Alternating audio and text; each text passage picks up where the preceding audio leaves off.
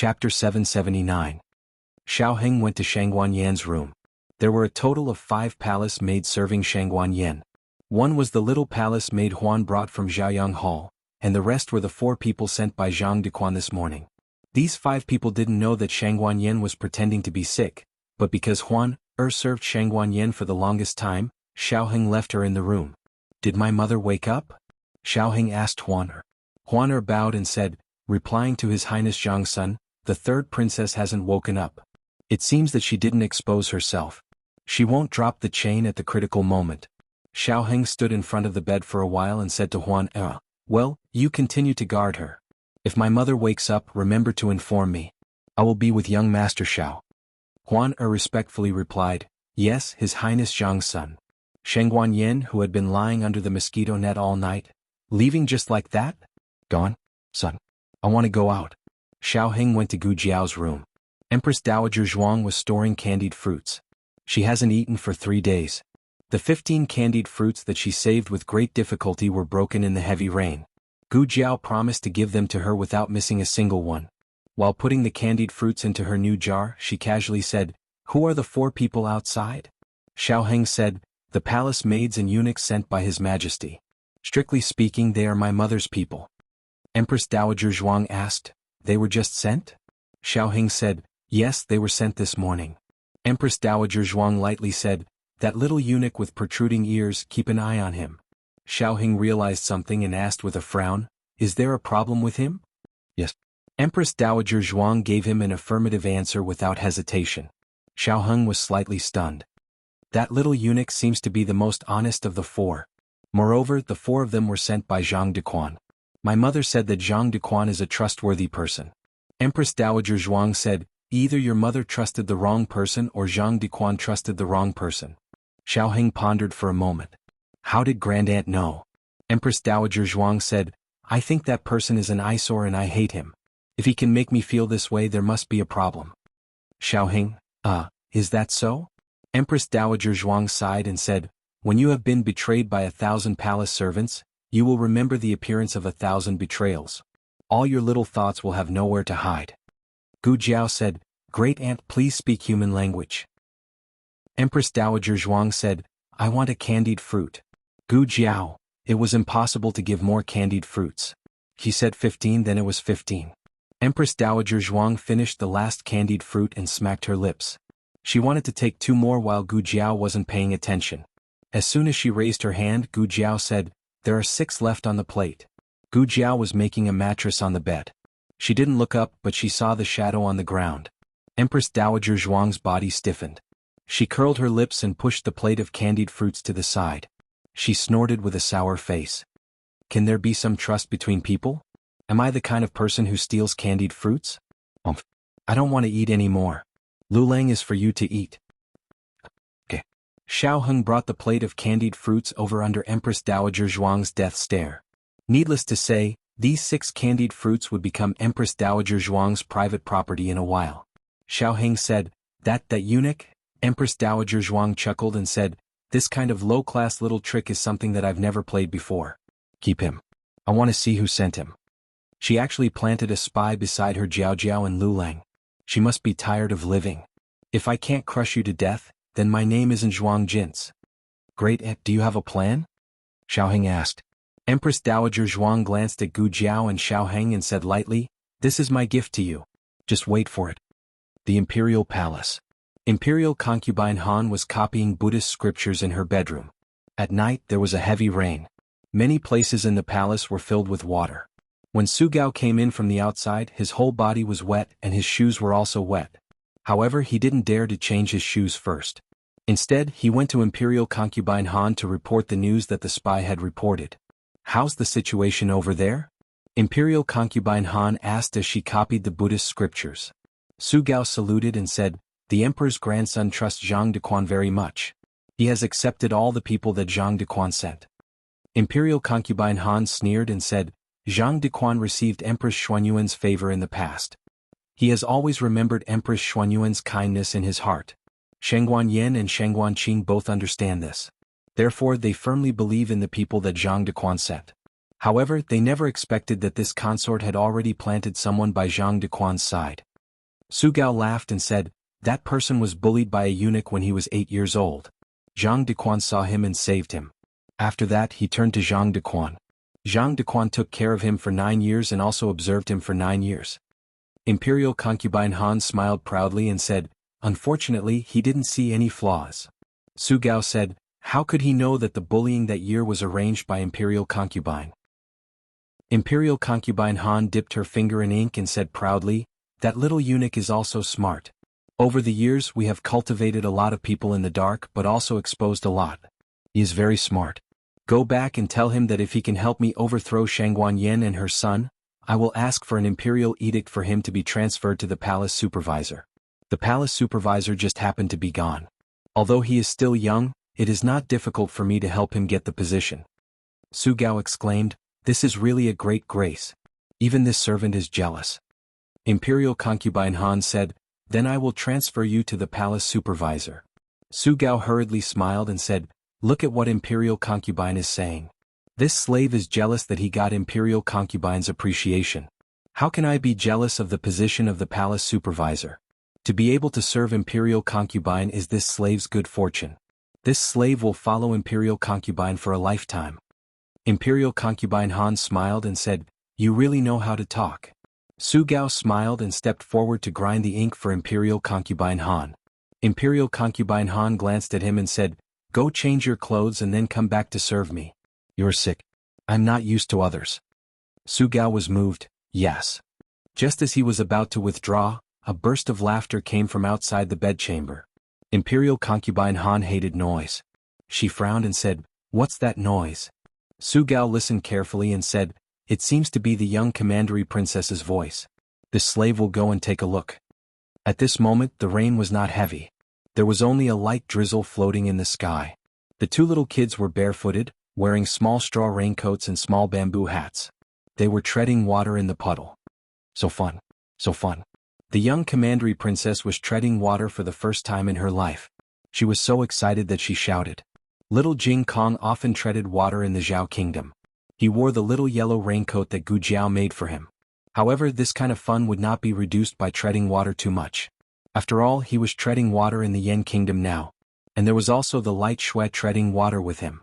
The two little kids were having a lot of fun. The wet nurse could not stop them. Su Gao looked at the two from afar and returned to the bedchamber to report to Imperial concubine Han. Imperial concubine, it is the young commandery princess and her little classmate. Everyone in the harem knew that the young commandery princess went to study at Lingbo Academy. It was not strange that she brought a little classmate back.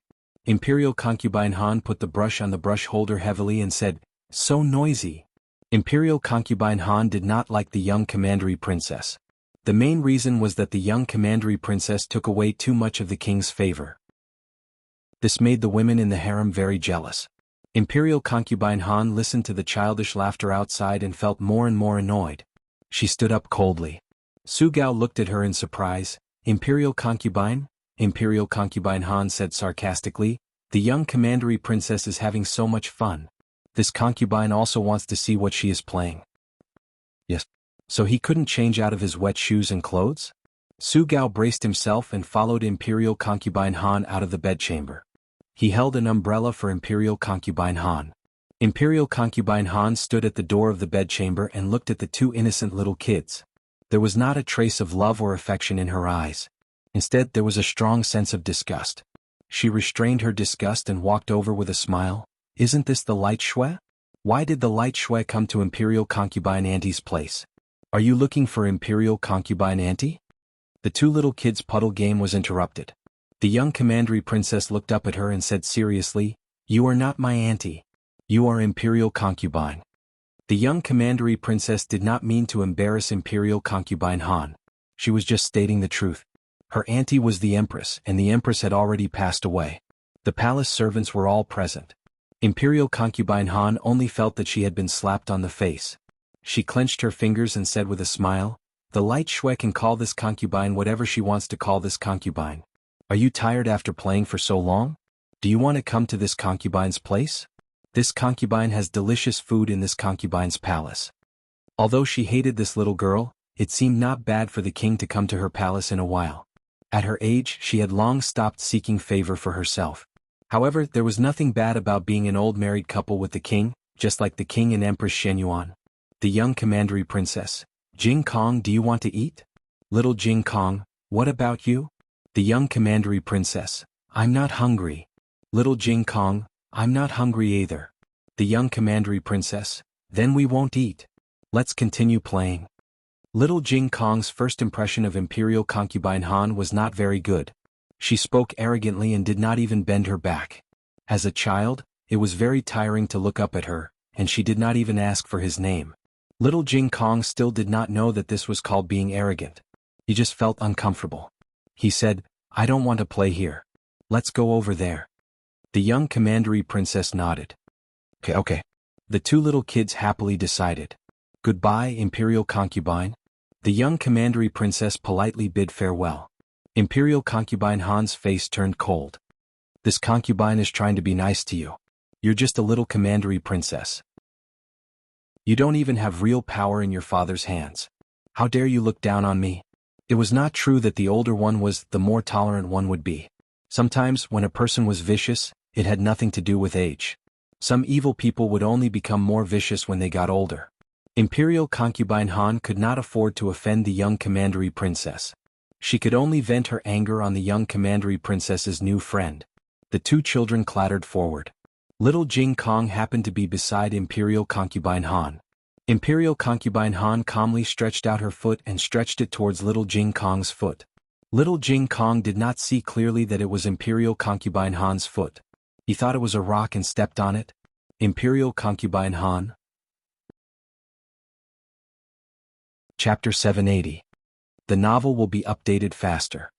The child's kick seemed weak, but it was a different story if the child was little Jing Kong. This was little Jing Kong, who had been practicing martial arts in the temple since he was a child and had started practicing martial arts not long ago. The strength of his kick was incredible. Imperial concubine Han only felt that the back of her foot had been hit by a small weight. She let out a cry of pain. Ouch. Then she lost her balance and fell backwards, awkwardly sitting on the muddy path. Mud splashed everywhere. Little Jing Kong pulled the young princess and jumped to the side. In the end, only Imperial concubine Han's face was splashed with mud. Imperial concubine Han was stunned. She was already so old. She didn't expect to fall down like this, especially in front of all the servants. She flew into a rage out of humiliation. There was a piercing pain in her right foot and ankle. Her well-maintained face was scrunched up, and she could no longer maintain her usual noble calmness. The palace servants were frightened. Su Gao hurriedly walked forward. Imperial concubine, are you okay? The two little kids stared at her blankly, not understanding what had happened. Although the touch of stones and feet were different, how could children be so sensitive in this aspect? Little Jing Kong was completely surprised. Why did this old granny fall down? Imperial concubine Han was about to be helped up by someone, but the word, granny, made her so angry that her entire body exploded and she fell down again. Old granny? Little kid, do you have any eyesight? Imperial concubine Han was a first-class beauty when she was young. Even though she was old, she paid special attention to her daily maintenance. She looked like she was less than 50 years old. She was an elegant beauty. Little Jing Kong tilted his head and looked at Imperial concubine Han. He didn't understand why adults cared about the title. After all, his master was 27 or 28 years old and already called himself an old granny. In addition, his grandaunt didn't care about her appearance or her age at home. She wasn't even satisfied with her current seniority and wanted others to call her old granny. Therefore, little Jing Kong was very modest when he called her granny. Imperial concubine Han was so angry that her mouth was crooked. While the atmosphere was extremely solemn, the monarch walked over with Zhang Dequan. He was here to look for the young princess. The little lass didn't insist on going to the state preceptor's hall today. At first he found it quite strange. Had the little lass's personality changed? Or was she tired of playing with her little friend? Then, he heard that she had brought her little friend back to the palace. This little girl had even learned to bring people home. But he couldn't say anything. Because of Zhang Dequan's reminder, he remembered that he had indeed told the little girl that if she had any friends in the future, she could bring them back to the palace to play. The monarch arrived at the scene and saw that it was a mess. Imperial concubine Han looked like she had suffered a disaster, and the two little kids seemed to have been frightened by her. What happened? He asked in a deep voice. Your Majesty. Imperial concubine Han and the others hurriedly bowed to the monarch. Imperial concubine Han didn't bother to tidy up her appearance and said to the king, "Your Majesty, it's nothing serious. It's just that child just now. She accidentally stepped on my foot." Before she could finish speaking, the young princess rushed over and hugged the king's thigh. She turned her head to look at Imperial concubine Han and said, "Imperial concubine Han fell. She's in pain. I'm so scared." "What are you scared of?" The king didn't know whether to laugh or cry. "If you're so timid, why do you still run out every day?" Little Jing Kong walked over and greeted politely, "Hello, Uncle Light Shui." He already knew the identity of the young princess and that her uncle was the king of the Yan kingdom. But his family had never instilled in him the concept of hierarchy between the imperial power and the commoners. The emperor of Zhao country and Qin Chiyu didn't either. It was just a simple matter of making friends. The king's gaze fell on the little boy's young face. It was normal for him to be calm when he didn't know his identity. But now that he knew he was the king of the Yan kingdom, he could still be so fearless and calm. Was this little boy stupid and didn't know what imperial power was, or was he born fearless even if he knew? The king suddenly thought of the Shenyuan family and what Shenyuanli had said. He asked Shenyuanli what he pursued in his life. He thought Shenyuanli would answer that he would be loyal to the Yan kingdom, assist the emperor, or revive the Shenyuan family and make the Shenyuan family the most powerful family in the Yan kingdom under Shenyuanli's leadership. But he didn't get any of his answers right. Shenyuanli stood under the bright sky and said with a solemn expression, "Set your heart for heaven and earth, set your life for the people, inherit the lost knowledge of the past and bring peace to the world." Set your heart for heaven and earth, set your life for the people, inherit the lost knowledge of the past and bring peace to the world. He had lived for half his life and had never heard such enlightening words. At that moment, he felt that as the king of a country, he had become narrow-minded. Uncle, why aren't you saying anything? Jing Kong said hello to you." The young princess hung on his leg and grabbed the jade pendant on his waist. Only the young princess would be so daring. Prince Ming also grabbed it when he was young and the result was miserable. The king's face darkened immediately. The king came back to his senses and gently took away the young princess's hand. "You're not allowed to grab this." "Okay." The young princess obediently took back her little hand. The monarch didn't want to think about the past anymore. Under the gaze of his little niece, he greeted Jing Kong respectfully and asked, "Why are you treading water?" "It's fun." The young princess said. "A girl should act like a girl." The king was about to say this when he remembered that Shangguanyen was even more naughty than the young princess when she was young. The young princess only stepped on puddles, but Shangguanyen jumped into mud. The palace didn't let her jump, so she ran to the Shenyuan family to jump. Thinking of Shangguanyen, the king's expression became complicated. Since the king was here, it was impossible to continue the game of treading water. "Imperial concubine, please return to the palace," the king said to Imperial concubine Han. Imperial concubine Han smiled softly and said, "It's raining. Your Majesty, why don't you bring the young princess and her little classmate to my palace? I'll let people prepare dinner. There's crispy meat that the young princess likes to eat." The king looked at the young princess, but the young princess shook her head. "I don't want to go to Imperial concubine's place." The king took the two little kids back to his bedroom. Imperial concubine Han saw that the king didn't care about her at all. She was so angry that her feet hurt even more. Little Jing Kong had a pleasant night in the palace. He stepped on puddles and ate the imperial food. Although he could only eat vegetarian dishes, the taste was very good. It was getting late. The king called Zhang Duquan, "Go to the rearguard commandery and ask Wang Su to send Jing Kong to the imperial teacher hall." The imperial grandson liked children very much and asked him to accompany him in the imperial teacher hall. The king was very tolerant towards a grandson who was about to die. As long as he didn't kill or set fire, the king would let him do whatever he wanted. Wang Su had a friendship with the imperial grandson. Asking him to send Jing Kong back was also a disguised way for the imperial grandson to see more of his former friends in the last days of his life. However, Wang Su was not there. "He went out to do something." "Then you will personally send him back," the king said. "Yes." Zhang Duquan brought two imperial experts and sent little Jing Kong back to the imperial teacher hall. Little Jing Kong held the bag of books and said, "Okay, I can go in by myself. Goodbye, eunuch Zhang." Zhang Duquan said, "I will send you in." Little Jing Kong waved his hand, "No need. I know the way." He had walked from the entrance to the Qilin Hall many times. It was no longer raining. Little Jing Kong held the bag of books and jumped out of the carriage, running towards the Qilin Hall. Slow down. Zhang Dequan couldn't catch up with him even if he wanted to. How could this little guy run away so fast? Little Jing Kong wanted to jiao, so of course he ran fast. He ran forward energetically and didn't notice that there was someone in front of him. But the moment he was about to bump into the person, he suddenly became alert. He held the bag of books and dodged to the side, brushing past the person. However, his wrestling attributes suddenly flared up, and he fell forward with a cry of pain. That person suddenly turned around and grabbed little Jing Kong with her slender jade-like hand.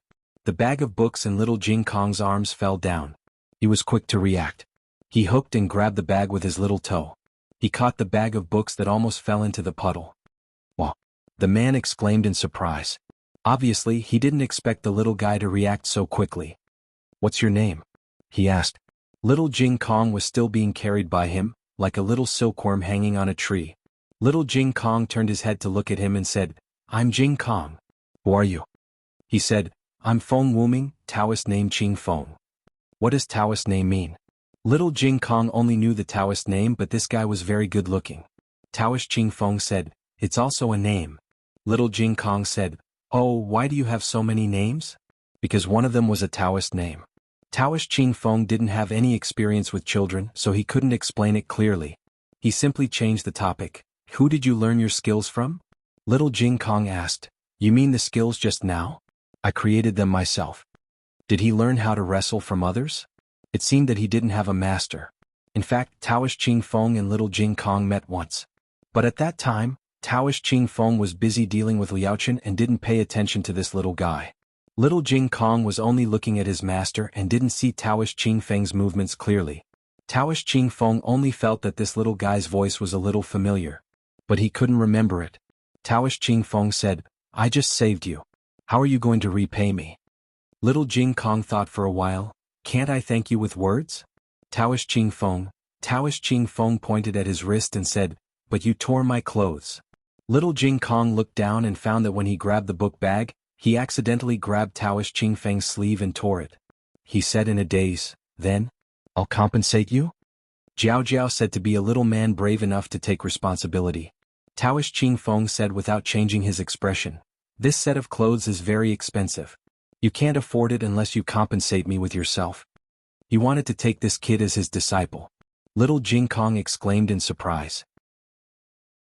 He hugged his bag and frowned in embarrassment. But I'm already Jiao's. How about this? I'll compensate you with my master." On a roof somewhere in Chengdu, a monk who was drinking with his head up sneezed fiercely. Chapter 781. Novels that can't be found on the internet are all here. Jing Kong. Not far away, Yi Qing walked over. He looked at Taoist Qing Feng and then looked at little Jing Kong, who was being carried in the air by Taoist Qing Feng. He asked in confusion, "What happened?" Little Jing Kong explained, "Big brother Yi Qing, I almost fell down. It was big brother Qing Feng who saved me." Yi Qing was even more confused. "You guys know each other?" Little Jing Kong said, "We just met." "So that's how it is." Yi Qing nodded and reached out to take little Jing Kong. "Thank you, Qing Feng." Since Qing Feng failed to take in a disciple, he didn't say anything else and left without looking back. His temperament was different from normal people, so Yi Qing didn't take it to heart. The road was muddy, so he directly carried little Jing Kong back to the Qilin Hall. When Zhang Dequan finally caught up, little Jing Kong had already skipped to find Gu Jiao. Zhang Dequan went to visit Shangguan Yen. Knowing that Shangguan Yen didn't have any benefits, he sighed in melancholy. Little Jing Kong entered Gu Jiao's room and found out that his grandaunt and uncle were here.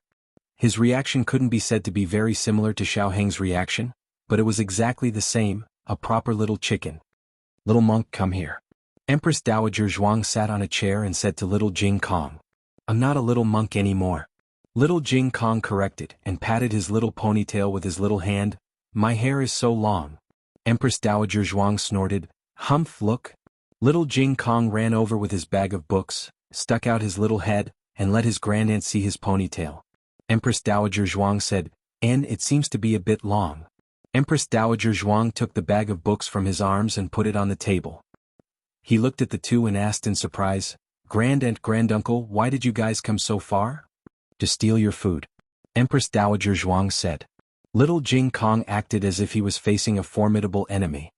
He immediately pressed down on his pocket and said, I didn't hide any food. Empress Dowager Zhuang was speechless.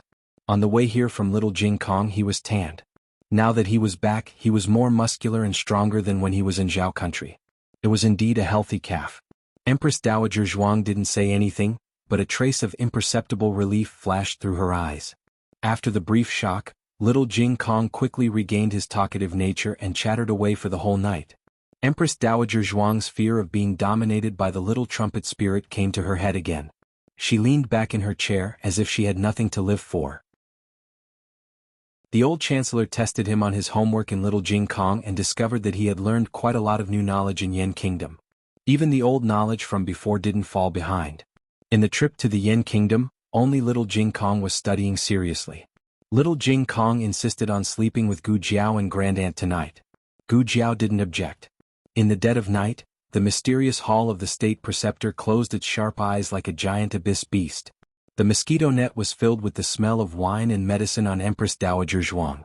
Little Jing Kong was sprawled out in the middle of the room, holding his favorite little golden abacus in his hand, and breathing evenly from his little mouth. Gu Jiao pulled a small piece of cloth and put it on his small belly.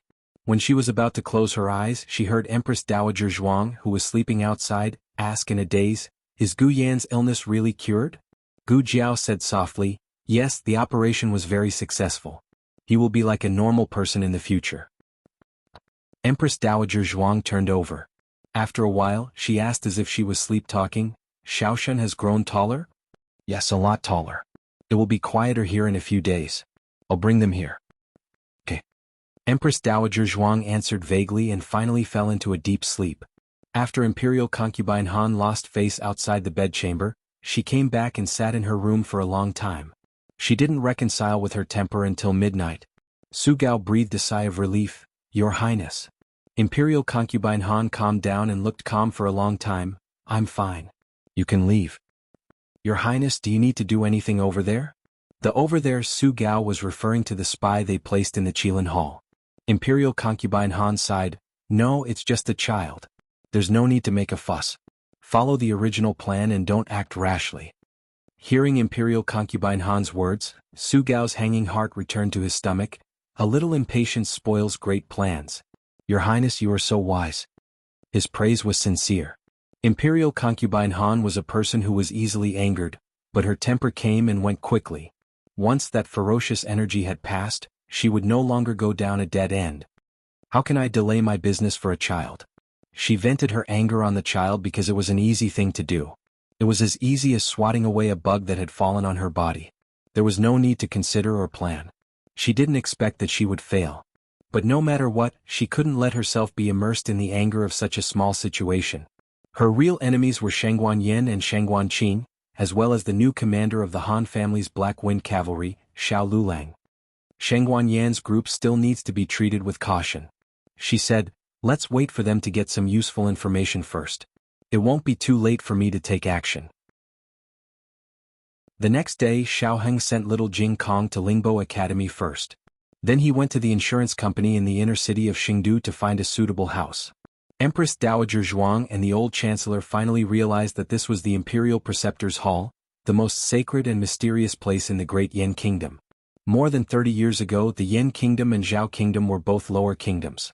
Relying on the wisdom of the 6 books in the Imperial Preceptor's Hall, the Yen Kingdom rose rapidly. In just a few decades, the Yen Kingdom had the strength to compete with the Jin Kingdom and Liangliang Kingdom. As the Empress Dowager Zhuang Jin dreamed of seeing the 6 books of the Yen Kingdom. And as a powerful minister, the old chancellor was also full of curiosity and yearning for this treasure land that gave birth to such powerful wisdom. After the two got up, they were shocked for a long time in their rooms. They really came to the Imperial Preceptor's Hall that they dreamed of? It seemed that the 2 children still had some ability. They could get the qualification to enter the Imperial Preceptor's Hall in just 2 months and be treated as a guest of honor. Although they had the support of Xiao Heng's royal family background, it might be the 2 children's ability that made it to the Imperial Preceptor's Hall alive. They were young and lacked experience, but at the same time, they also had a wise mind and the courage to move forward. They had the luck that the Empress Dowager and the Chancellor couldn't have. "Well, not bad," Empress Dowager Zhuang muttered. Gu Jiao didn't understand why her grandaunt said that. Empress Dowager Zhuang didn't intend to explain, lest the little girl's tail rose to the sky. She asked, "What is that protruding ear doing?" Gu Jiao said, "Little Li is sweeping the corridor with the other three. I paid special attention to him this morning. He hasn't moved at all. He doesn't take the initiative to ask for information, nor does he try to get close to Shangguan Yen." Empress Dowager Zhuang snorted. "He is biding his time." Gu Jiao said, "If he is biding his time, how can we find the culprit behind the scenes?" Empress Dowager Zhuang casually said, "If he doesn't do it himself, we will find a way to make him do it." Empress Dowager Zhuang went out of the room. She came to the corridor. The four of them were diligently cleaning, not too far from each other but not too close. Empress Dowager Zhuang walked over with a body full of medicine and the smell of wine. She was just an ordinary patient, so the palace servants naturally wouldn't salute her. Correspondingly, she also wouldn't attract attention. When she passed by little Li, who was sweeping the floor, Empress Dowager Zhuang's footsteps paused and said in a voice that only the two of them could hear, "Master told you not to act rashly. You must stay calm." After that, she walked away as if nothing had happened. Gu Jiao observed little Li from the crack of the door. Little Li's expression was still the same, but he looked at her grandaunt strangely. This was a perfectly normal reaction after being accosted by a stranger and said strange words. This acting skill was superb. If her grandaunt didn't say that he was a spy, who could see it? Empress Dowager Zhuang went to Gu Jiao's place. She didn't let anyone find out that she stayed here at night, so it didn't matter during the day. She was a patient, so she should come to see the doctor. Gu Jiao closed the door and went to the window with her grandaunt. She whispered, "Grandaunt, what did you just say to him?" "Ija told him not to act rashly and to stay calm," Empress Dowager Zhuang said, and then added, "in the language of Zhao country." Gu Jiao blinked. "Don't worry," he understood. "The three of you are not hard to deal with, and you are also under his surveillance. You are from Zhao country. If you want to exchange information with someone, is it safer to speak Zhao country's language or Yen country's language?" Zhao country's language. Because ordinary disciples couldn't understand. Gu Jiao understood. In order to better monitor her, the mastermind behind the scenes would definitely send a palace servant who understood Zhao country's language. It was too hard to be a spy these days if you didn't know a few foreign languages. Gu Jiao said again, "But what did that sentence mean? Why didn't you directly let him act, but let him stay put? Wasn't he supposed to stay put?"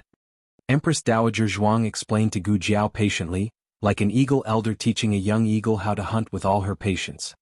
"His master told him not to make a move. If I let him make a move, he would be able to tell at a glance that I am testing him. And I said the same thing as his master, so he wouldn't be sure if I was testing him or if his master really sent another one."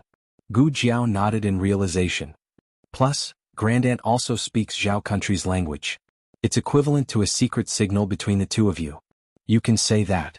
Empress Dowager Zhuang said lightly, "Next, he will definitely carefully verify the authenticity of my identity." "Will he believe it?" Gu Jiao asked. Empress Dowager Zhuang said, "He can't completely believe it, but he can't completely not believe it. He is a careful person, but because he is too careful, he will definitely verify the authenticity of my identity to eliminate the possibility that he has already been exposed." Everything was as Grandaunt expected. After holding it in for a whole day, little Li finally couldn't hold it in anymore. In 1 minute he looked outside the Qilin Hall 3 times. This meant that he couldn't wait to go out. Gu Jiao was happy to make things convenient for him. She called 2 eunuchs. "I don't have enough herbs. Little Li, little Deng, you two go to the medicine shop and buy some herbs for me. I'm embarrassed to always use the Imperial Preceptor Hall's herbs." The two took the prescription she handed over and sat in the carriage to leave the Imperial Preceptor Hall. Little Li was a person who had received special training. Ordinary experts couldn't hide from his eyes. However, he would never dream that the one who was following him wasn't the expert he faced in the past, but the sky overlord, Little Geo. Who would notice a bird flying in the night sky? They couldn't even see it, okay? Little Li put some medicine in Little Deng's tea. Then, while Little Deng kept running to the toilet due to his abdominal pain, he went to a gambling house. He met a person in the backyard of the gambling house and took a pigeon that was already prepared. He dipped a brush in ink and drew 3 strokes on the pigeon's right leg. Then he released the pigeon. The pigeon flew all the way to the Imperial Palace and flew into Imperial Concubine Han's bedroom. Just as it was about to land on Imperial Concubine Han's windowsill, Little Geo flew over and took it away. Little Jiao flew back to the Qilin Hall and threw the pigeon that had already fainted on Gu Jiao's windowsill. Little Jiao also brought back a Buddhist scripture that was pierced through by its claws. There was no useful information found on the pigeon, only 3 ink marks, which was probably a secret signal. It was quite cautious. Gu Jiao took the Buddhist scripture and went to Shangguan Yan's room. Shangguan Yan recognized that it was Imperial Concubine Han's handwriting at a glance. Gu Jiao, it turned out to be her. It's good that it's her. If Zhang Dequan had the intention to harm her, then Empress Xuanyuan's kindness would have been fed to the dogs. Regarding how to deal with Imperial Concubine Han, the 3 female Zhuge sisters had a fierce discussion in the room. It was mainly Gu Jiao and Shangguan Yan's discussion, while Great Aunt listened calmly. Shangguan Yan advocated to beat Imperial Concubine Han at her own game. When Imperial Concubine Han asked Little Li to frame her, they would counterattack. Empress Dowager Zhuang didn't even lift her eyelids, too slow. Gu Jiao took the initiative to attack. She had a hallucinogen. She could make Little Li tell the truth and confess that Imperial Concubine Han was the mastermind behind the scenes. She could also reveal the wrong information to Little Li and lead Imperial Concubine Han to jump into a trap. Empress Dowager Zhuang, it's too complicated. They didn't have much time to waste, nor many opportunities to take advantage of.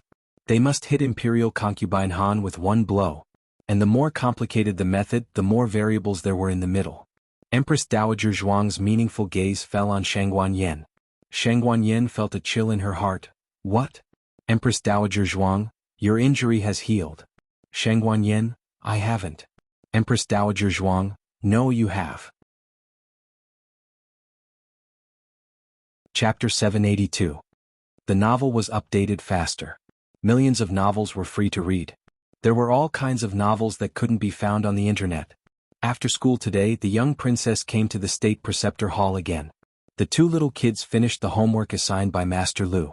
The process was like this. Little Jing Kong did every question seriously, and the young princess drew every little tortoise seriously. Master Lu didn't dare to scold her, and he had to give her an A every time. The young princess was the first person in history to be able to make it out of the circle with tortoise skills. The little loudspeaker spirit was noisy enough, and now there was another little loudspeaker spirit. The 2 channels were played on a stereo loop, and the Grand Aunt was almost sent to the sky to stand side by side with the sun. Zhang Dequan didn't know that the Empress Dowager's soul was out of her body because of the noise. He just felt sorry for the Emperor. The Emperor loved the young princess so much and looked forward to seeing her every day. But a grown girl couldn't be kept at home. In the yard, Zhang Dequan said embarrassedly, Young princess, we can't always come to the state preceptor hall. The young princess said confidently, I'm here to visit my nephew and cousin. What's wrong with that? Are you here to visit Prince Zhang's son and the 3rd princess? Do you want to put down the comb in your hand before you talk? The 2 little kids were grooming the horse. The Horse King had already escaped. Now, the Black Wind King was lying on the ground meekly, and the 2 little kids were lying on its body fearlessly. Your hair is really beautiful. The young princess was grooming the Black Wind King's mane as she said in a cute voice. The Black Wind King was very tolerant of human children. They were grooming him and he was resting. He was no longer as tense and alert as he was in the Han family. He didn't allow himself to show any signs of fatigue or weakness. No one asked him to be a war horse that would never fall. He could rest, be lazy, and enjoy the leisure time that he hadn't enjoyed for 15 years. He didn't live for his master and he didn't live for waiting. For the rest of his life he only lived for himself and fought for his companions. Fighting side by side wasn't a task but a conscience. In the house, Gu Jiao finished the 3rd figurine. She had been working on it the whole day and her eyes hurt. Is this all right, Grand Aunt? Gu Jiao handed the little person to Empress Dowager Zhuang and asked. Great Aunt nodded and said to the old chancellor, You still haven't finished writing?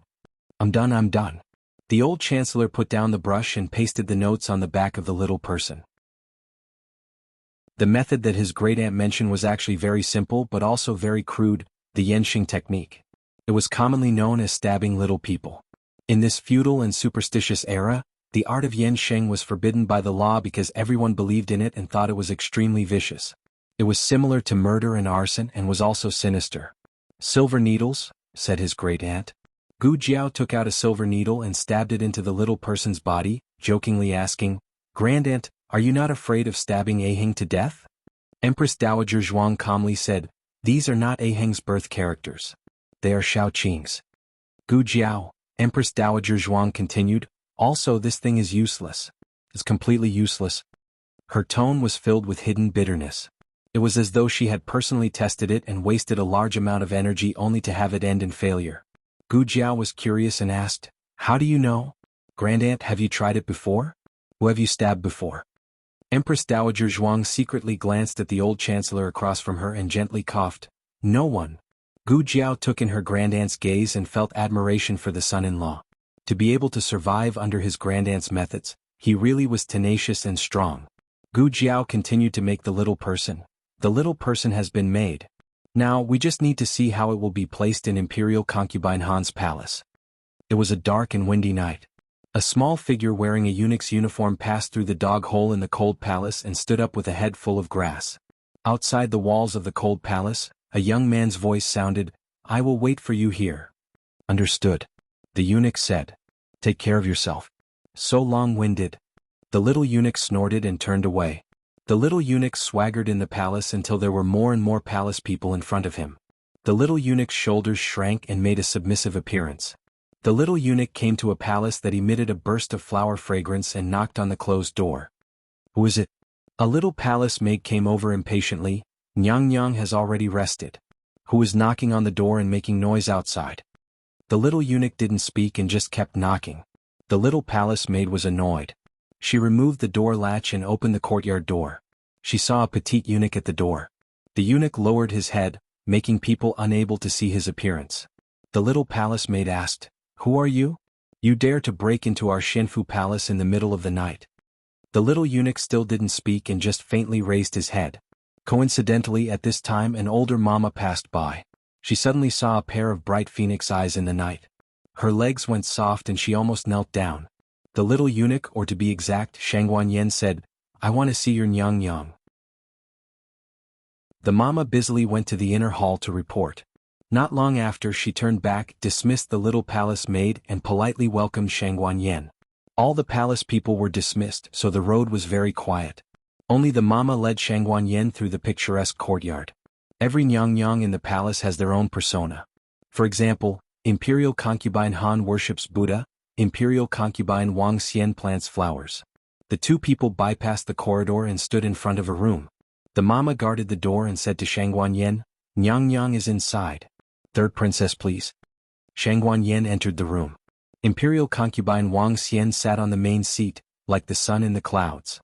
When she saw Shangguan, her eyes flashed with a trace of surprise. Then she came over and gently asked Shangguan to sit down at the table. Shangguan was very polite. She waited for her to sit down first before she sat down. This was a treatment that none of the previous imperial concubines had ever received.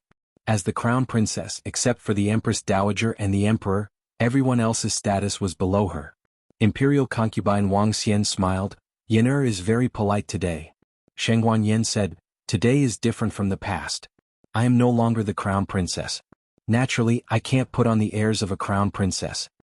Imperial concubine Wang Xian took a sip of tea, her eyes moved and said, I heard that Yener was seriously injured. Shangguan bluntly said, To tell you the truth, I faked my injury. Imperial concubine Wang Xian was stunned. Shangguan smiled and said, With Nyang's intelligence, you should have already guessed it, right? Imperial concubine Wang Xian lowered her eyes. This concubine is surprised that you have the courage to admit it in front of this concubine. Shangguan said, I came with sincerity. Naturally, I won't hide anything from Nyang. Imperial concubine Wang Xian, the crown prince hurt you and the Han family tried to assassinate Qing'e. It's reasonable that you would find a way to dismiss this case. I don't just want to dismiss this case. Shangguan boldness and straightforwardness made Imperial concubine Wang Xian unable to resist. Imperial concubine Wang Xian opened her mouth. You, Shangguan expression suddenly became solemn. I want to be the crown princess again. I ask Imperial concubine Wang Xian to help me. Imperial concubine Wang Xian's eyes flashed with a trace of surprise again. This concubine will put in a good word for you in front of His Majesty. But whether you can get back the position of the crown princess is not something this concubine can decide. Shangguan smiled. Imperial concubine Wang Xian, I came with sincerity. Why do you have to hide it?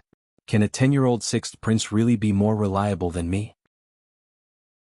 Imperial concubine Wang Xian lowered her eyes and took a sip of tea. This concubine doesn't understand what you are talking about. Shang Guanyin faintly said, Concubine 1 was banished to the cold palace. Her 10th prince was handed over to Imperial concubine Wang Xian to raise. Imperial concubine Wang Xian has everything except for a prince who can ascend the throne.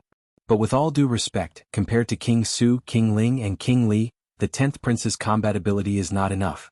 Even Shang Guanqi, who has been stripped of his position as the crown prince, has a higher possibility of making a comeback than the 10th prince. Imperial concubine Wang Xian clenched her fingers under her wide sleeves. Shang Guanyin then said, The Wang family is a family that can stand shoulder to shoulder with the Han family. Unfortunately, it will never happen to eldest sister and second sister. Imperial concubine Wang Xian is very unwilling, right? Why can I be the crown prince just because I am a princess? I want to tell Imperial concubine Wang Xian that people are born different. My starting point is the end of so many brothers and sisters. Even if I am a dragon in the shallows, as long as I want to come back, I still have the greatest chance of winning.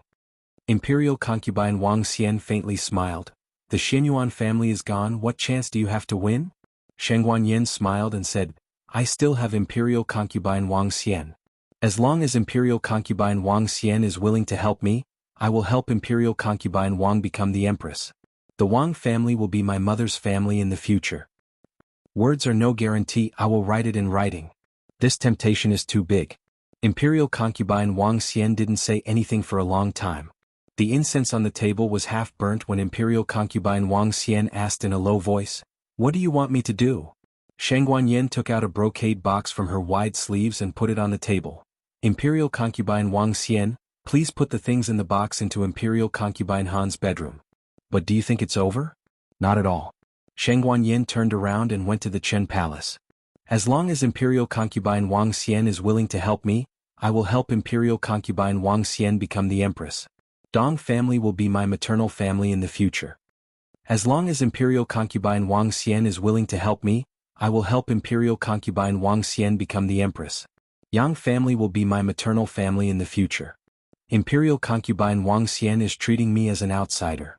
We will be a family in the future. Qin family will be my maternal family. I will help Imperial concubine Wang Xian become the empress. Imperial concubine Wang Xian, please rest assured. As long as you and I join hands, the position of empress and crown princess will be ours. I don't have a maternal family, so I will have to rely on the Feng family in the future. After all the little people were sent out, Shang Guanyin put her hands behind her back and took a long breath. Sure enough, shameless people are invincible in the world. Chapter 783. After Shang Guanyin finished her business, she went out of the cold palace's dog hole and met with Gu Qingfeng, who had been waiting for a long time. Riding a horse or riding a carriage was too noisy. Qinggong was the best choice to make trouble in the middle of the night. Gu Qingfeng used his qinggong and brought Shang Guanyin back to the state preceptor's hall. Gu Jiao, grandaunt and son-in-law had been waiting in Gu Jiao's room for a long time. Xiao Heng had also returned from looking at houses. Little Jing Kong washed himself clean and fell asleep on the bed. After the two entered the room, Gu Jiao first went behind the screen to check Shang Guanyan's injury. Shang Guanyan's spine had been treated with percutaneous pedicle fixation. Although the best medicine was used and the recovery was good, it was still hard to endure such a hard work. I'm fine. Shang Guanyin patted the armor on her body. This thing saves a lot of effort. Gu Jiao took off the armor and looked at her wound. The stitched area was not red and swollen. Do you have any other discomfort? Gu Jiao asked. No. She was just a little tired. Shang Guanyin didn't say this. Everyone was sparing no expense for the common cause. So what if she was a little tired and in pain? It was worth it. Shang Guanyin wanted to put on the armor but was stopped by Gu Jiao. Gu Jiao said, Go back to your room and rest. You can't sit or stand anymore. I want to listen. Shang Guanyin refused to leave. She wanted to join in the fun. She was born with a lively personality. After being locked in the Imperial Mausoleum for so many years, she didn't feel at home for a long time. She wanted to be with everyone. Gu Jiao thought for a while and said, Then you can squeeze with little Jing Kong first. After we finish talking, Aheng will send you back to your room. But you have to be careful of him kicking you. Little Jing Kong's sleeping posture was very strange. Sometimes he was as obedient as a silkworm, sometimes he was like an invincible little king of destruction. I know. In any case, she had some skills. Shang Guanyin lay down on the bed behind the screen, and Gu Jiao put down the curtain for her.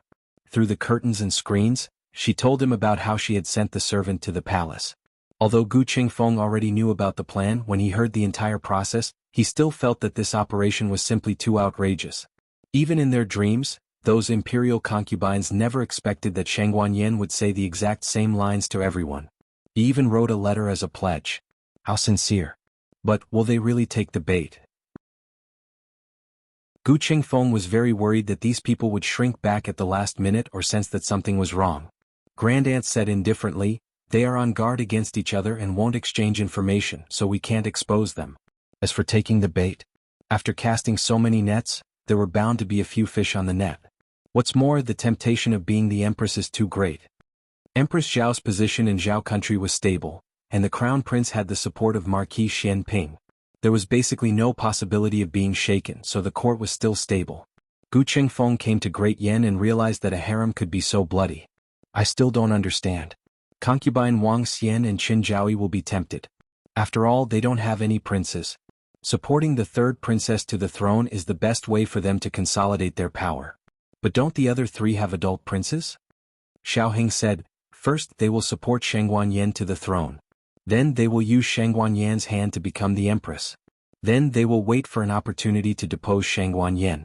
As the empress, their sons will be the legitimate sons, so it's only right for them to inherit the throne." Empress Dowager Zhuang nodded. "And that's the truth." Gu Qingfeng was shocked. "So, they are still using each other?" There were no simple women in the harem. Whoever lived longer depended on who had deep thoughts. Empress Dowager Zhuang yawned. "Okay, go to sleep. The next thing is their business. They will worry about what to do and whether they can succeed or not." Gu Jiao stood up, went to clean up the table and prepared to go to bed. "Then I will come back tomorrow," Xiaoheng whispered to her. Gu Jiao nodded and curved her lips. "See you tomorrow." The old chancellor also got up and left. "This old man is also tired. I will go back to my room to rest." Gu Qingfeng looked at everyone leaving one by one with a dumbfounded expression. "No, you are just going to leave like this? Are you not going to worry more? Are you so careless?" Gu Jiao said, "Great aunt, you go to sleep first. I will go to Gu Changqing's place tonight." Empress Dowager Zhuang waved her hand. "I know you can go." Gu Qingfeng fell into deep self-doubt. Is there something wrong with me or is there something wrong with you? Xinfu Palace. Concubine Wang Xian, with her long hair and silk pajamas, sat quietly in front of the windowsill. Yang. Lu Mama came over with a candlelight. Lu Mama was the one who recognized Shang Guanyin. She was concubine Wang Xian's personal maidservant.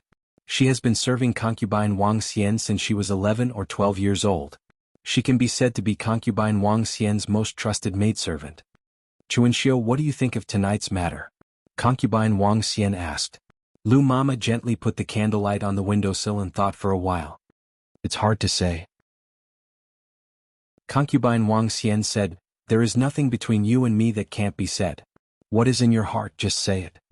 Lu Mama said, This slave thinks that third princess is different from before. She has changed a lot, even more than the rumors.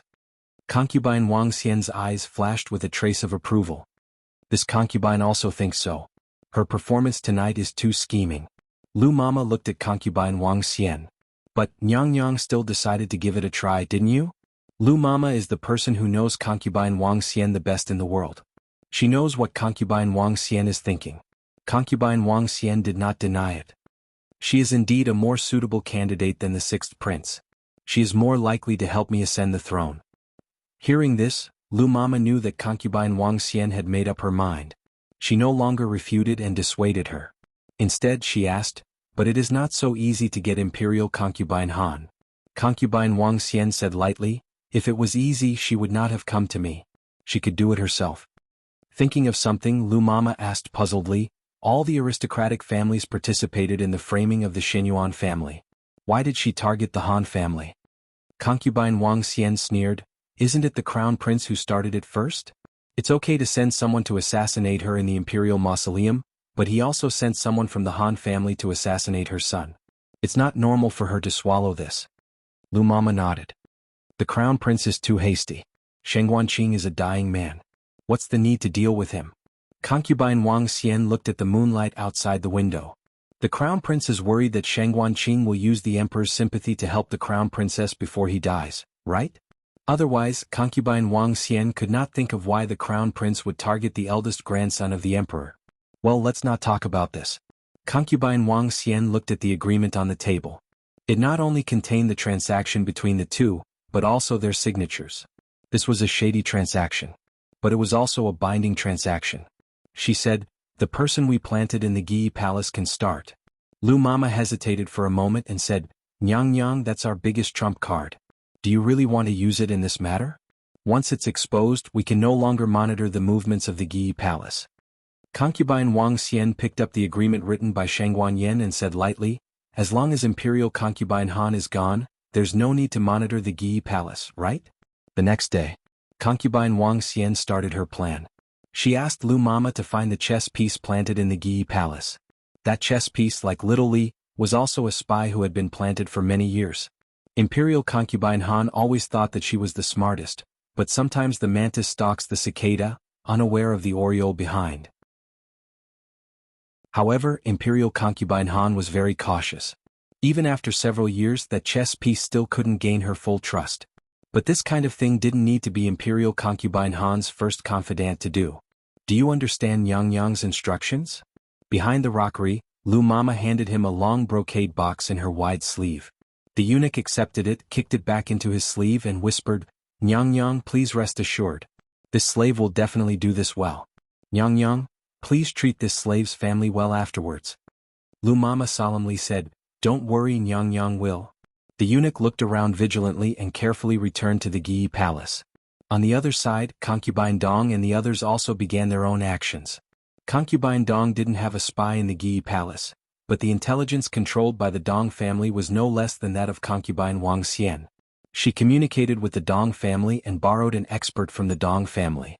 The female bodyguard who accompanied the expert said, "Family head said that Imperial Concubine Han has a very powerful aide. We have to avoid him."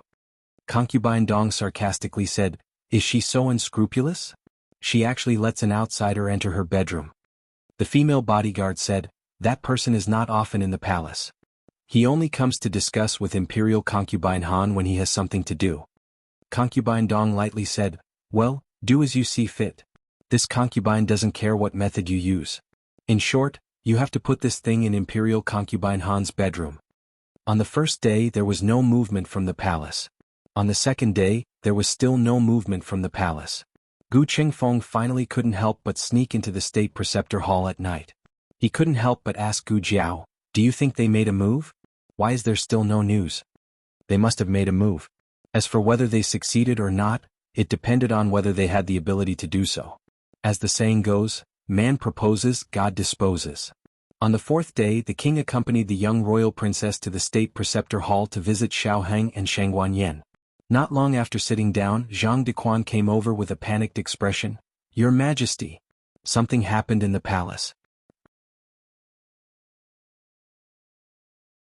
Chapter 784. At this time, the king was sitting in front of Shangguanyan's bed. The little princess and little Jing Kong had already gone to cause trouble for little Shi. In addition to him, there was only Shangguanyen who closed her eyes and pretended to be dead, and Xiaoheng who accompanied her. One was unconscious and the other was not going to live for long. They were not outsiders. The king's face sank and asked, "What's the matter? Why are you in such a hurry?" It's. Zhang Dequan was afraid of those few words and couldn't say it out loud. The king said in a deep voice, "I forgive you, speak." Yes. Zhang Dequan braced himself and told the whole story. It turned out that the sixth prince was flying a kite in the palace today. While flying, the kite broke and flew into Imperial Concubine Han's bedroom. The sixth prince went to ask for his kite. After all, he was a prince. Of course, he couldn't just stand outside the door. He went in to greet Imperial Concubine Han. After that, when the palace servants were looking for the kite, they accidentally found a strange thing in the flowers. The sixth prince was young and curious. He ran over and asked the palace servants to dig it out. Who would have thought that it was a little person full of silver needles? Judging from the situation at the scene, the little person was buried under the ground. However, because of the heavy rain a few days ago, the soil was washed away, causing the little person to be exposed. Piercing the little person, the king's eyes flashed with a trace of danger. "Return to the palace. Xiaoheng got up and looked at the king with concern. Imperial grandfather, I will accompany you to the palace. The king thought for a moment and didn't refuse. Take good care of the little princess. The king left Zhang Dequan and returned to the palace with Xiaoheng. The matter was very big. The scene was surrounded by imperial concubine Wang Xian. Although imperial concubine Han was in charge of the Phoenix Seal, this matter was related to her future. Imperial concubine Wang Xian directly called the people of the rearguard commandery.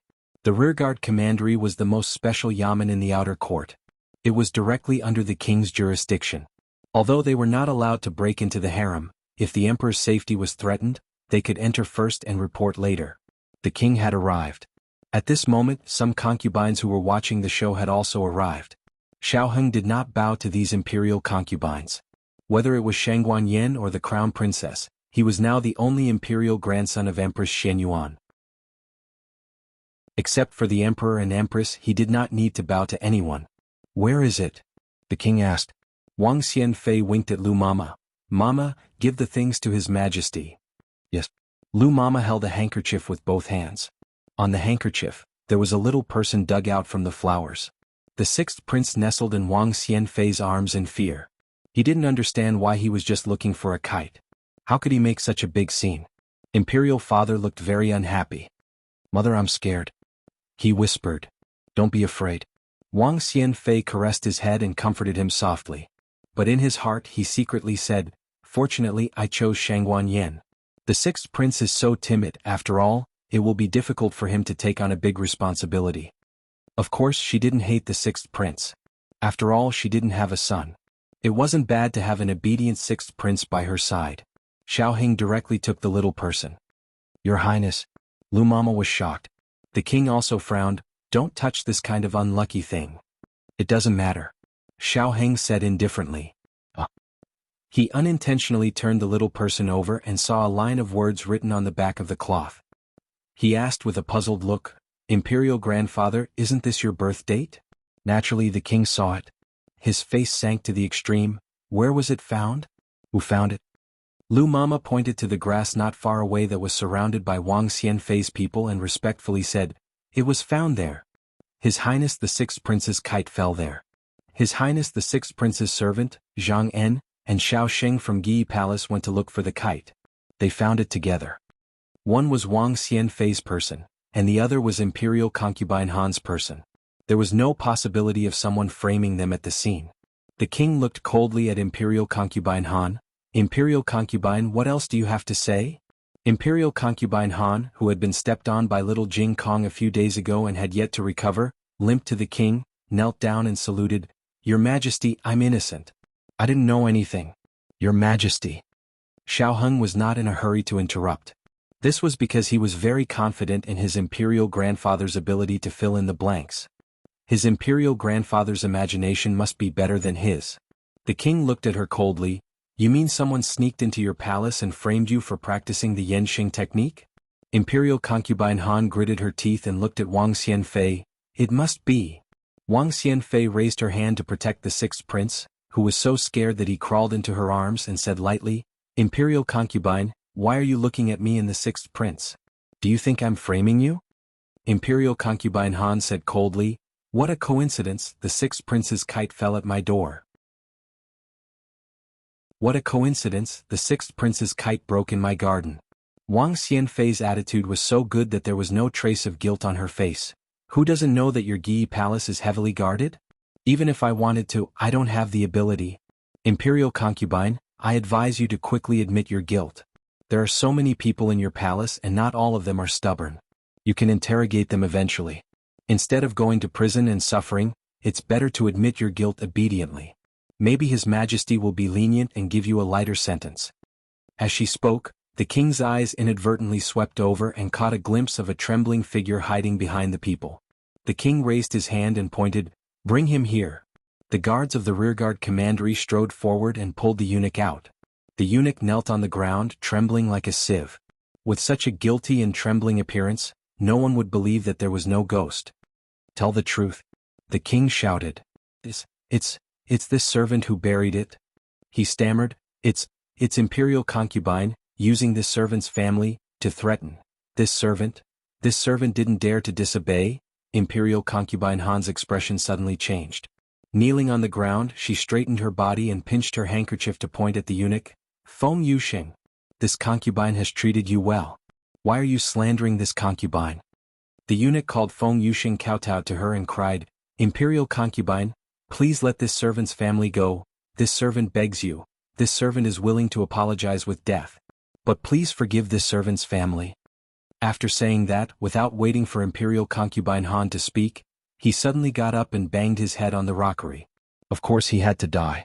Otherwise, if he went to prison and was tortured to extort a confession, it would be bad if Imperial concubine Wang Xian was exposed. Imperial concubine Wang Xian couldn't hide her disappointment. Imperial concubine, you and His Majesty have been together for so many years. Just because His Majesty deposed the crown prince, you hold a grudge against His Majesty and use Yan Sheng's technique to frame His Majesty? Imperial concubine, your heart is too cruel. Xiaoheng, everyone in the harem knows how to act. Speaking of which, there were so many little people. Was Imperial concubine Wang Xian the only one who succeeded? He didn't feel that there were too few little people exposed. He was simply curious. Unexpectedly, just as this thought flashed through his mind, he saw a puppy raised by Imperial concubine Han carrying a little person over. Imperial concubine Han only raised the puppy for a few days before she didn't like it and gave it to the servants to raise. They hadn't seen each other for many days. She didn't expect to meet again in such a desperate situation. Imperial concubine Wang Xian frowned. What was going on? Why did another little person come? Didn't she only give Feng Dishing a little person? This little person was Imperial concubine Dong's masterpiece. Imperial concubine Dong's experts lurked in the palace for 2 days before waiting for the right time. It wasn't enough to just bury the little person. They had to expose the little person. Imperial concubine Wang Xian chose to use the sixth prince, while Imperial concubine Dong targeted Imperial concubine Han's dog. The little person was buried with the bones. It wasn't buried deep, so the dog could dig it out with a few scratches. Imperial concubine Dong originally wanted to visit Imperial concubine Han so that she could discover the Yan Xing technique on the spot. However, Imperial concubine Wang Xian led the people of the rearguard commandery to surround Imperial concubine Han's palace. Imperial concubine Dong inquired about it. The palace people said that Imperial concubine Han was using the Yan Xing technique in the palace. Imperial concubine Dong thought that her little person was accidentally discovered by Imperial concubine Wang Xian and the sixth prince. This was a good thing. It saved her the trouble of coming forward. This little person had Shangguan Yan's birth date written on it. The monarch's face became even darker. He clenched his fists and trembled with anger. Very good, Imperial concubine, you're very good. Guards, search for her. I want to see how many dirty things are hidden in this poisonous woman's palace. Yes. The guards of the rearguard commandery responded. The guards found 7 or 8 little people in Imperial concubine Han's palace in one breath. Why were there 7 or 8? One of them was only half a person. The corner of Xiaoheng's mouth twitched. This is too much. Gu Jiao, didn't you say that you wouldn't add drama? Gu Jiao, it's little Jiao Humph. 3 days ago, Shangguan Yin found a total of 5 Imperial concubines. Among them, Imperial concubine Wang Xian, Imperial concubine Dong, and Imperial concubine Feng successfully put the little people in Imperial concubine Han's palace. Imperial concubine Chen Shu and Imperial concubine Yang De both failed. However, this didn't affect the 2 of them from coming to watch the fun. The 2 of them arrived at the same time as Imperial concubine Dong and Imperial concubine Feng. Imperial concubine Feng saluted the 3 of them. The 3 of them politely greeted each other. After a set of tedious and artificial etiquette, the 4 of them went to Imperial concubine Han's small garden. When they saw the 7.5 little people on the stone table, their expressions suddenly froze. Imperial concubine Feng, Imperial concubine Dong, Imperial concubine Wang Xian. I only put 1 little person. Imperial concubine Chen Shu, Imperial concubine Yang De. I obviously didn't put it in. The 5 of them were simply dumbfounded. Imperial concubine Han was also dumbfounded. Imperial concubine Wang Xian, are you crazy? Do you need so many little people to frame me? Also, how did you put them in? Chapter 785. If Imperial concubine Han hadn't planted a spy in the Qilin Hall first, they could have dealt with her later. The sky wanted to rain, the mother wanted to get married, and the imperial concubine wanted to court death. There was nothing that could be done. After the monarch issued the decree to abolish the imperial concubine, he left with Xiao Heng with a cold expression. Wang Xianfei and the others also left the Guiyi palace after sending the monarch off. Wang Xianfei asked the palace maid to bring the sixth prince back first. When a noble lady fell, it meant that the position of Gui Fei was empty. The other imperial concubines did not need to be promoted to Gui Fei, but Feng Zhaoyi's position made her very eager to enter Guiyi palace. But today Feng Zhaoyi was not in the mood to think about conferring the title of imperial concubine. Her mind was filled with those little people. She couldn't figure out why there were so many of them. Also, how could it be so coincidental that imperial concubine Han's letter of usurping the throne was also dug out as soon as the little one was discovered? Everything was too coincidental. Don't you guys feel that there's something strange about what happened today? Just as Feng Zhaoyi was puzzled, imperial concubine Dong opened her mouth. In the imperial harem, the empress was the most respected. Below her were the imperial noble consorts, the noble, virtuous, and virtuous consorts. However, consort Dong was originally a second-rank consort. Because the positions of the four consorts had been filled, the monarch made an exception and granted her the title of consort Qin, which was also a first-rank consort. Consort Dong voiced out the doubts in their hearts. Only the 5 imperial concubines who had an alliance with Shangguanyen would have this feeling. The rest of the imperial concubines didn't know the cause and effect. They just thought that imperial concubine Han really did something like stabbing a villain and writing an imperial edict. Qin Fei, do you feel that something is strange? Wang Xianfei asked. Unrelated people wouldn't find it strange. Only the person who framed imperial concubine Han with the little one would think that the imperial edict and letter were also framing. It was as if this was originally a perfect plan, and burying a villain in imperial concubine Han's palace was just one of the moves. Consort Wang Xian was testing consort Dong. How could consort Dong Qin not want to test the other consorts?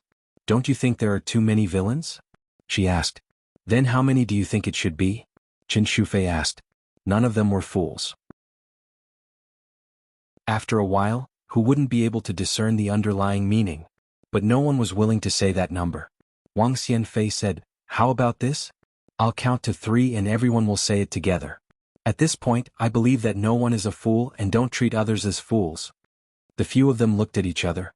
Consort Dong thought for a moment. Okay, I agree. Qin Shufei and Yang Defei nodded in agreement. The first-rank imperial concubines all agreed, but the fourth-rank Feng Zhaoyi naturally had no reason to not follow the crowd. Wang Xianfei took a deep breath and slowly said, 1, 2, 3. 1. No. The ones who said no were consort Qin Shu and consort Yang De, while the ones who said 1 were consort Wang Xian, consort Dong and Feng Zhaoyi. As soon as the voice fell, the faces of the several people changed subtly. Consort Wang Xian frowned and pinched her fingers. She gritted her teeth and said, well, the next question will be answered by the 3 of us. Where was the little one found? Again, let's count to 3. Consort Dong and Feng Zhaoyi became nervous and nodded. Consort Wang Xian, 1, 2, 3. In the flowers. Next to the doghouse. Under the bed. Consort Wang Xian's trusted eunuch buried the little one in the flowers. Consort Dong's expert placed the little one near the doghouse. Feng Zhaoyi loved to curry favor with imperial concubine Han. When she had the chance to get close to imperial concubine Han, she personally threw the little one under imperial concubine Han's bed. Now that the confrontation had reached this point, who wouldn't have the slightest bit of confidence in their hearts? Consort Wang Xian's eyes turned cold. Are you? Consort Dong looked at her. Are you? Consort Wang Xian thought, of course I am. But I didn't expect you to be the same. Consort Wang Xian's breath trembled. She held the last glimmer of hope and solemnly looked at the other 4 people. I think everyone already knows, but I also understand the scruples in everyone's heart. There are some things that you are still afraid of exposing yourself. So let me say it first. This kind of thing needed someone to take the lead. Otherwise, they wouldn't be able to find any substantial evidence even if they matched the secret code for a long time. Shangguanyen is pretending. She was not stabbed by the assassin. Consort Wang Xian's voice fell. Seeing that the others were not shocked, she suppressed her anger and said, she also came to find you, didn't she? Her anger was not directed at Consort Dong and the others, but at the matter itself. None of the 4 people spoke, but the reaction of the 4 people said it all. Among these people, Consort Wang Xian was the oldest. She entered the palace around the same time as Empress Xianyuan and Imperial concubine Han, followed by consort Yang De, then consort Dong and consort Qin. As for Feng Jiaoyi, she was relatively young. She just turned 30 this year. Age and seniority destined consort Wang Xian to be the leader of these people. Consort Wang Xian had never suffered such a great humiliation in her life. She didn't lose to Imperial concubine Han because she didn't have a son. This was her biggest weakness. Otherwise, how could Imperial concubine Han be in charge of the 6 palaces? Consort Wang Xian's eyes once again swept to the 4 people and angrily said, "Don't pretend to be mute one by one. It's useless." That hateful Shangguan Yan. Consort Dong finally couldn't bear the shame in her heart. She gritted her teeth and pinched off a flower that was blooming next to her. After Consort Dong broke her silence, Consort Qin also stomped her feet in anger. Shameless. Shameless. I knew she didn't have good intentions. This was after the horse's back. Why didn't they notice it at the time? Wasn't the temptation of the Empress position too great that it made them dizzy? Empress Xianyuan had died of illness for many years, and the position of Empress had been empty for a long time. The desire in the hearts of the concubines grew day by day. Just like addicts who saw the addictive drug, they couldn't control themselves. They regretted it now, but what was the use of regret? Didn't they become the knives in Shangguan Yan's hands, and Imperial concubine Han was defeated? Consort Yang De doubtfully said, "But among the 5 of us, only 3 of us succeeded in putting the little ones in your palace. How did the other little ones come in? There are also those 2 letters, they are also very suspicious." Consort Dong snorted, "She must have found someone else." Consort Qin Shufei was furious, "Too shameless."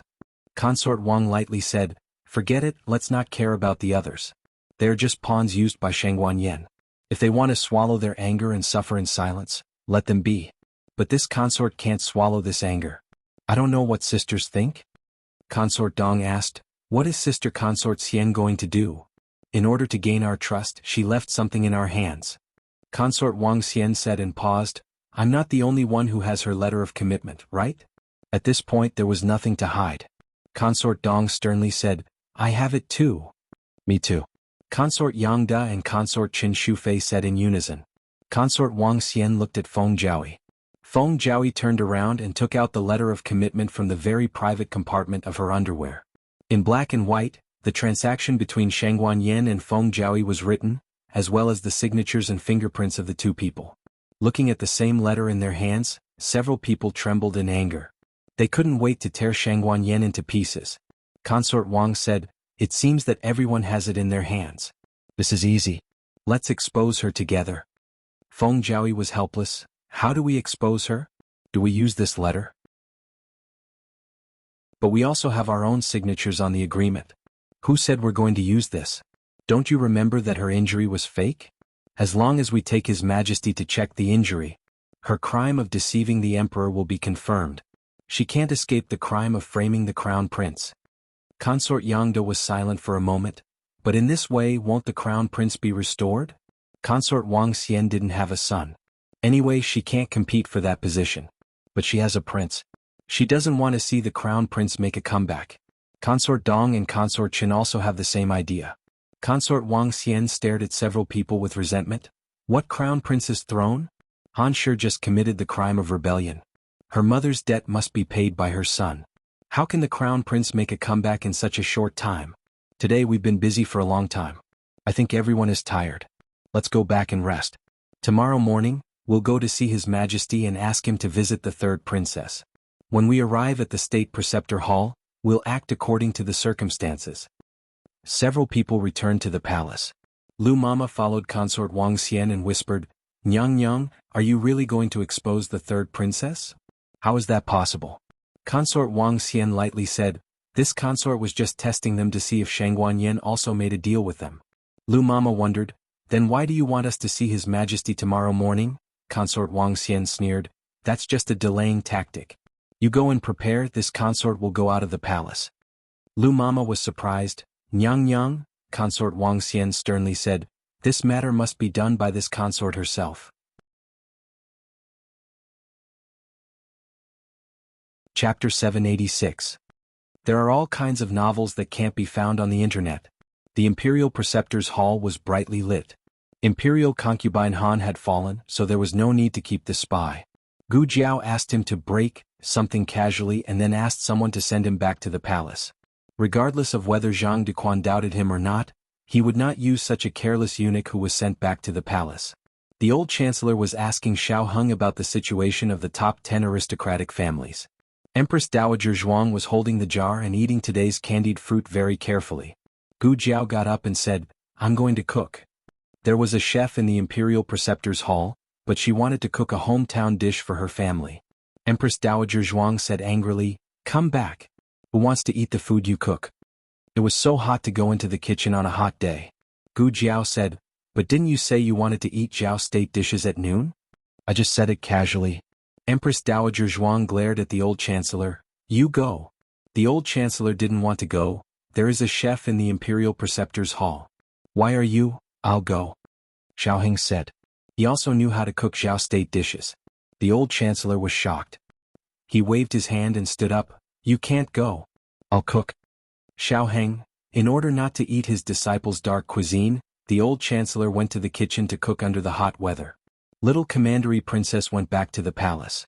Little Jing Kong was led by Gu Qingfeng to buy sugar-coated haws on the street. Only Gu Jiao, Empress Dowager Zhuang and Xiao Heng were left in the room. Gu Jiao hummed and said, "Great aunt, after what happened in Han Shi's palace today, the fact that the third princess has a bunch of imperial mothers should have been exposed. What will they do?" In fact, if there were only her and Xiao Heng, they would also think about it. But with grandaunt and son-in-law here, they could slack off. Empress Dowager Zhuang said calmly, "They will come." Speak of the devil. A disciple from the imperial preceptor hall came to the Qilin hall and cupped his hands towards Xiao Heng. "Prince Changsun, there are two people outside. They said that they were sent by His Majesty to visit the third princess." Xiao Heng and Gu Jiao exchanged a look. Empress Dowager Zhuang nodded slightly. Xiao Heng said to the disciples of the state preceptor hall, "Let them in." "Yes." Less than half a quarter of an hour later, a eunuch and a person dressed like a nanny arrived at the Qilin hall. In the corridor, the nanny lowered her head, and her figure was blocked by the eunuch. The eunuch looked at the little palace maid guarding Shangguan Yan's door and said with a pleasant expression, "We are here to deliver clothes to third princess. Is His Highness Jiangsun not here?" The little maid said, "His Highness just went to the toilet." This was perfect. He did not have to find an excuse to send His Highness Jiangsun away. The eunuch smiled. "Then I'll pay my respects to His Highness Jiangsun later. Can I go in and see the third princess?" "Okay." The little palace maid Huana stepped aside. The eunuch and the nanny entered the room. After a while, the eunuch's voice came from the room. "It seems that it doesn't fit. You measure the third princess's size and make a few new ones. I'll wait for you outside." After that, he went out of the room and smiled at Huan. "I'm a little thirsty. Can you pour me a glass of water?" "Gong Gong, please wait a moment." Huan was successfully sent away. Inside the room, the nanny went behind the screen and coldly looked at the closed curtain. "Don't pretend, third princess. Come out quickly." There was a sound of movement inside the mosquito net. The curtain was lifted and Shangguan Yan's smiling face came out. "Wang Xianfei, I haven't seen you for 3 days. How have you been?" Wang Xianfei coldly snorted. "You're not calling me mother so soon?" Shangguan Yan asked back. "Do you deserve it?" Wang Xianfei was so angry that she leaned back. She was really a ruthless person who kicked her aside after using her. Wang Xianfei arrogantly said, "Shangguan Yan, don't be complacent too early. I already know all the things you've done and the rest of the people also know your face. Tomorrow morning, everyone will come with His Majesty to check your injuries. At that time, I'm afraid you won't even be able to cry." Shangguan Yan raised an eyebrow. "Oh, is that so? Then Wang Xianfei came all the way here to remind me. You don't want to see me cry?" Wang Xianfei's eyes were cold. "Shangguan Yan, don't talk nonsense. You have so many things in our hands. Once it's exposed, your end will only be more miserable than before. Now only I can save you." Shangguan Yan asked. "Why do you want to save me?" Wang Xianfei said. "I want to make a deal with you. As long as you continue to fulfill your original promise, I have a way to solve tomorrow's crisis for you." Shangguan Yan didn't ask what she could do, but smiled faintly. "I just cheated you and you still dare to come to me to make a deal? Are you soaked in the rain too much that your brain is flooded with water?" Shangguan Yan's words could really anger a person to death. Wang Xianfei took a deep breath and spent a lot of effort to resist the urge to stab her to death. Wang Xianfei said with a strong aura. I dare to come here, I'm not afraid of you betraying me, because you have no other choice. Shang Guanyin narrowed her eyes. It sounds very reasonable. What does Wang Xianfei want me to do? Seeing that Shang Guanyin was still reasonable, Wang Xianfei's expression became slightly better. It's very simple. In the middle of the night you pretend to be in a situation. When the news reaches the palace, I will come with His Majesty to visit you. At that time you just need to open your eyes, take my hand and call me Imperial Mother. Shang Guanyin looked at her strangely. You want me to pretend to be crazy? Wang Xianfei coldly snorted. You even pretended to have amnesia. What's the point of pretending to be crazy? Shang Guanyin raised an eyebrow. What if His Majesty doesn't believe me? Wang Xianfei's face sank. That's your business. If you can't make His Majesty believe you, then tomorrow morning, you will be exposed. This old witch wants me to recognize her as my Imperial Mother. She can even think of such a thing. Shang Guanyin put on her shoes, got out of bed and slowly came to the window. She looked at Wang Xianfei meaningfully. Wang Xianfei's condition is very tempting. I personally want to agree, but I don't know if these people will agree. After saying that, she pushed open the window. Wang Xianfei took a closer look and saw Consort Dong, Consort Yang, Consort Qin, and Feng Jiahui hiding outside the window. The four people didn't expect Shang Guanyin to open the window without saying anything. They were caught off guard and were collectively dumbfounded. Wang Xianfei was also stunned. 10 eyes met. At the epic-level large-scale social death scene. Why are you here? It took Wang Xianfei a long time to find her voice. Shang Guanyin was happy to watch a good show. She crossed her arms and calmly looked at Consort Dong and the others. Consort Dong cleared her throat and asked, We also want to ask you. Didn't you say that you will go to His Majesty tomorrow morning to report this shameless person? You are just stalling for time so that you can come and make a deal with her. Shang Guanyin glanced at her. Hey, pay attention to your words. Who is shameless? Are you guys shameless? You guys can't wait to sell out your teammates. This is your so-called alliance? It's ridiculous. Aren't you? Wang Xianfei coldly asked. We. Consort Dong's face turned red and looked at Feng Jiahui. She came first. Feng Jiahui's body shook. I am the third. When I came, Consort Shu and Consort De were already hiding outside the window. Consort De came first. Consort Qin Shu decisively sold out Consort Yang. Halfway through her deal with Shang Guanyin, she heard someone coming from the palace. She climbed out of the window to hide, only to see Consort Yang standing in front of her. God knows what kind of mood she was in at that time. Then Feng Jiahui came. When Feng Jiahui climbed out of the window, Shi Yi experienced a wave of shock. Then came Consort Dong and Consort Wang. Consort Wang's whole body was not good. She was so angry that she could see stars. It was obviously her plan, but how did she become the slowest one? There has never been a stupid woman in the harem. Even if there were, they would have died long ago. Who could hold on until now? They were tricked by Shang Guanyin because they didn't expect that Shang Guanyin would win by a surprise move. In addition, Shang Guanyin knew them very well. But because Shang Guanyin had been in the imperial tomb for more than 10 years, her temperament had changed greatly. She was no longer the crown princess they were familiar with. Know yourself and know your enemy and you will win 100 battles. This sentence was not unreasonable. We don't want infighting. Consort Wang calmed down and stabilized the overall situation. Everyone wants to be the empress, but it seems that no one can do it. It's better to take a step back and think about how to get revenge. Of course, if you are willing to be played by Shang Guanyin, just pretend that I didn't say anything. Consort Dong sarcastically said, You don't want to send us away and play some tricks behind our backs, do you? You said it like you didn't play any tricks? Each one of you is more impatient than me and you still have the face to mock me? Consort Wang suppressed her anger. She didn't want to fight with Consort Dong at this juncture. She seriously said, Let's go to the palace together and invite His Majesty. Don't say that we have seen her. Her testimony alone is not enough to convince us. Think of a way to let His Majesty see her injury. The four people were silent. At this point they certainly understood that the deal with Shang Guanyin would not work. They were the 5 dignified imperial concubines, but they were played by a junior. They really couldn't swallow this. Good, I agree. Consort Qin Shufei was the first to express her opinion. I also agree. Immediately after, Feng Jiahui and Consort Yang De also expressed their opinion. Consort Dong impatiently frowned. You all agreed, what else can I do? Alright, let's go back to the palace. Shang Guanyin slowly said, "Are you sure you want to leave like this?" Consort Wang warned, "Shang Guanyin, don't even think about doing anything to us here. Our people are not to be trifled with. If we really go to His Majesty, we can just say that we were worried about you and secretly went out of the palace to visit you. You won't get any benefits."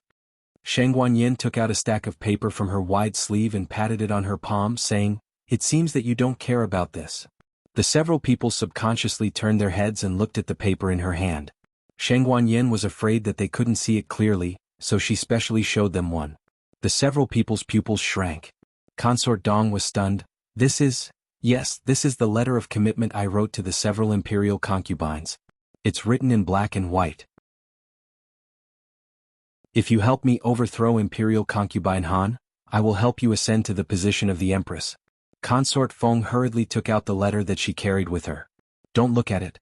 The one in your hand is fake. The one in my hand is the real one. If you don't believe me, you can compare the fingerprint on it."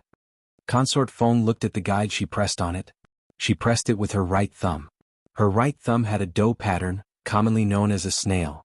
But on this piece of paper, the fingerprint that should belong to her was a dustpan. It was indeed different. The story of the matter was like this. Xiao Heng first secretly got the handwriting of the several imperial concubines from the State Preceptor Hall's library and let Shang Guanyin write 5 letters of commitment in advance. Then he let the old chancellor imitate the handwriting of the several imperial concubines to sign and put their fingerprints on it. Most people wouldn't compare their fingerprints after the event. After all, they had signed in front of them. Who would have thought that Shang Guanyin's hand would be so fast that she would secretly replace it under their noses? In fact, if it was just a few little people, little Joe could do it. Why would he let Shang Guanyin find these imperial concubines at night? Empress Dowager Zhuang was not a woman who only limited her sight to the harem. She was the regent Empress Dowager who commanded the court. From the beginning, she wasn't just scheming against Imperial Concubine Han. Imperial Concubine Han was just a convenience. What she really wanted was these big fishes from the aristocratic families. Imperial Concubine Wang sneered, "Shang Guanyin, even if you took this evidence, so what? Prove that we are in cahoots with you? Aren't you also involved?" Shang Guanyin smiled faintly, "But I'm not afraid of death. Are you not afraid?" Imperial Concubine Dong was angry. "You?" Shang Guanyin's smile faded and her eyes were a little bit cold. She walked towards them step by step like a vengeful ghost. "The Xinyuan family is gone, my imperial mother is dead, and my son is seriously ill and won't live past the end of the year. What else do I have to lose? You are different. You have a huge maternal family behind you. You have healthy and long-lived children. I only ask you one thing, do you dare to die with me? The barefooted are not afraid of wearing shoes. Right now, I am the barefooted one."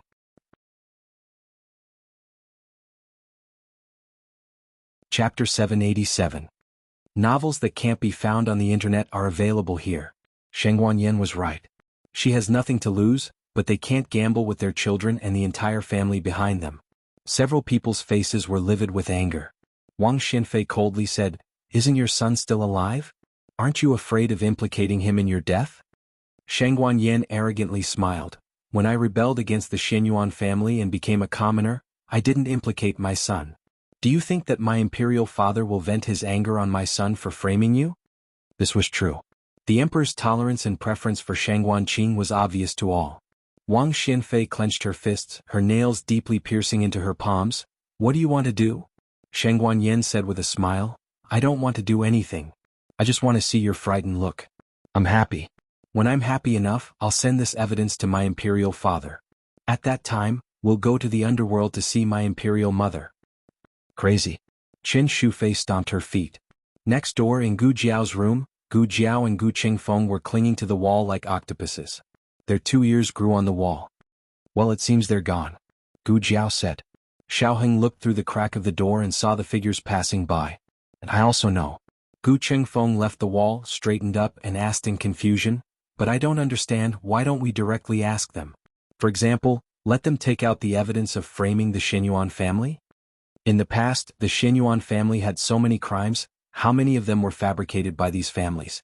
If they get the evidence, they can rehabilitate the Xinyuan family." Gu Jiao said, "We can't take the initiative to say, it will expose our bottom price. Never reveal your bottom price to anyone. The greatest requirement is to have no desires, and the greatest requirement is to have no demands. Let your opponent take the initiative to send all the chips in their hands to you. These were the words of her godfather. Gu Jiao felt that her great aunt's arrangement was right. If Shang Guanyin reveals that she wants to rehabilitate the Xinyuan family, Wang Xianfei and the others will know that she doesn't want to die. She has a request and can bargain. As a result, the 5 of them are likely to use the evidence to threaten Shang Guanyin. Now, let them beg Shang Guanyin and rack their brains to find the motivation for Shang Guanyin to live. The evidence to rehabilitate the Xinyuan family would certainly be sent to Shang Guanyin, and it was likely to be far more than just evidence. Concubine Wang Xian and the other 4 messed around for the whole night. When the night fell, the entire Qilin Hall fell into a peaceful slumber. Little Jing Kong was sleeping at Xiao Heng's place tonight. The reason was that his great-aunt had been kicked by his little foot several times, so she didn't want to sleep with this little monk anymore. Gu Jiao went to the courtyard and removed the last piece of gauze for the Black Wind King. Its injuries were completely healed. Gu Jiao stroked its head. In 3 days she would take the Black Wind King to take over the Black Wind camp. The road they were going to take was finally the right one, but there was still a long way to go. They couldn't relax for a moment. They couldn't be complacent because of a temporary victory. They must always be vigilant and ready to fight at any time. Give it to me. Xiao Heng came over and said. Gu Jiao was stunned. Huh? Why haven't you slept yet? Xiao Heng took the gauze from her hand and raised his other hand to tidy up her hair. You haven't slept either, right? Gu Jiao said, Oh, I came to see the Black Wind King. Xiao Heng said, I came to see you. His eyes were heavy, gentle, and affectionate. His whole heart and eyes were filled with the person in front of him. Gu Jiao blinked. This guy was getting more and more outrageous as he grew up. As soon as there was no one around, he would flirt with her. He was about to become a walking hormone. If this continued, she wouldn't be able to handle it. From a physiological point of view, her body was gradually maturing. It was indeed easy for her to be attracted to the hormones of the opposite sex. It's not my problem, it's the hormones' problem. Before Xiao Heng could say anything, he saw the little girl shake her head. He said in amusement, Why are you shaking your head? Are you not letting me see you?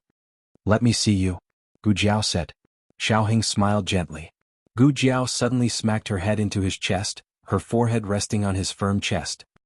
He stretched out his strong and slender arm and gently stroked her shoulder. Are you tired? Gu Jiao shook her head against his chest. I'm not tired. I'm tired for Grandaunt and Granduncle. They're already so old but they still have to worry so much. Grandaunt doesn't like scheming against each other. She likes to play leaf, cards and Jade Water Alley. Xiao Heng smiled. Grandaunt likes to play cards but she likes you even more. You being safe and sound is Grandaunt's greatest joy for the rest of her life. Gu Jiao didn't move. She just leaned against his chest like a lazy calf. She rarely relaxed like this. Only in front of him did she release a little bit of her fatigue. She was indeed exhausted during this period of time.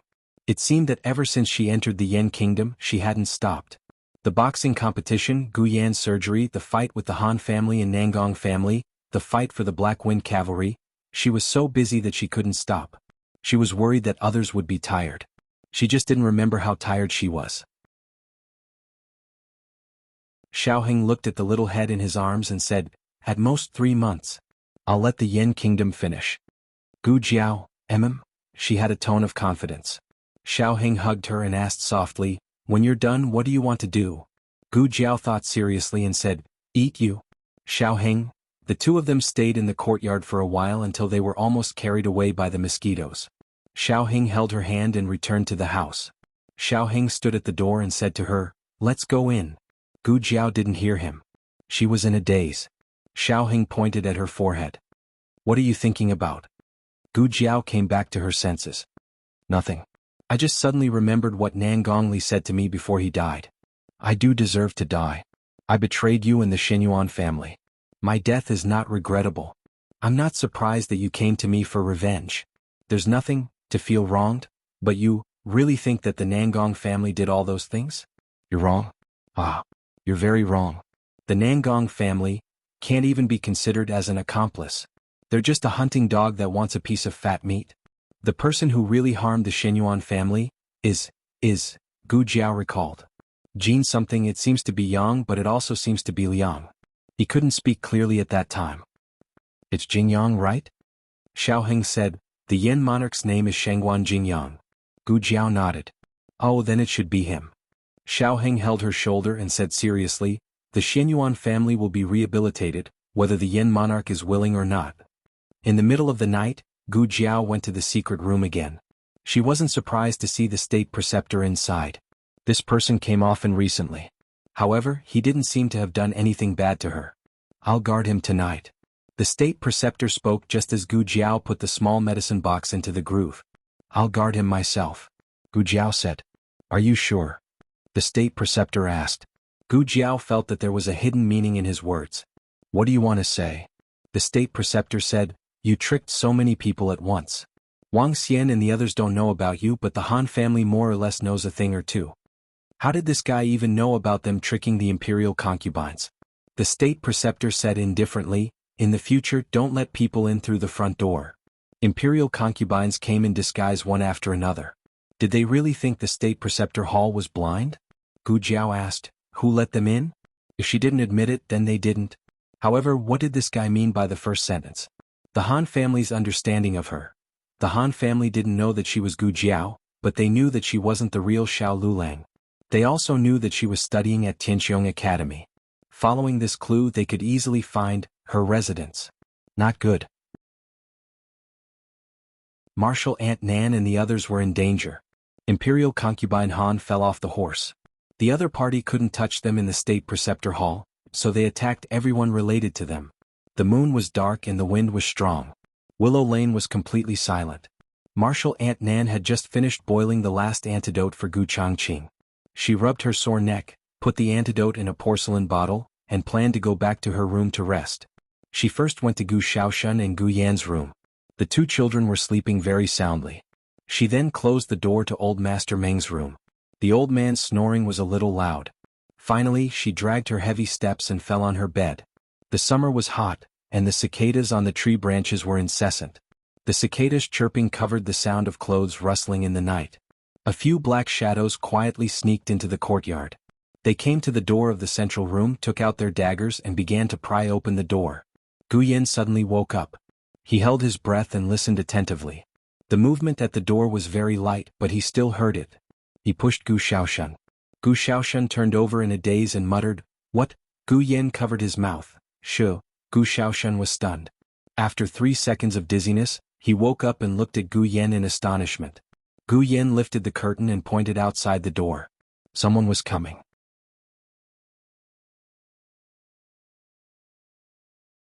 Chapter 788. Gu Shaoshan sat up. His movements were fast but not heavy, almost silent. He gave Gu Yan a look. "I'll go take a look. You wait here for me." In fact, in terms of age, Gu Shaoshan was 1 year younger than Gu Yan, but Gu Yan had always been the sickly one. Gu Shaoshan was used to protecting him. Gu Yan shook his head, indicating that he didn't need to look. He should go wake up Master's wife and the others. "Okay." Gu Shaoshan responded in his mind. Without even wearing shoes, he went barefoot to Master's wife and Master Lu's room. When he passed through the central room, he clearly felt the other party trying to pry open the door. However, Master Lu was the best craftsman in the Zhao country. The door bolt he had modified was not easy to pry open. Of course, he didn't rule out the possibility that they would use force after getting tired of prying. For example, they could kick it open. Gu Shaoshan had to hurry. He shook Master's wife awake. Being shaken awake in the middle of the night, Master's wife was startled. She was about to speak when she saw Gu Shaoshan cover her mouth. He had learned this action from Gu Yan. He used it obediently. Master's wife was an experienced person. When Gu Shaoshan woke her up in the middle of the night and covered her mouth to prevent her from speaking, she only blinked and realized that something was wrong. She kicked Master Lu, who was beside her, awake. "What's wrong? What's wrong?" Master Lu asked with a confused expression. Master's wife glared at him and whispered, "Be quiet. Someone's coming." Master Lu instantly became alert. Master's wife had to get up once or twice at night, so she slept outside. Master Lu gently walked past her and got out of bed. He picked up Table Mountain's axe and walked out the door. Master's wife quickly put on her shoes, put on an outer garment, and went to the central room with Master Lu. Click. After a slight sound, the door bolt was finally pried open. The door was pushed open from the outside. A person in black walked in. But what welcomed him was an axe shining with cold light. That person was an expert. A normal thief would have been split in half by the axe. He hurriedly took a step back in an attempt to avoid Master Lu's axe. However, although he managed to avoid it, his clothes were split in the middle, and his belt was also torn apart. The other 4 people behind him and quickly pulled out their swords. One of them pulled him aside and thrust his sword at Master Lu. Mistress Nan's gaze turned cold. "You want to hurt my man?" With a flick of her finger, 3 Tanghua needles flew towards that person. Master's wife, and Master Lu's Master Lu. He blocked 2 of them, but the remaining one hit his arm. An unusual pain came from his arm. He frowned and said with a ferocious expression, "There's poison." Master's wife shot out another round of hidden weapons. This time it wasn't just the Master's master needles, but also her poison darts. Gu Xiaoshan didn't stay idle either. He took out his newly made mechanical box and threw it at the group of people in the courtyard. "Xiaoshan." Master Lu hurriedly closed the door on one side and used his axe to block Gu Xiaoshan and Master's wife to his side. With a few loud bangs the door was shot into a sieve. Master Lu wiped his cold sweat and said to Gu Xiaoshan, "Next time you make a hidden weapon, can you make one that doesn't hurt your own people?" Gu Xiaoshan scratched his head. Oh. He made many. The only one that didn't hurt him was given to Gu Jiao. The rest were all indiscriminate attacks. The one just now was the newest one. He hadn't tried it yet.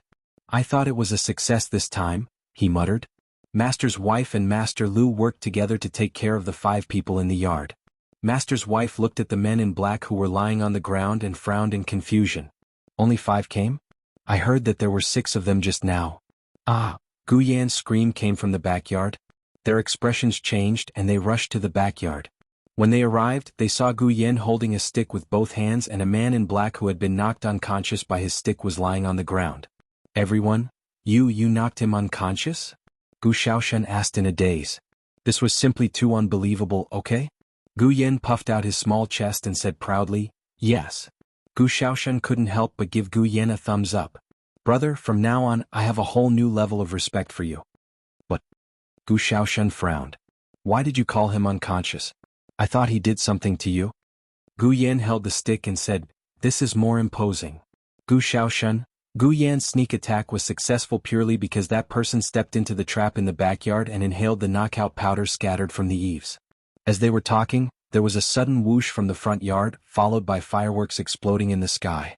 Master Lu threw an axe over and knocked the struggling man in black unconscious. Master's wife looked at the fireworks above her head and said with a serious expression, "It's a signal. They're gathering their companions nearby. We can't stay here any longer. Hurry and leave. Don't pack your things." Money was a small matter, escaping for their lives was a big matter. Gu Yan rushed into the house and took the golden lantern that Gu Jiao had brought back from the Lantern Festival. He didn't take anything else. Master's wife went back to the house to put on her clothes and took a few masks.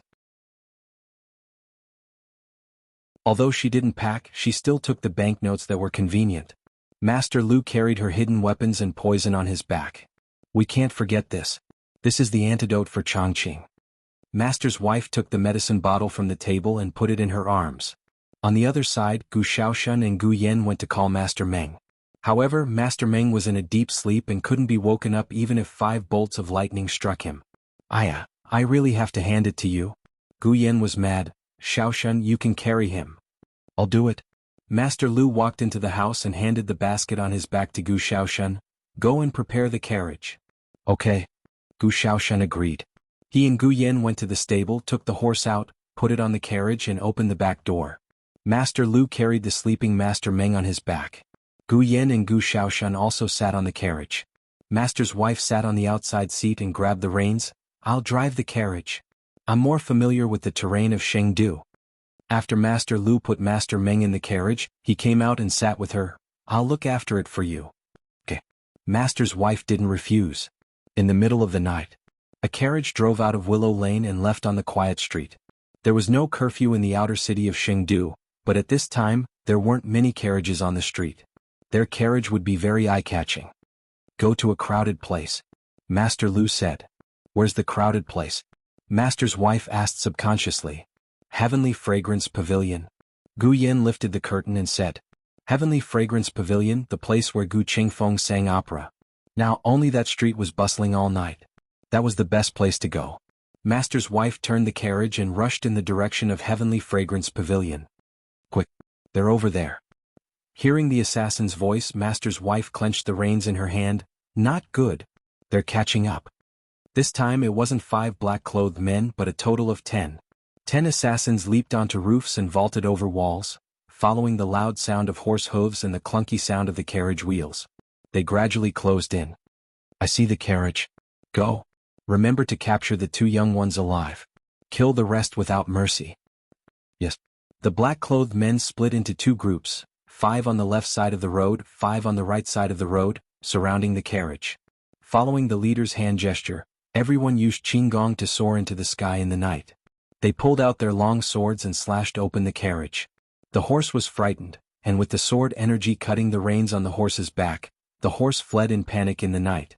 At this time no one cared about the horse. Everyone surrounded the collapsed carriage. Who did it? The leader was fierce. I said to keep the 2 young ones alive. What if they died? Everyone lowered their heads. The leader pointed at the black-clothed man beside him. You go take a look. Yes. The black-clothed man who was pointed at bravely walked forward, using his long sword to pry open a collapsed carriage wall, but found that there was no one in the carriage. He turned back and said, Leader. They ran away.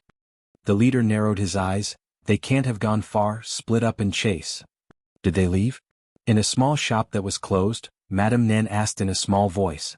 Master Lu slowly poked his head out of the wall, leaning against the wall and looking outside. Seems like they left. Phew. Madame Nan leaned against the wall and sighed in relief.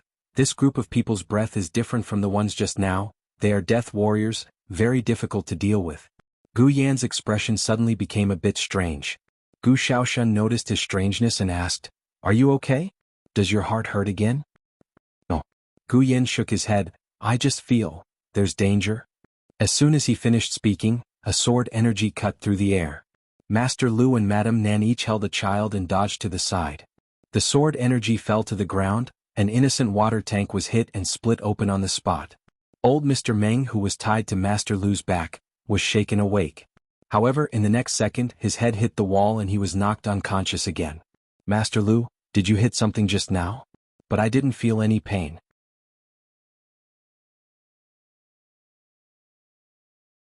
Chapter 789. 2 men of sacrifice jumped into the courtyard. Nan Shinyang said to Master Lu, Take them away first. I'll block them for a while. Master Lu said, No. Take them away. I'll block them. Nan Shinyang said angrily, If you say any more nonsense, I'll divorce you.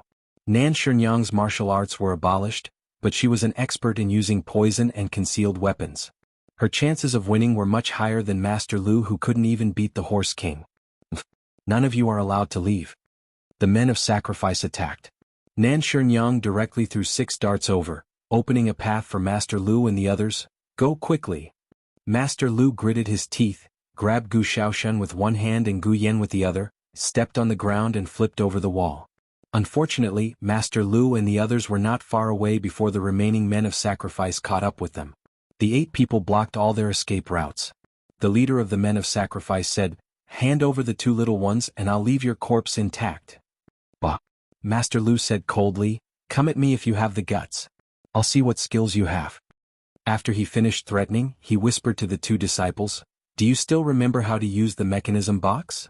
The mechanism box he spoke of was not a half-finished product made by Gu Shaoshan, he made it himself. It was something that could really save their lives. But it took a lot of time to make. He had only made 2 so far and gave them to the 2 children. He and Nan Xiang didn't have any. The 2 nodded. Master Lu lowered his voice and said, In a while I'll hold them back. You guys split up and find a place to hide. Use the breathing technique I taught you to hide your breath. He always disagreed with Nan Xiang's various impulsive actions. For example, don't be enemies with the imperial family of Zhao country, don't come to Yen country and take risks. You're only a master's wife, not a biological mother.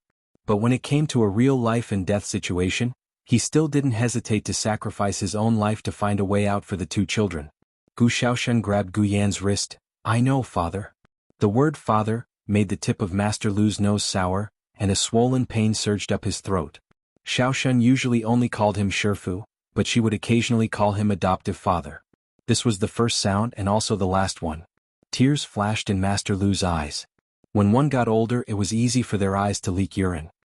He smiled and said to the men of sacrifice in front and behind him, "Come on. Come at me together if you have the ability." The death warriors didn't waste any time talking to him. They raised their swords and rushed towards him. "Old Master Meng, I'm sorry. The two children can't run away with you. I can only wrong you to stay with me." Master Lu untied the ropes on his body. Old Master Meng had just woken up when he was thrown to the side of the road by Master Lu. He fainted again. Old Master Meng. Master Lu wasn't a match for these death warriors, but he fought as if he didn't care about his own life, forcibly carving out a bloody path. Originally it was Gu Xiaoshen who was grabbing Gu Yan. Unexpectedly, Gu Yan's wrist suddenly turned and he grabbed Gu Xiaoshen's wrist instead. "Let's go," he said decisively. The two of them rushed out of the street and fled for their lives in the empty night.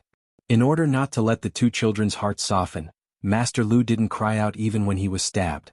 He just gritted his teeth and swallowed all the pain back into his throat. However, a few death warriors still chased after them. "There's a well over there." Gu Yan looked at the empty space in front of him and said, "Go. Hide in it." Gu Xiaoshen was very good at swimming. He pulled open the well cover and jumped down first. Then he raised his head, wiped the water droplets off his face and reached out to Gu Yan. "Jump down, I'll catch you." Gu Yan stood beside the well and stared at Gu Xiaoshen, whose eyes were filled with encouragement. He smiled slightly and grabbed the well cover forcefully. Gu Xiaoshen suddenly panicked and whispered, "Gu Yan, what are you doing?" Gu Yan said, "Don't make a sound." Gu Xiaoshen paddled and tried to climb up. Come down. I'm your older brother," Gu Yan said. "This time it's my turn to protect you." His body was very weak and his strength was very little. He almost used up all the strength in his arms to cover the heavy well cover. Then he broke into a run. As he ran, he said to the people on the other street, "Let's split up. You go that way."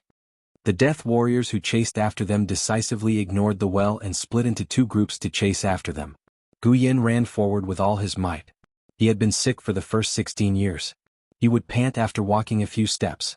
After the operation, he finally understood how easy it was to be a normal person. He had never run so wildly before. He felt his heart contract violently, and there was a majestic power flowing through his body. Was this the body of a normal person? Felt good.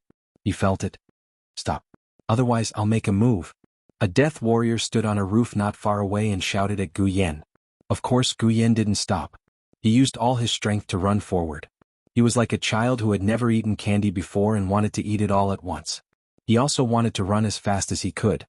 The death warrior's mission was to capture someone alive. It was said to capture, not invite. It didn't matter if he was slightly injured or seriously injured. It was fine as long as he was still breathing. The death warrior saw that Gu Yan didn't follow his orders. His eyes turned cold. He jumped up and slapped at Gu Yan's back. He didn't know that Gu Yan was a weak person. This slap was enough to injure Gu Yan's heart again.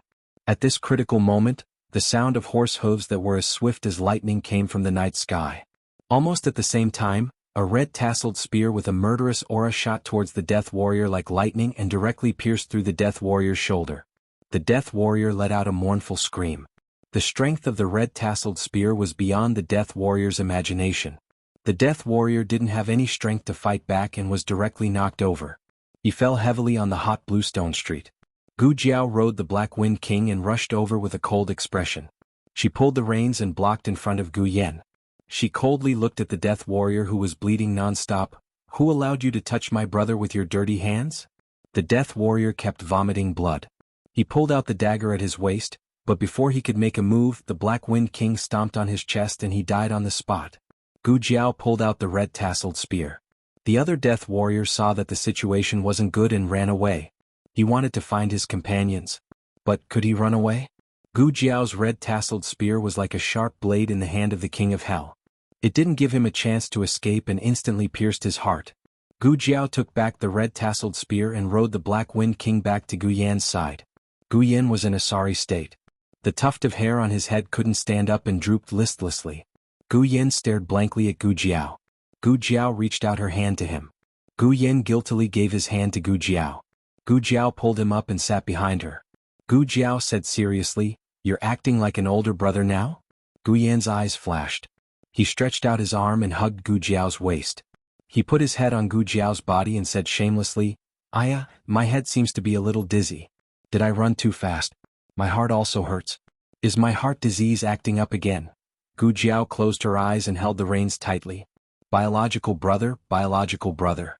Don't be angry, don't be angry. Gu Jiao brought Gu Yan to find Master Lu and Madame Nan. Madame Nan had already escaped from the small courtyard and was surrounded by 6 people with Master Lu. Perhaps the mission this time wasn't too difficult. The men of sacrifice sent by the Han family weren't too strong. Gu Jiao and the Black Wind King quickly took care of them. Madame Nan and Master Lu were slightly injured. Fortunately, they weren't seriously injured. Old Master Meng didn't treat them as dead people. No one targeted him. He was fine. Gu Jiao and Gu Yan went to the place where Gu Shaoshan was hidden. Gu Jiao removed the manhole cover and pulled Gu Shaoshan, who had almost reached the top, up. Gu Shaoshan was wet. Even her eyelashes were dripping with water. "Sister." He was very surprised to see Gu Jiao. But thinking of something, he glared at Gu Yan with hidden bitterness. "Don't do this in the future." It was so dangerous. In terms of running, could Gu Yan outrun him? He was the #1 village tyrant of Qingchuan village. He was a fast runner from 10 miles away. It would be more appropriate for him to be the one to lead the enemy away. Gu Yan curled his lips and snorted. He whispered, "I'm the older brother." Gu Jiao took the State Preceptor Hall's token out of the inner city tonight. If she had been a step late, the consequences would have been unimaginable. "Lord State Preceptor, I owe you another favor." Madame Nan and Master Lu were covered in cuts and bruises. Gu Shaoshan and Gu Yan were also in a sorry state. Even if they had the State Preceptor Hall's token, they would still be strictly checked. And they didn't have the inner city's token, so it was impossible for them to enter the city. As for their original residence, it was already targeted by the Han family, so it wasn't safe. Gu Jiao said, "Let's find an inn to stay for the night. Madame Nan and Master Lu's injuries need to be treated as soon as possible." "It's just a small injury," Madame Nan said indifferently. "Jiao Jiao, who are those people?" Gu Jiao replied, "They're the Han family's death warriors." Being targeted by the Han family, they had to settle Madame Nan and the others in a safe place as soon as possible. But where was the best place?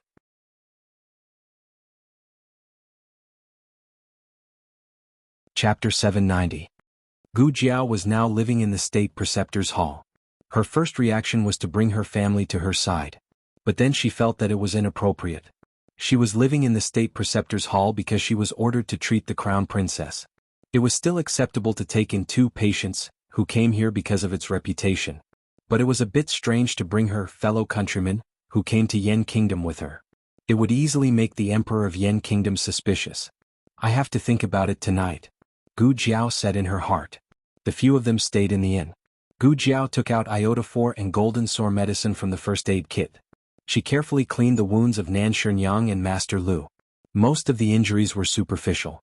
Master Lu had been protecting Nan Shunyan and was slightly more seriously injured than Nan Shunyan. "I told you not to rush over." Nan Shunyan glared at him. Master Lu chuckled, "I have thick skin and can take a beating. Trained by fighting with the Horse King." Gu Jiao finished treating all of Master Lu's injuries and reminded him, "Don't let the wounds get wet first. They will be fine in a few days." "Are you injured?" Nan Shunyan asked. "I'm not injured."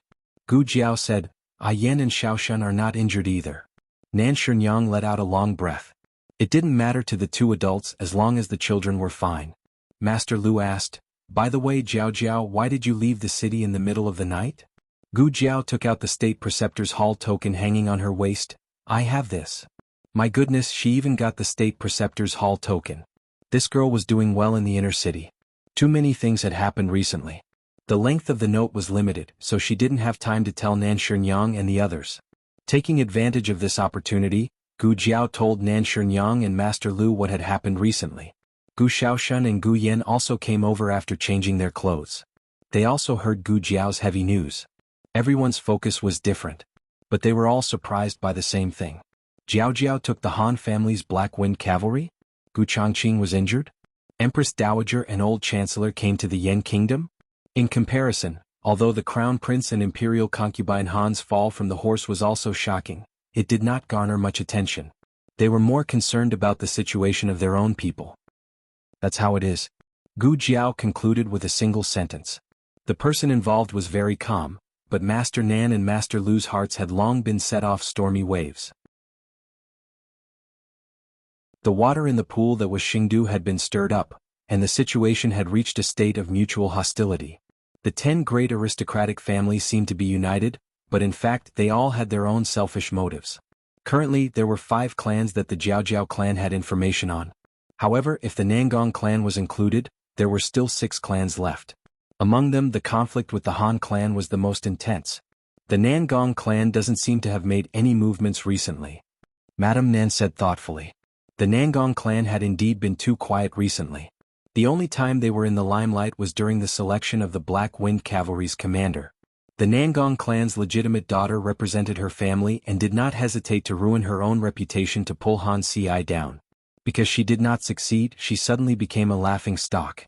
Master Lu snorted. Nangong Li's death was too big a blow to them, and the crown prince also fell from the horse. The Nangong clan may have to think carefully about whether they should follow a different master. The Nangong clan, who held the power of 400,000 soldiers, was now in high demand. Once the Han clan fell, the Nangong clan would enter the ranks of the 10 great aristocratic families. It was unknown whether they would have this opportunity. It's getting late, you should all go and rest. Madame Nan stopped the conversation in time, otherwise it would have continued until dawn. They had nothing to do, but Jiao was working around the clock. The 3 children returned to their respective rooms. Gu Xiaoshun and Gu Yan shared a room, Gu Jiao shared a room, and old Master Meng also had a single room. Not long after Gu Jiao laid down, Gu Yan came over. He climbed onto the bed and laid down next to Gu Jiao. Then he did not say a single word and only hugged Gu Jiao's waist. He gently rested his chin on her shoulder and breathed in the air that made him feel at ease. Gu Jiao laid flat on the bed and quietly looked in the direction of the curtains. He said with a trace of pleading, "Don't be angry at me, okay? I won't be like this in the future." Gu Jiao raised her hand, one arm behind her head and the other holding his hand. "There are too many emotions in this world that I can't feel. Only through you can I cross that black and white zone. I'm very nervous right now, can you feel it?" Gu Yan asked. "And I can feel it. My pulse is beating very fast." Gu Yan's face darkened. "Who told you to take my pulse?" "There's also excitement, happiness, pride."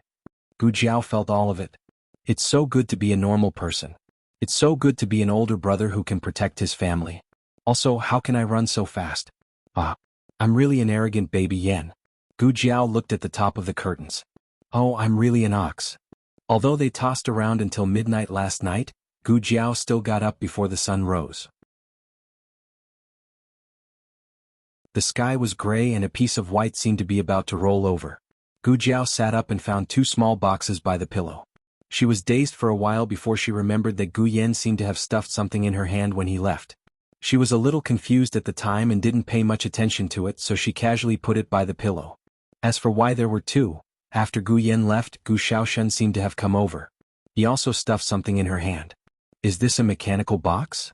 Gu Jiao took it in her hand and looked at it.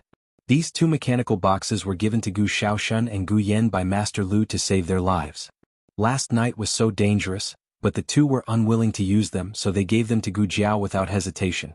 It's obviously Master Lu's handiwork. Gu Xiaoshun couldn't make something of this level. Gu Jiao more or less understood the importance of these 2 mechanical boxes. She dressed neatly, washed up, and quietly went next door. Gu Yan and Gu Xiaoshun were sleeping soundly. Gu Yan's sleeping posture was very good. He could stay motionless for the whole night. Gu Xiaoshun's sleeping posture was originally quite bad, but in order not to kick Gu Yan, he forced himself to endure. Gu Jiao put the mechanical boxes back into their pockets. Gu Jiao left a note in her room, saying that she was going out and would come back in the afternoon. She was going to solve the problem of her accommodation. She went back to the State Preceptor Palace. Her grandaunt was still sleeping. Gu Jiao didn't wake her up and went directly to Xiao Heng's room. Little Jing Kong didn't have classes today, so he got up early and went to the courtyard to plant a tree. Xiao Heng had just changed his clothes and looked like he was going out. When he saw Gu Jiao coming back, he hurriedly asked, "How is it?" Only he and the State Preceptor knew that Gu Jiao went out to save people last night. Gu Jiao said, "The Han family took action. Everyone is fine. They are resting at the inn tonight. I think it's time to arrange a place for them to live. Let's live in the inner city." Xiao Heng said, "Anyway, the Han family has their eyes on us. There is no difference between the inner city and the outer city. The Han family won't expect us to have the guts to bring them to the inner city. Gu Jiao thought it was feasible. Xiaoheng said, I have been looking for a house these days. The guarantor said yesterday that there is a small courtyard that meets my needs. Do you want to go and have a look? Before Gu Jiao could answer, little Jing Kong stood on tiptoe outside the window and showed half of his little head. I also want to go. I also want to go. Two people took the little trumpet spirit and sat in the carriage. When they arrived at the agreed-upon location with the guarantor politely cupped his hands in greeting. He didn't inquire about the identity of the other two young masters that Xiaoheng had brought over. He only said with a pleasant expression, Young Master Long has arrived. I've already greeted the owner of the small courtyard. We can go take a look now. The guarantor led the way in front. Gu Jiao whispered, Why are you still using Long Yi's name? What are you going to do when you sign the lease document? Xiaoheng also whispered, Granduncle made a fake travel permit. It's enough to fool the guarantor. Gu Jiao secretly gave him a thumbs up. Granduncle, you are awesome. Little Jing Kong held the two adults' hands and jumped around happily.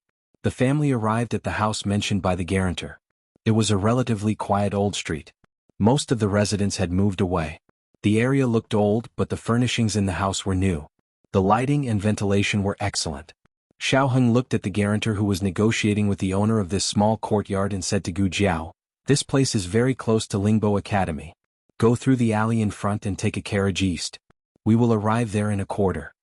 Since Gu Yen and Madame Nan were hunted down, then Gu Jiao of Kanglan Women's Academy, who was related to Xiao Lulang, would soon become the target of the Han family. Gu Chengfeng had to disappear from the academy immediately, and little Jing Kong would continue to be a day student in the future. Do you like it? Gu Jiao asked little Jing Kong. Little Jing Kong didn't answer immediately. Instead, he looked at Gu Jiao and asked, Lulang, did you choose this house? Gu Jiao blinked and nodded, I chose it.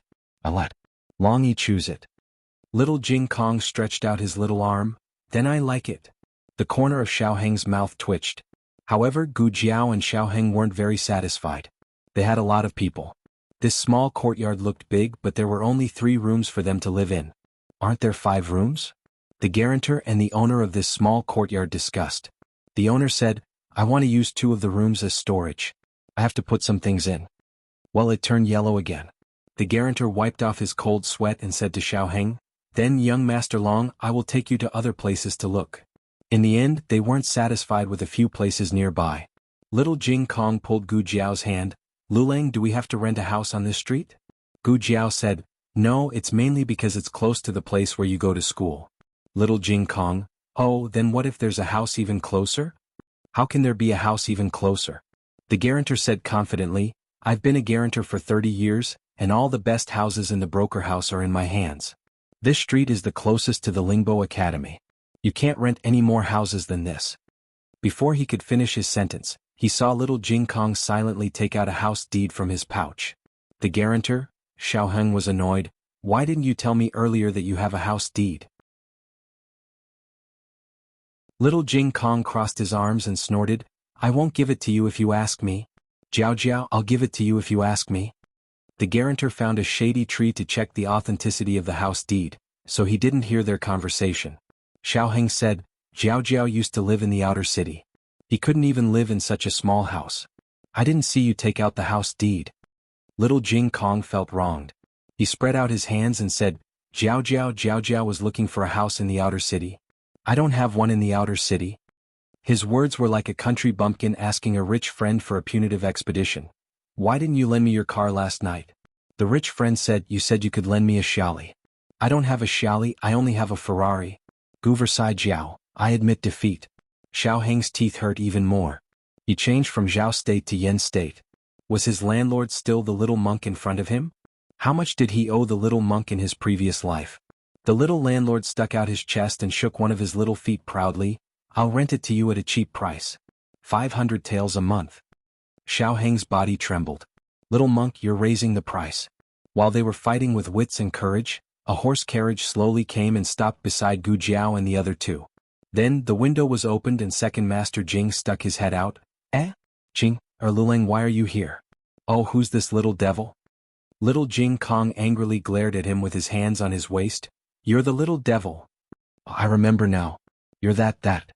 During the 3 days when Gu Jiao was in a coma after the selection of the Black Wind Cavalry's commander, Second Master Jing accompanied Dukin to visit Gu Jiao at the State Preceptor Hall and met little Jing Kong. However, little Jing Kong was wearing the academy's uniform at that time and looked like a little scholar.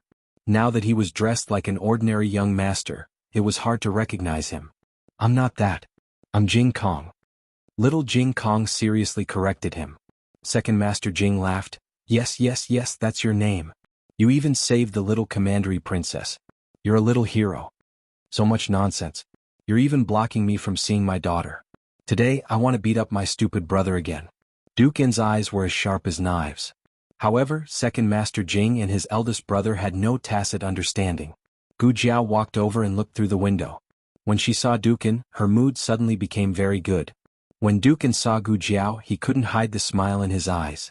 After knowing that Gu Jiao was looking for a house, Dukin proposed to let her live in the Duke's mansion. "Oh." Gu Jiao hesitated. Seeing her frown, Dukin dipped his fingertips in water and continued to write on the armrest. "The Duke's mansion has protectors. It's safer than living outside." He wrote "you, not you." As smart as Dukin was, he had already guessed that Gu Jiao wasn't looking for a house for herself at this juncture. She was living well in the State Preceptor's palace. There were few places in Chengdu that were safer than the State Preceptor's palace. Second Master Jing took little Jing Kong to catch cicadas on a big tree on the street. Xiao Heng and the guarantor discussed the matter of renting a house under the shade of the tree. Only Gu Jiao and Dukin were in the carriage. Gu Jiao considered the possibility of living in the Duke's mansion. Dukin continued to write, "It's also close to Lingbo Academy.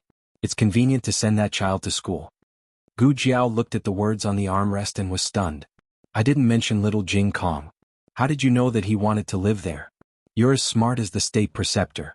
Seeing Gu Jiao's adorable look, the smile in Nguigong's eyes almost overflowed. He couldn't make any expression. Otherwise, the corners of his lips would reach his ears.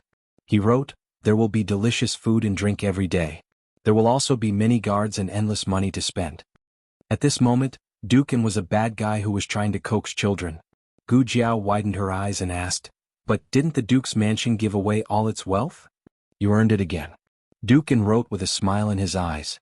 The look in his eyes seemed to be saying, "Your adoptive father is just an ordinary little business genius." Gu Jiao raised her eyebrows and said seriously, "It doesn't matter if it's money or not. I just want to cultivate a relationship with you." Dukin laughed in his heart. Gu Jiao wasn't a pretentious person. She didn't say that if they went, they might bring danger to him. She was Duke An's adopted son. Duke An's mansion had been involved in this dispute for a long time. Or, it could be said that Duke An's mansion had never gotten out of this dispute.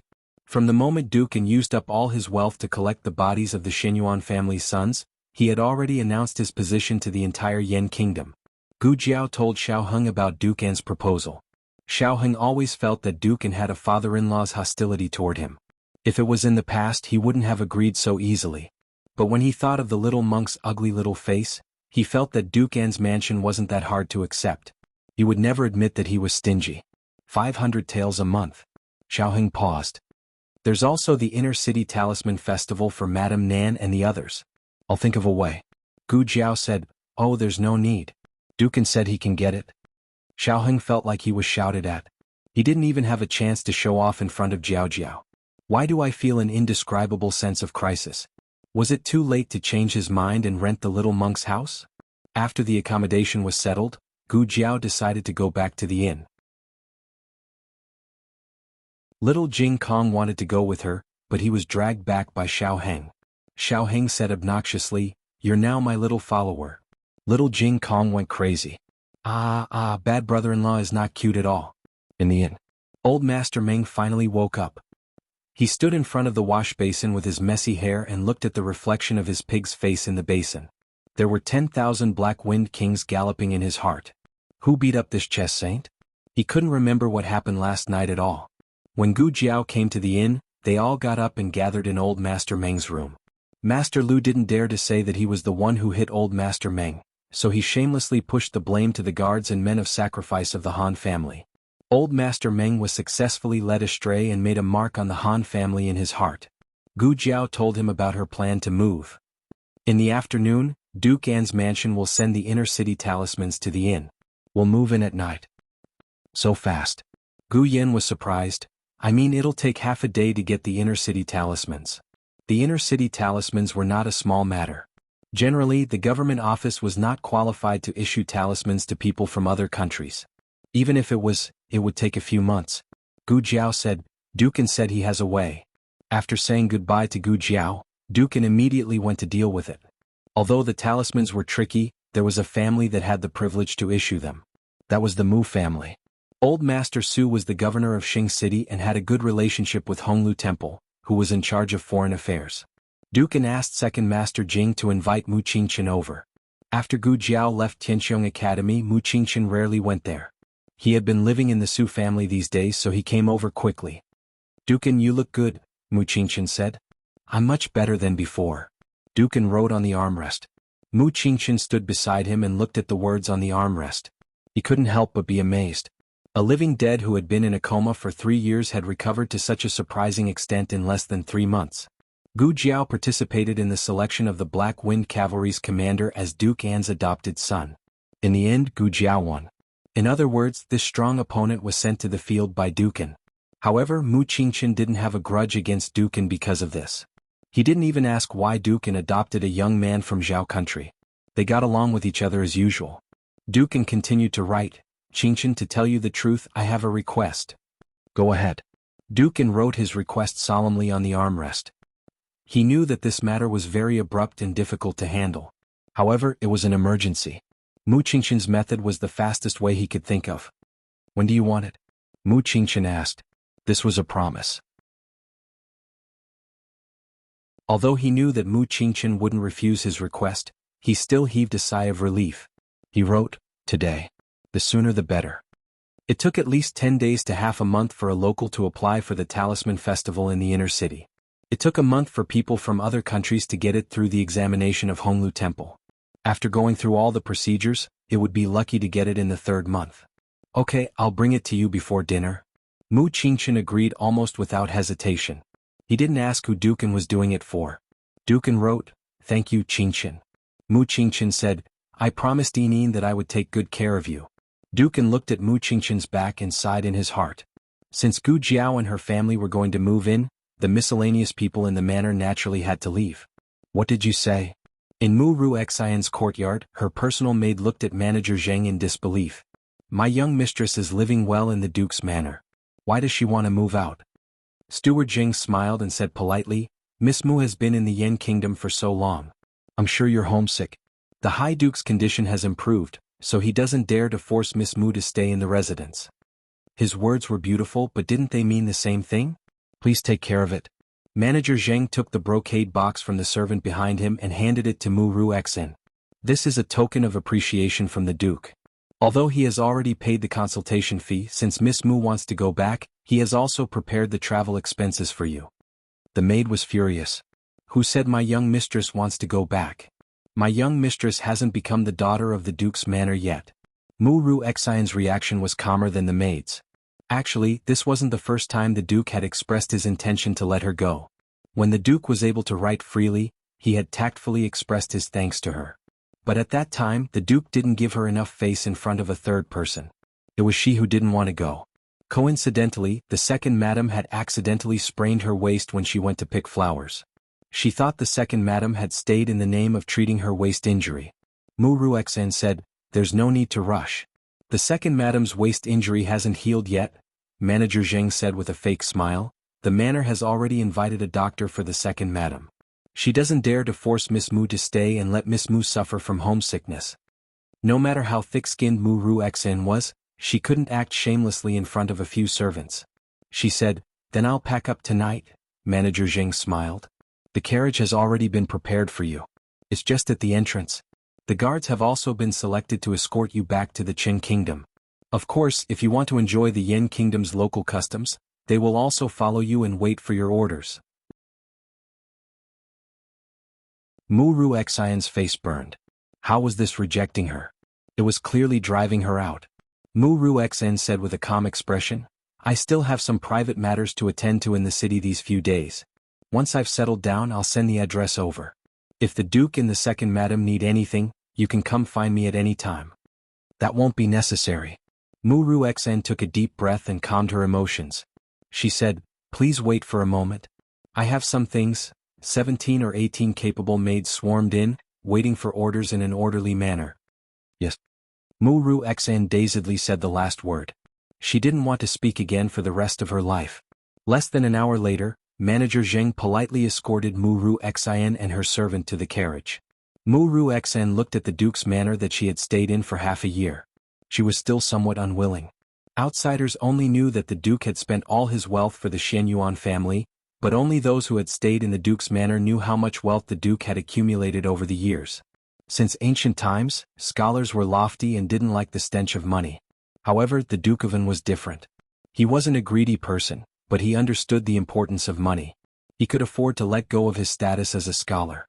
The more time they spent together, the more Muru Xen admired the Duke of An and the more she wanted to become the apple of his eye. It was a pity that she had worked so hard for so long, but all her enthusiasm had gone down the drain. Muru Xen opened her mouth. I haven't had the time to say goodbye to the second madam. Manager Zheng decisively waved his hand. Goodbye. See you again.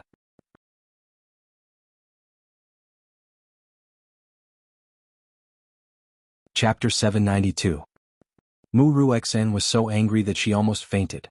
She didn't understand what was going on. She was obviously getting along well with the Duke, but the Duke suddenly changed his attitude and asked her to leave. Did something happen? Or did someone put a bad taste in the Duke's mouth? When the carriage was about 10 feet away from the Duke's residence, Muru Xen looked at the Duke's residence for the last time. Who knew that she would see a few carriages from the Duke's residence, with the leading one being the second Master Jing's carriage. The second Master Jing didn't need to get out of the carriage to return to his own home. The manservant respectfully opened the main door for him. The second Master Jing was bored in the carriage, so he lifted the curtain to take a breath of fresh air. With this breath of fresh air, Muru Xen saw the figure of a young man beside him. Muru Xen's pupils shrank. It's him. Xiao Lulang. Why is he sitting in the second Master Jing's carriage? The carriage slowly entered the Duke's residence, and the two carriages behind it followed closely. Muru Xen didn't see who was sitting in the carriage behind them, but that wasn't important. All her attention was on Xiao Lulang. In an instant, a message suddenly flashed through her mind. Humans were a strange species. It was obviously the same thing, but due to different states of mind and expectations, it would lead to different conclusions. Muru Xen recalled her situation in the Duke's residence. The more she thought about it, the more she felt that the Duke's relationship with her was very harmonious. It was only after this Xiao Lulang from the Zhao kingdom appeared that the Duke slowly distanced himself from her. The Duke's attitude towards her took a nosedive after she had a big fight with Xiao Lulang at the entrance of the Grand Preceptor Hall. But at that time, didn't the chess sage of the 6 countries support Xiao Lulang? Xiao Lulang didn't suffer any losses. Muru Xen thought that they would have a big fight. In fact, Gu Jiao was too lazy to argue with her and didn't even bother with her. She was the one who jumped up and down. Old Master Meng couldn't stand it anymore and directly came out to humiliate her. As for saying that the High Duke got along well with her, that was purely a figment of one's imagination. The High Duke used to be in a coma and was like a living dead. How could he get along with her? The High Duke's attitude towards her plummeted, not because he knew what happened at the entrance of the State Preceptor's Hall, but because the High Duke could write now. He had wanted her to leave for a long time. The first thing the Duke wanted to write when he woke up was, Muru Xen dismiss her. However, he didn't have enough strength, so he only wrote a single Mu character. Jing Xing, that simple-minded person, mistakenly thought that the Duke was worried about Muru Xen. Second Madam had also misunderstood the Duke's intentions. Coupled with the unrealistic dreams of her maidservants, she completely believed that she could one day become the daughter of an aristocratic family in the Upper Kingdom. The maidservant asked doubtfully, Miss, what were you looking at? The carriage had already entered the High Duke's residence and the door was closed. There was no one outside. Muru Xen put down the curtain and said softly, Xiao Lulang. The maidservant also lowered her voice. Is he, the High Duke's adopted son? Muru Xen frowned. Adopted son? What adopted son? The maidservant said in surprise, Miss, you still don't know? The High Duke took in an adopted son and that adopted son participated in the selection for the Black Wind Cavalry's commander. I heard that he won. In the future the High Duke will have a son who can be a commander. Miss, Do you think the High Duke's residence will be overturned? Muru Xian's face darkened. Why didn't you tell me earlier that the High Duke took in an adopted son? The maidservant lowered her head and embarrassedly grabbed her handkerchief. Miss, you always go to Second Madam's courtyard. I thought Second Madam had already told you? Second Madam didn't mention a single word to her. She loved her so much and praised her as if she was the only one in the world, but in the end she didn't even hide the news of taking in an adopted son from her. Are you sure it's Xiao Lulang? She asked coldly. The maidservant said, I'm sure. I heard Second Master Jing and Second Madam talking about it with my own ears. Both of them were quite happy and said that they didn't expect that brat to be so capable. Mu Ruexan was so angry that she threw the teacup on the table. Why was it that she couldn't become the High Duke's adopted daughter even after working so hard for so long, while Xiao Lulang, that despicable and shameless person from a lower country, could become the High Duke's adopted son?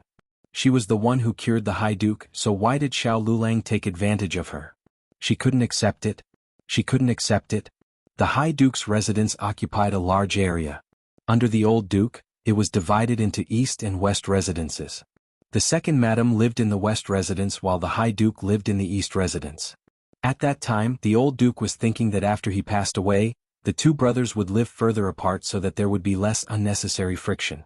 This caused the Second Madam to die. The Second Madam was in charge of the High Duke's residence and had to run over from the West residence every day. Why was she so skinny? It was all because she was tired. Needless to say, Second Master Jing was just his eldest brother's little tail. He would go wherever his eldest brother went. Before they came, the High Duke had already discussed with Gu Jiao about her needs and arranged a courtyard with 3 entrances for her. There were enough rooms for each of them to have one room and there were still some left over. The servants were also carefully selected and were very tight-lipped. The carriage stopped directly in front of Feng Courtyard. The High Duke had already been waiting in the courtyard for a long time. After Madame Nan and the others got off the carriage, they saw the High Duke sitting under the crabapple tree. He was sitting in a wheelchair facing the direction of the door. Although he couldn't speak or move, his joy and welcome were written in his eyes. Master Lu brought Madame Nan forward and greeted the High Duke.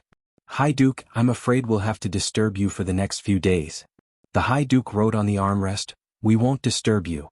My son's family is my family. My son. The two were stunned. Didn't you know that Lulang was a girl? Are you addicted to acting like you have a son? Gu Jiao didn't hide anything about the High Duke from her family. The only thing she didn't say was about Jing Yinin. She didn't even tell the High Duke about this.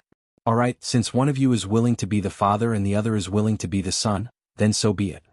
Jiao Jiao's adoptive father is very powerful. Master Lu looked at the words on the armrest and couldn't help but sigh. Because they were standing face to face, the High Duke wrote all the words upside down to make it easier for the two of them to recognize. You're worthy of being the Pearl of Yen Kingdom. Master Lu's voice was a bit loud and the High Duke heard it. The High Duke wrote, What Pearl of Yen Kingdom? Master Lu was embarrassed. This, Madame Nan smiled and explained, It's a rumor in Jianghu. They say that you're talented and knowledgeable. You're also a celestial beauty. You're a literary star from the 9 heavens. So the people of Jianghu gave you a name, the Pearl of Yen Kingdom. The High Duke's legend when he was young was no less than Xinyuan Cheng's. One of them was a scholar and the other was a martial artist. They were the envy of all the men in the world. They were also the dream lovers of all the women in the world. You don't have to be so polite. The High Duke wrote. He was referring to the honorifics. They were both Gu Jiao's elders. They were of the same generation. There was no need to distinguish who was superior. The first meeting was very pleasant. Dukin was essentially a scholar, but he did not have the arrogance of those scholars outside. He was approachable, honest and generous. Even Gu Yen, who was always picky, felt that he was an elder who was easy to get along with. Gu Jiao and Madame Nan went to distribute the rooms. The High Duke sat quietly under a tree. He asked the servants to turn the wheelchair around so that he could see Gu Jiao all the time. Looking at her made him very happy. It was as if he had regained something important that he had lost. His heart was filled to the brim. Gu Yen suddenly stuck out a small head from behind the tree. This is for you. Gu Yen put a small clay figurine on the armrest on his left hand. The High Duke wrote with his right hand, What is this? Gu Yen went in front of him and squatted down. He fiddled with the clay figurine on the armrest and said, It's a greeting gift. I made it myself. After learning from Master Lu for so long, Gu Xiaoshen had perfectly inherited his master's skills. Gu Yin had only learned how to play with clay.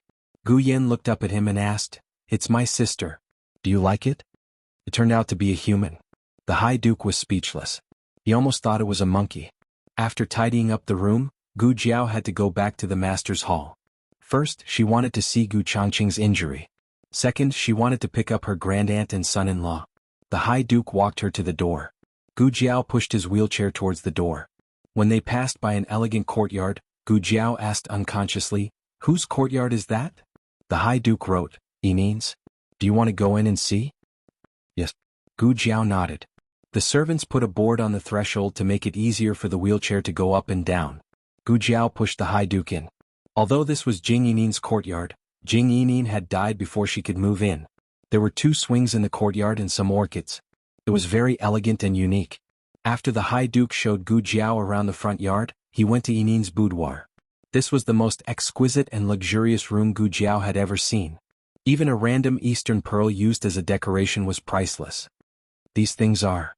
Gu Jiao pointed at the strange small weapons on the shelf. The High Duke wrote, "These are gifts from Yinin's grandfather." Gu Jiao's eyes fell on a painting scroll. He also sent a portrait. "Can I see it?" The High Duke wrote without hesitation, "Of course." This portrait was sent with the sword and bow in the box. It must have been accidentally put in the wrong box. He wanted to send it back, but he didn't have the chance. The things in the box were sent by Shen Yuanli before he went to war. When they met again, Shen Yuanli was already a cold corpse. Gu Jiao opened the portrait and was stunned. Wasn't this the portrait she saw in the study in the purple bamboo forest? It was a general wearing armor and holding Shen Yuanli's red tasseled spear. His face was empty. "Is this Shen Yuanli?" Gu Jiao asked. "No." The High Duke said, "Yinin's grandfather didn't have this set of armor. Shen Yuanli's most famous armor was his golden armor. He also had a few sets of silver armor and black armor, but it wasn't this set." Gu Jiao tilted her head. "Then who was this person? Why was he able to hold Shen Yuanli's weapon? Why did the state preceptor and Shen Yuanli keep his portrait? Could he be the 3rd little clay figurine in the peach garden with Shen Yuanli and the state preceptor? The very important person that the state preceptor mentioned, who was also a teacher and a friend. That.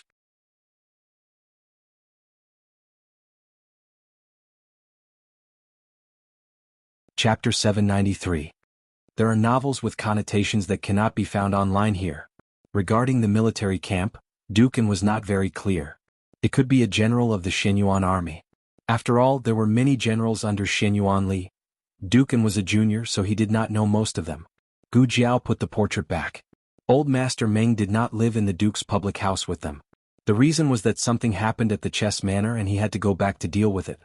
Gu Jiao was not worried about his personal safety, so she let him go. Dukan sent Gu Jiao to the door. The door of the Duke's public house was opened for her. Steward Jing stood in the open space with a smile.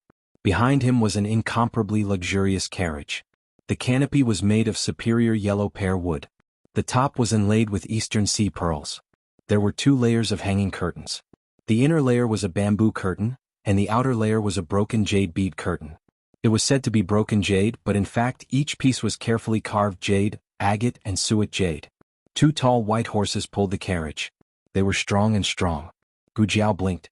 This is..." Steward Jing walked forward with a beaming face and bowed respectfully to the 2 of them. "High Duke, young master." He then said to Gu Jiao, "This is the carriage that I prepared for young master. I wonder if young master is satisfied?" Dukan was very satisfied anyway. Only such a luxurious carriage was worthy of her. Gu Jiao thought to herself, "Isn't this a little too exaggerated? Won't I be robbed if I go out in this kind of carriage? Forget it, it seems like no one can rob me." "Thank you, foster father." Gu Jiao thanked Dukan and was about to sit in the carriage. "Young master, please wait a moment." Steward Jing smiled and stopped Gu Jiao. He took out a brand new banknote from his wide sleeve. "This is your small allowance today.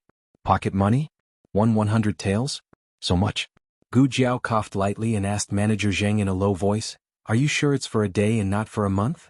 Manager Zheng smiled and said, "It's just 1 day." The High Duke asked young master to take a look first. If it's not enough, he'll give more. Rich and inhumane this was. Gu Jiao suddenly had an illusion. It was just like in her previous life, when the rich parents in her class sent their children out.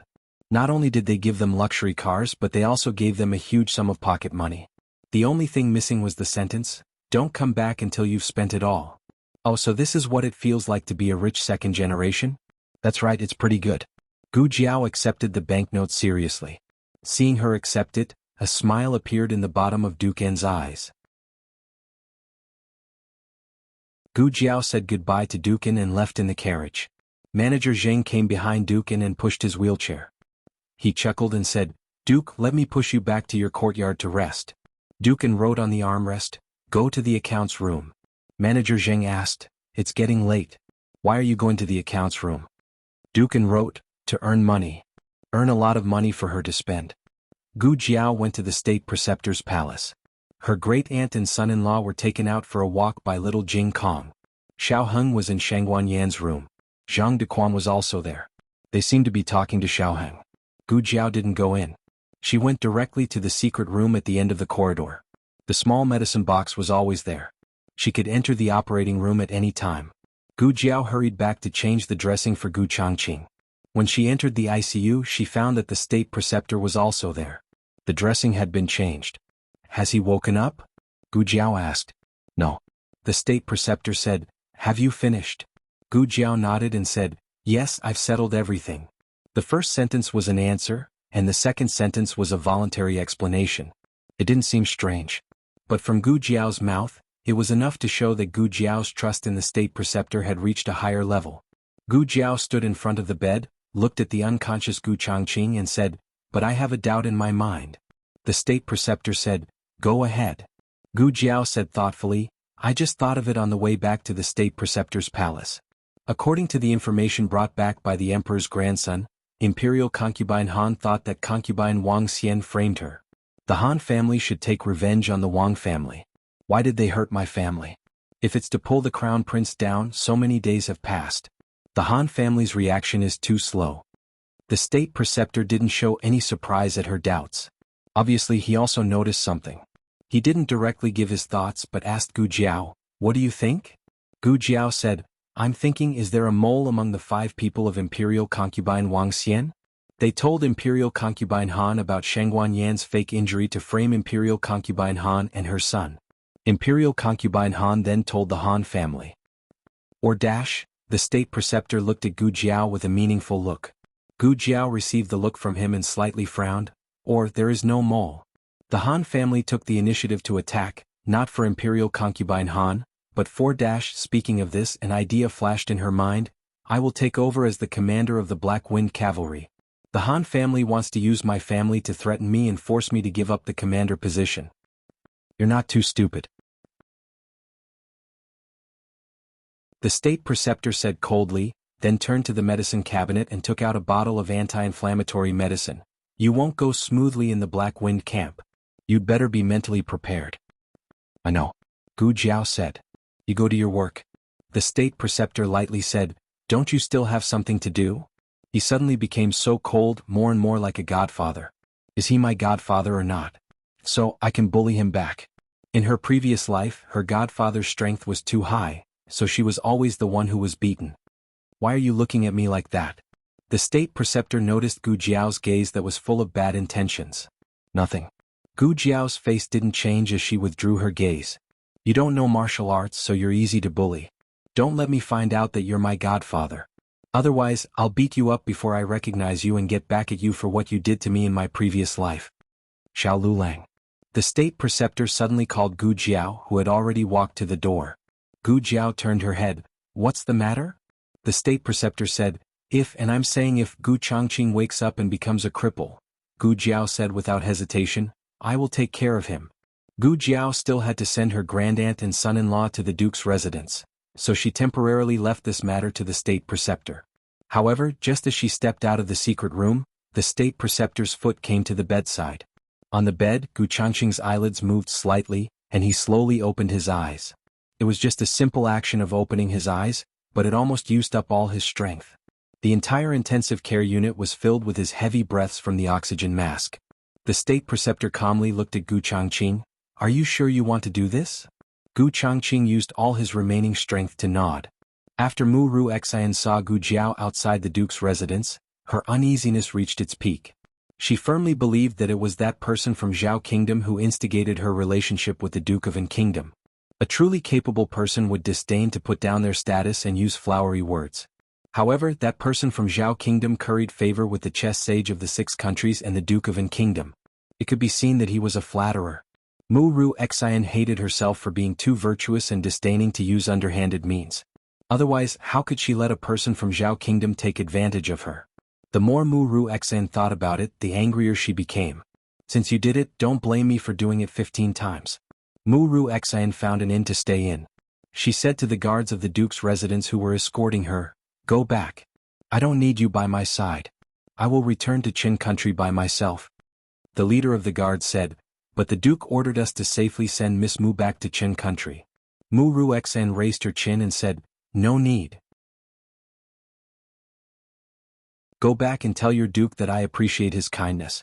If I have the chance to visit Yan country again, I will definitely pay him a visit." The guards tried to dissuade her, but when they saw that Mu Ruxian had already made up her mind, they didn't continue to pester her. The leader of the guards had Mu Ruxian write a letter to express her intention to return to Qin country by herself.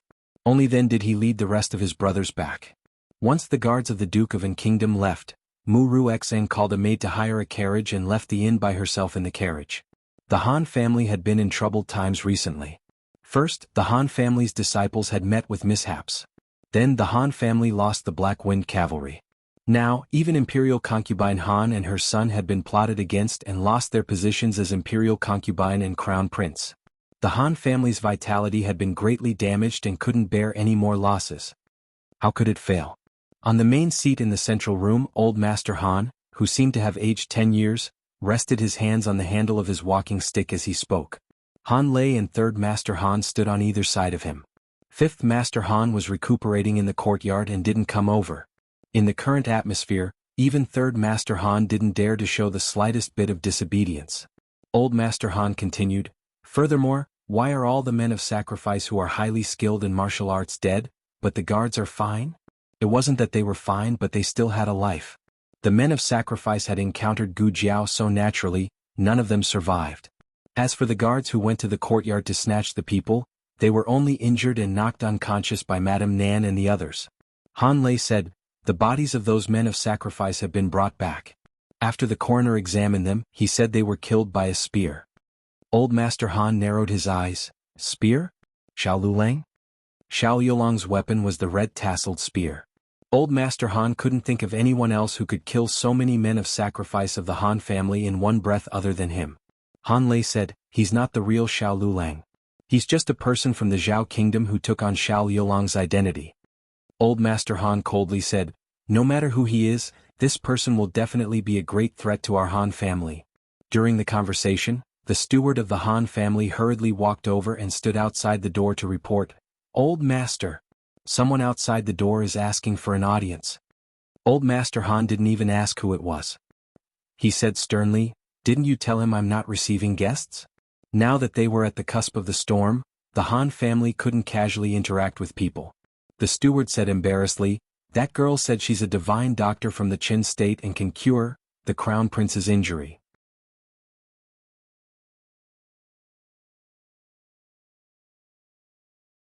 Chapter 794. Novels with content that can't be found on the internet are available here. Today Zhang Dequan came to inquire about Shangguan Yan's condition. According to the plan, Xiaoheng told Zhang Dequan that Shangguan Yan woke up for a while during the day and fell asleep again in the afternoon. Zhang Dequan was overjoyed when he heard this and hurried back to the palace to report the good news of Shangguan Yan to the king.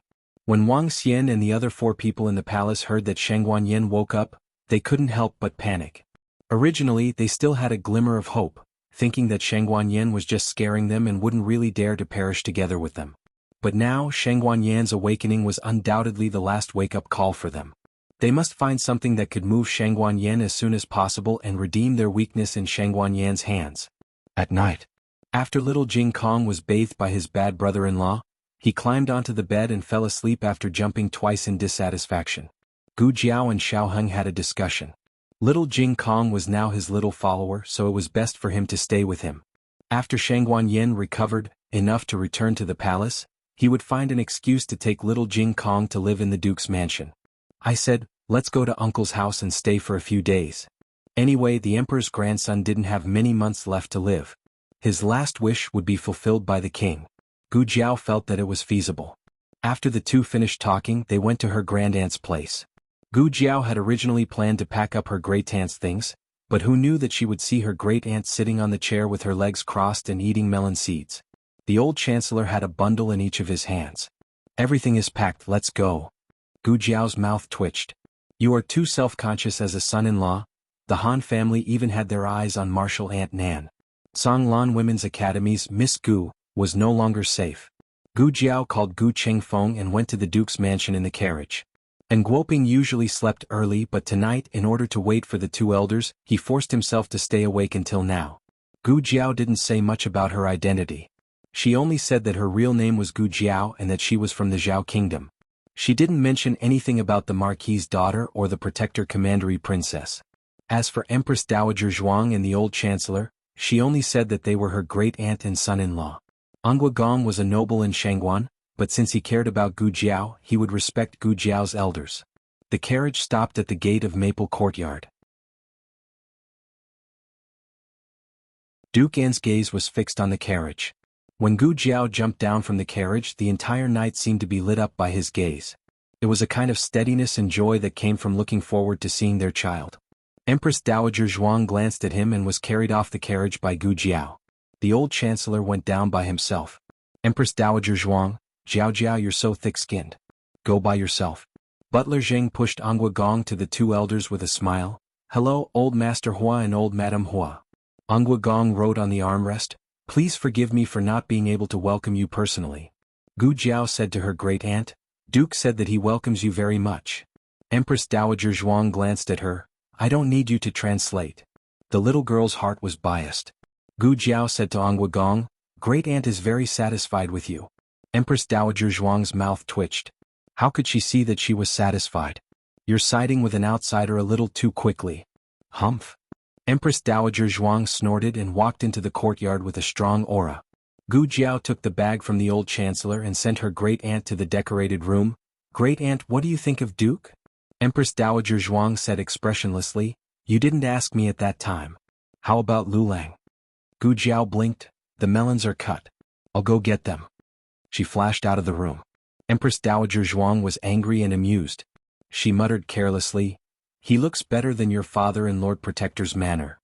Great-aunt, great-uncle. It was Gu Yan's excited roar. Empress Dowager Zhuang had just secretly taken out a candied fruit. She was so scared that her hand shook and she almost dropped the candied fruit. Gu Yan, you've changed. You weren't so noisy before. After more than 3 months, Gu Yan and Gu Shaoshan finally saw their great-aunt and son-in-law again. Both of them were very happy. But when they smelled the unconcealable smell of medicine and wine on the two elders, their eyes dimmed again. Are you hurt? Gu Yan asked. Empress Dowager Zhuang waved her hand carelessly. It was raining that day. I fell. It's okay. It was very painful to fall at such an old age. Gu Yan's eyes were slightly red. Gu Shaoshan lowered his head and wiped his eyes. Okay. Aren't you fine? Empress Dowager Zhuang couldn't bear to see the two children suffer. She pulled Gu Yan's lapel. Let me see your wound. I don't have a wound. Gu Yan raised his small chin and said. Empress Dowager Zhuang really didn't see a wound on his chest. She frowned. Didn't you have an operation? Was it to coax you? Gu Yan's eyes flashed and he fell into Empress Dowager Zhuang's arms exaggeratedly. Yes, I haven't had an operation yet. I'm so weak. My heart hurts. My heart disease is acting up again. Empress Dowager Zhuang slapped his forehead. She was sure that this boy was alive. It's here. Gu Shaoshan pulled Gu Yan's right arm. The wound under the armpit is so small. He gestured with his fingertips. I applied scar cream. It's almost invisible. Empress Dowager Zhuang also wanted to see it. Gu Jiao and Dukin sat in the corridor to enjoy the cool air. Dukin couldn't turn his head, but he could feel the joy from the inside even if he could only hear the noise inside. After losing Shenyuanzi and Yinin, the East Mansion hadn't been so lively for a long time. Second Master Jing and Second Madam often brought the children to accompany him, but the liveliness didn't belong to him. He had been lonely for too long. It was so long that his heart was almost numb. It was so long that he didn't want to wake up after becoming a living dead. He wanted to die in the endless darkness countless times, but his silly younger brother invited famous doctors to extend his life countless times. Now he was very grateful to his younger brother who never gave up. Gu Jiao looked and asked, "Are you thinking about something?" "Yes." Dukan wrote. "What are you thinking about?" Gu Jiao asked. Dukan hesitated for a moment, but he still wrote truthfully, "I'm thinking that you being by my side is like Inin being by my side." That kind of feeling in the bottom of his heart was the same. Gu Jiao looked down. Dukan hurriedly wrote, "Don't misunderstand. I'm not using you as Inin's substitute." "It's okay," Gu Jiao said. "I can't tell you the truth now, because I still don't know where my fate lies. When everything is settled, I'll definitely tell you frankly." It was late at night.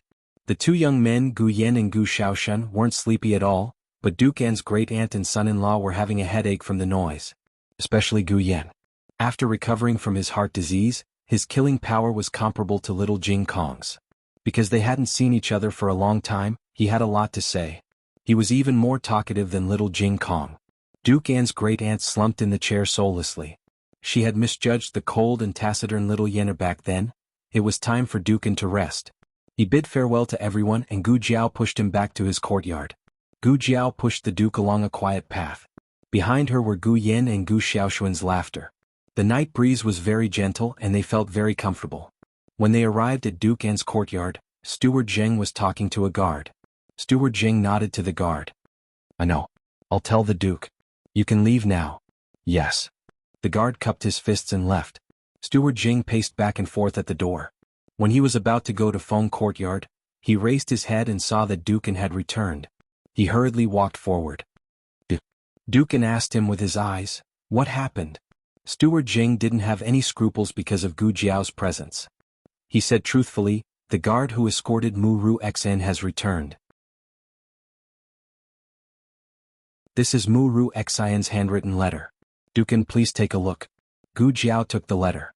She opened it and placed it on Dukan's armrest.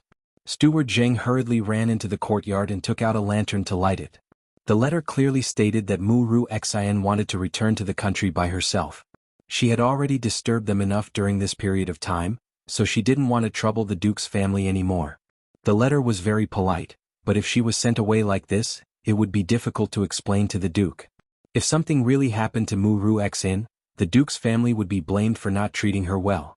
They actually let a weak girl leave the manor alone and get killed on the street. Thus, the guard followed her for a while, hoping to make sure she was all right before returning to report. Who knew that they would follow her to the Han family? "She went in?" Gu Jiao asked. Steward Zheng looked at Gu Jiao and said, "Young master, she went in. Our manners guard said that she stayed in the Han family for half an hour before coming out. She then returned to the inn, took her luggage and brought her maids into the Han family. She hasn't come out yet." Gu Jiao said faintly, "It seems like she has a new thigh to rely on." Steward Zheng said, "I think so too.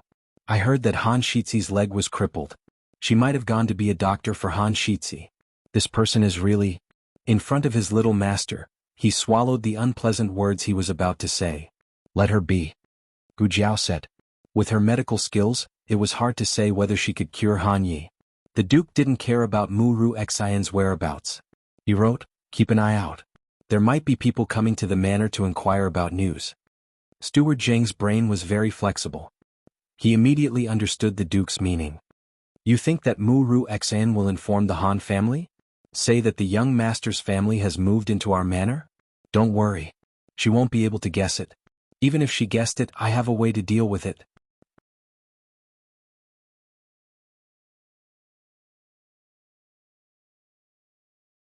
Chapter 795. Novels with connotations that cannot be found on the internet are all available here. When Gu Jiao returned to Feng Courtyard after sending the Duke off, Gu Yan and Gu Shaoshan were forced to take a bath by her great-aunt. Her great-aunt's brain was buzzing. She finally did not have any energy to see anyone else.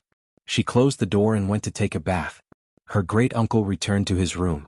It was obvious that he had gone to wash up. Only Gu Qingfeng's room door was left ajar. There was no sound coming from inside. Gu Jiao went up to take a look, puzzled. No one would believe it. Gu Qingfeng was wandering around the room like an idiot, admiring every table and chair in the room. His eyes were full of disbelief. It was like, A curious baby entering a magical paradise. Gu Jiao was confused. I know the Duke's residence is good, but you are the son of the Marquis. Your quality of life is not bad. Is there a need for this reaction?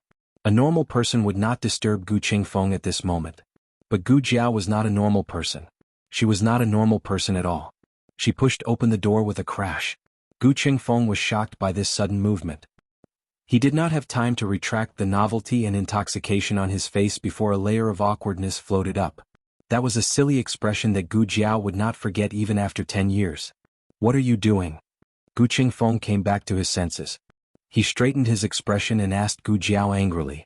Gu Jiao strode into the room. She looked at the furnishings in the room and then looked at the embarrassed Gu Qingfeng. I should be the one asking you that. What are you doing? Gu Qingfeng's eyes flashed. I can't just look around? Gu Jiao hit the nail on the head. Not only are you looking, you are also touching. Gu Qingfeng choked and retorted fiercely, I'm not allowed to touch. Gu Jiao thought about it seriously. That's not it. Gu Qingfeng secretly sighed. Gu Jiao continued to ask, but why did you touch it? Do you have some weird fetish that no one knows about?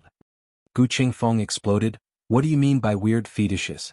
What's wrong with touching it? Gu Jiao thought about it seriously and concluded, not really. Gu Qingfeng took the initiative and said, why aren't you going back? Was it good to stay in her brother's room in the middle of the night? Do you think you're really a man just because you're dressed as a man? Gu Jiao frowns and corrects him, don't be rude. Call me granduncle. Gu Qingfeng, you still haven't forgotten about becoming sworn brothers with my grandfather? I forgot all about it. Gu Qingfeng hurriedly pushed her out. All right, hurry back to your room. Aren't you going to the barracks in 2 days? If you don't rest well and go out looking listless, do you want others to laugh at you? After Gu Jiao left, Gu Qingfeng decisively closed the door and bolted it. Then he came to the table, looked at the small ornaments on the table and let out a long sigh. Why was it like this? Because he didn't expect it. In Zhao country he had a home after all, and this feeling was not obvious. But after coming to Yin country, the loneliness of being in a foreign land was vividly displayed. When Gu Shaoshun and Gu Yen lived with everyone else, he could only lie in the unfamiliar Qianxiang pavilion. He also felt lonely, sad and lonely. Later, when he went to the State Preceptor Hall, he replaced Xiao Heng to go to school at Kanglan Women's Academy. He could only hide in the dark. Even his elder brother could lie in his own intensive care unit, but he could only quietly sleep in a room that didn't belong to him. After leaving in the morning, he couldn't leave any trace of himself in the room. It was as if he had never been there. He was a shadow. Everyone's shadow except for his own. He thought that this time he would just hide in one of the rooms. But it turned out that was not the case. This room was for him, not for Kanglan Academy's Gu Jiao, not for Qianxiang Pavilion's Chang Jing, but for Gu Qingfeng. Suddenly he had a sense of belonging that was seriously accepted, and no longer looked at this family as an outsider. As Gu Qingfeng thought about it, the rims of his eyes started to sting. Suddenly, Gu Jiao poked her small head in from outside the window. Gu Qingfeng. Gu Qingfeng's body shook and he carelessly wiped his eyes. He didn't turn around and very coldly asked with his back to the window, what are you doing? Gu Jiao threw something over. He caught it with his hand and it was a medicine bottle. What is this? He asked. Gu Jiao said, medicine, apply it once in the morning and once in the morning apply it thinly. Gu Qingfeng was puzzled, why do I need to apply medicine? Gu Jiao said, the slave mark should have grown after so many days and you can apply the medicine. If it hasn't fallen off in a month, you will have surgery. Gu Qingfeng's heart was fiercely rubbed again. So this girl remembers, she remembers everything. Damn it. Damn tears, it doesn't listen to me anymore, it wants to rebel. I can't stop it anymore. Gu Jiao left after giving him the medicine, but she quickly turned back and poked her head in to ask, but why did you touch it just now? Gu Qingfeng's tears beat the gong to retreat. Damn girl, is there no end to this? 2 days later, Gu Jiao rode the Black Wind King to the army camp. The Horse King was also brought along. It was almost 3 years old and it was time for it to receive training. The other Black Wind cavalry started training when they were young, and it was considered late. However, its talent was strange, and it wasn't worse than other Black Wind cavalry that had been trained at the same age. You can't be too sure. Gu Jiao glanced at the Horse King that ran off to chase after Butterfly, and her expression was complicated. The Black Wind camp was generally divided into the vanguard, assault and reserve camps. If one person and one horse were to be counted as a unit, the actual number of units that could participate in the battle was no more than 25,000. In reality, it was even less because there was still the supply and reserve camps. However, the strength of the steel cavalry was astonishing, and it was the most invincible of all the soldiers. Under Xinyuan Li's leadership, there was once a glorious record of 20,000 Xinyuan steel cavalry trampling over 100,000 Jin soldiers. This was a cavalry that struck fear into the hearts of all countries. Gu Jiao was wearing her own black armor on the first day of her appointment, and she wore a cold and threatening helmet. She carried a red tasseled spear wrapped in cloth, looking valiant and formidable. The generals of the various camps had already gathered at the vanguard camp's training ground, waiting for the new commander of the Black Wind Cavalry. Gu Jiao looked at them from afar and said, Their military posture is not bad. Under the scorching sun, wearing heavy armor, everyone was sweating profusely but no one moved. These were the soldiers trained by the Xinyuan family. Even after 15 years, they still maintained their excellent and strict traditions and military discipline. The young soldiers were now in their prime, the young soldiers were now middle-aged, and the middle-aged soldiers were now in their twilight years. Their white hair and beards fluttered in the morning breeze, and the wrinkles at the corners of their eyes were old, but their posture was straight and their eyes were firm. In these years there were people who retired and new blood joined, but as long as this army was still there, the soul of Xinyuan would never decay. There was a middle-aged man waiting outside the training ground. He was not wearing armor and did not seem to know martial arts. When he saw Gu Jiao riding the Black Wind King over, he smiled and went up to greet her.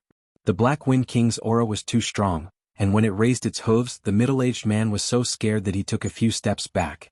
Gu Jiao patted the Black Wind King's neck lightly. All right, boss, enough is enough. The Black Wind King quieted down. As expected of a horse from the army, it even knew how to show off its strength. The middle-aged man wiped off his cold sweat and carefully went up again. He cupped his hands and bowed. This humble one greets Lady Xiao. This humble one's surname is Hu Yang, and I am the advisor of the Black Wind Camp. From today onwards, this humble one will be under your command. Advisor? Secretary? That's fine too. Gu Jiao looked at the soldiers standing majestically under the morning light and asked, Among those people, is there anyone who wants to find trouble with me? You'd better think carefully about how to answer. Hu Yang smiled awkwardly and looked back at the crowd. He tried to move closer to Gu Jiao, but the Black Wind King did not flip out. Only then did he move closer and whisper, General Jianghu, he is Erhan's trusted aide. You should be careful of him. Understood. Gu Jiao gestured for him to keep up, then urged her horse to move towards the soldiers. She stood in front of the crowd and bluntly said, Where is Jianghu? Jianghu, who was at the head of the first row, held a spear in one hand and a shield in the other. He arrogantly raised his chin and said, I am Jianghu. Gu Jiao made an O sound and rode on the back of the powerful Black Wind King. She calmly said, I heard that you want to find trouble with this marshal. Hu Yang, who was at the side, trembled. Why are you so direct? You should at least say a few words. Zhang, who did not expect the other party to be so direct and could not help but be stunned. But in the end he did not put this brat from the Zhao country in his eyes. If he was exposed, then so be it. He was not afraid of him. He coldly snorted and said, So what if I am? Gu Jiao calmly said, Your courage is commendable. Zhang, who ridiculed, You're just a brat. Do you know how to train soldiers? Gu Jiao faintly smiled. Isn't it enough that you know? Otherwise why would I keep you? Are you keeping it for fun? Zhang, who choked. He had never seen such a brazen and shameless person. This brat was openly admitting that he did not know how to train soldiers? But what he said at the end made so much sense. The marshal did not need to personally train soldiers. It was the duty of the generals. Damn it. Zhang, who raised the spear in his hand and pointed it at Gu Jiao. He coldly said, If you have the ability, then don't use the Black Wind King. Fight with me. Gu Jiao found it funny and said, I can control the Black Wind King. Can you? Damn it. Zhang, who choked on his own saliva again. He almost couldn't breathe properly. This brat did not play by the rules. Provocation was useless. Zhang, who clenched his teeth and said, I heard that you relied on sucking up to the House of Duke and the other aristocratic families. In the last round of selection, Mu Qingchen helped you. Taoish Qingfeng also helped you. That was why you had the chance to be the first to arrive at the Fire Beacon camp. So, sucking up to others is also your ability? Gu Jiao did not defend himself. Instead he asked, Do you think you can suck up to others for free? Jianghu scoffed, I don't care. Gu Jiao calmly said, on the battlefield this move of mine is called subduing the enemy without fighting.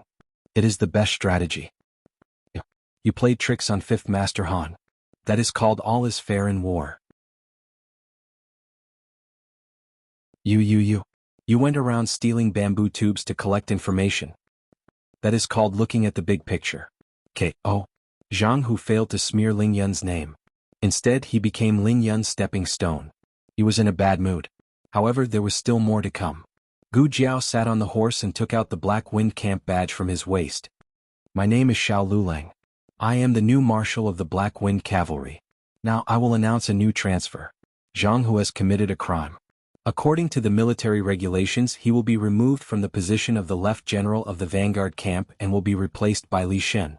Right Deputy General of the Reserve Camp, Tong Zhong, will be transferred to the Assault Camp. Zhao Dengfeng will be the Left Commander of the Vanguard Camp. Wenren Chong will be the Right Commander of the Vanguard Camp. A series of transfer orders were issued. Anyone with a discerning eye could see that the Han clan's power had been uprooted. There was no hesitation or apprehension. This new marshal was very arrogant. Sir. Hu Yang stood beside Gu Jiao's horse and gave her a meaningful glance. Gu Jiao looked at him and asked, What's wrong? Hu Yang whispered, Li Shen and Zhao Dengfeng have both left the camp. Wenren Chong, he went to forge iron.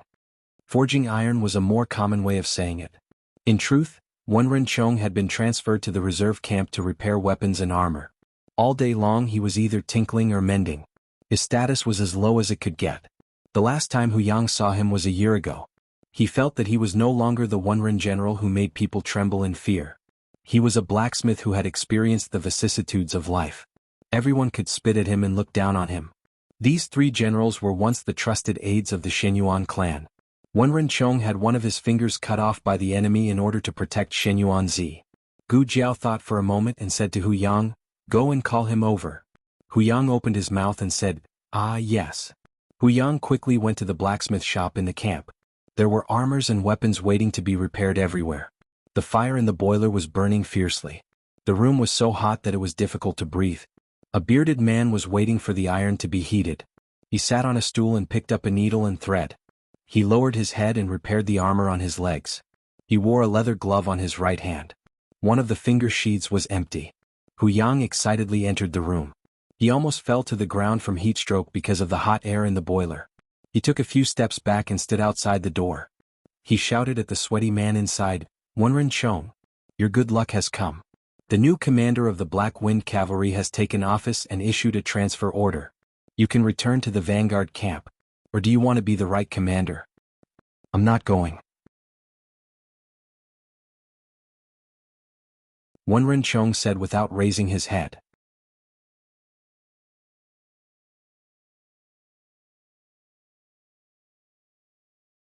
Chapter 796. Novels with inner content that can't be found online are available here. Hu Yang was puzzled. No, you don't understand, do you? Erhan is gone. The Black Wind Camp is Master Zhao's territory now. Master Xiao appreciates you, so he promoted you on the first day he took office. Don't be so ungrateful. I'm telling you. Wenren Chong said, I said I won't go, so I won't go. Hu Yang put his hands on his hips and was about to point at him when a soldier walked over boldly from behind. Old Chong, is my armor fixed yet? Wenren Chong didn't even lift his eyelids. He just pointed at the wall on the back left. It's done. It's on the third shelf over there. Go get it yourself. The soldier pushed Hu Yang aside. Hu Yang was an advisor in name, but he didn't have much status in the camp. The generals of the Han family didn't need an advisor. They had their own aides. To put it bluntly, he was just a decoration, a soldier's salary.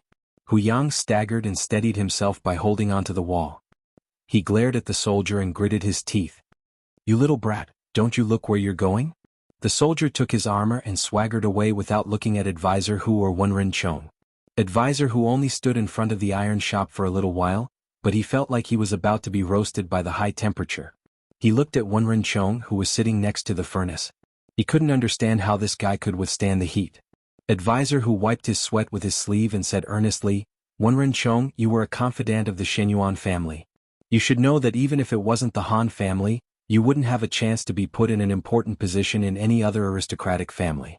You're just lucky to have met our Lord Xiao. Lord Xiao dared to risk offending all the aristocratic families and even His Majesty to promote an old subordinate of the Shenyuan family. Don't tell me you're not moved at all? Wenren Chong continued to repair the armor on his leg. Oh. Advisor Hu, Mr. Hu was rejected by Wenren Chong. He turned around and complained about Wenren Chong in front of Gu Jiao. That guy doesn't know how to appreciate favors. I'll go take a look, Gu Jiao said. As the commander-in-chief, she had her own tent. Inside the tent were the commander-in-chief's guards, similar to the orderlies in his previous life. Gu Jiao asked him to bring the Black Wind King and the Horse King to the training ground. Then she went to the blacksmith shop in the camp with Advisor Hu. Advisor Hu had intended to lead the way, but he was not as fast as Gu Jiao. My lord, ma. Teacher Hu watched as Gu Jiao made a right turn and walked towards the smithy. He scratched his head and said, Sir, you know the way. Have you been here before? Ah, right, sir, came to the military camp for the selection. No, the selection was in the front. This is the reserve camp. Forget it, I don't care. When Gu Jiao saw Wenren Chong was no longer repairing his armor. Instead, he was forging with a hammer. Gu Jiao's gaze fell on him. Due to the hot weather, his upper body was bare. His bronze skin was sweating profusely. Although he had not participated in the training of soldiers for many years, forging was still a physical activity. His muscles were very strong. Gu Jiao noticed that he was wearing a leather glove on his right hand. It was probably to cover his broken finger. Advisor Hu chased after them, sweating profusely. He bent over and supported himself with his hands on his thighs. He gasped for breath and said, What? Lord Xiao. Lord Xiao has come to see you in person. Hurry, and greet Lord Xiao. Wenren Chong was not interested in the new commander-in-chief. He still did not look or hear. He waved the hammer in his hand and said, Repair the weapons on the left. Repair the armor on the right.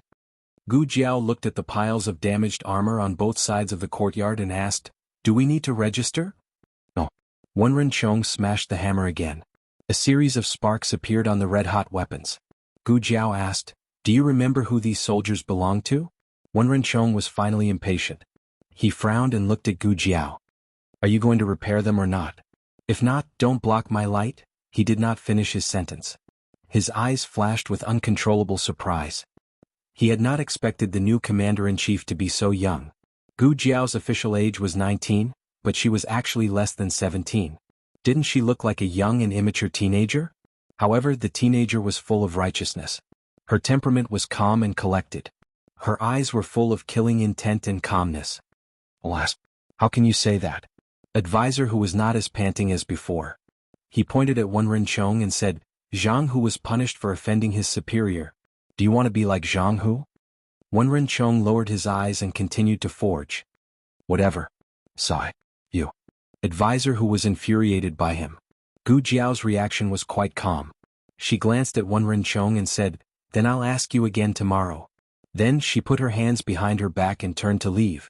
Wenren Chong looked at her straightened back and said lightly, Don't waste your energy. It's the same no matter how many times you ask. I'm just a blacksmith.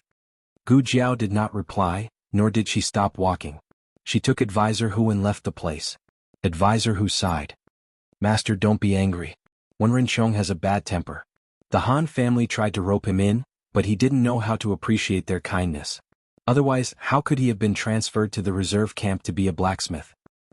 Gu Jiao nodded as if she had taken his advice. She asked again, You said that Li Shen and Zhao Dengfeng were not in the camp.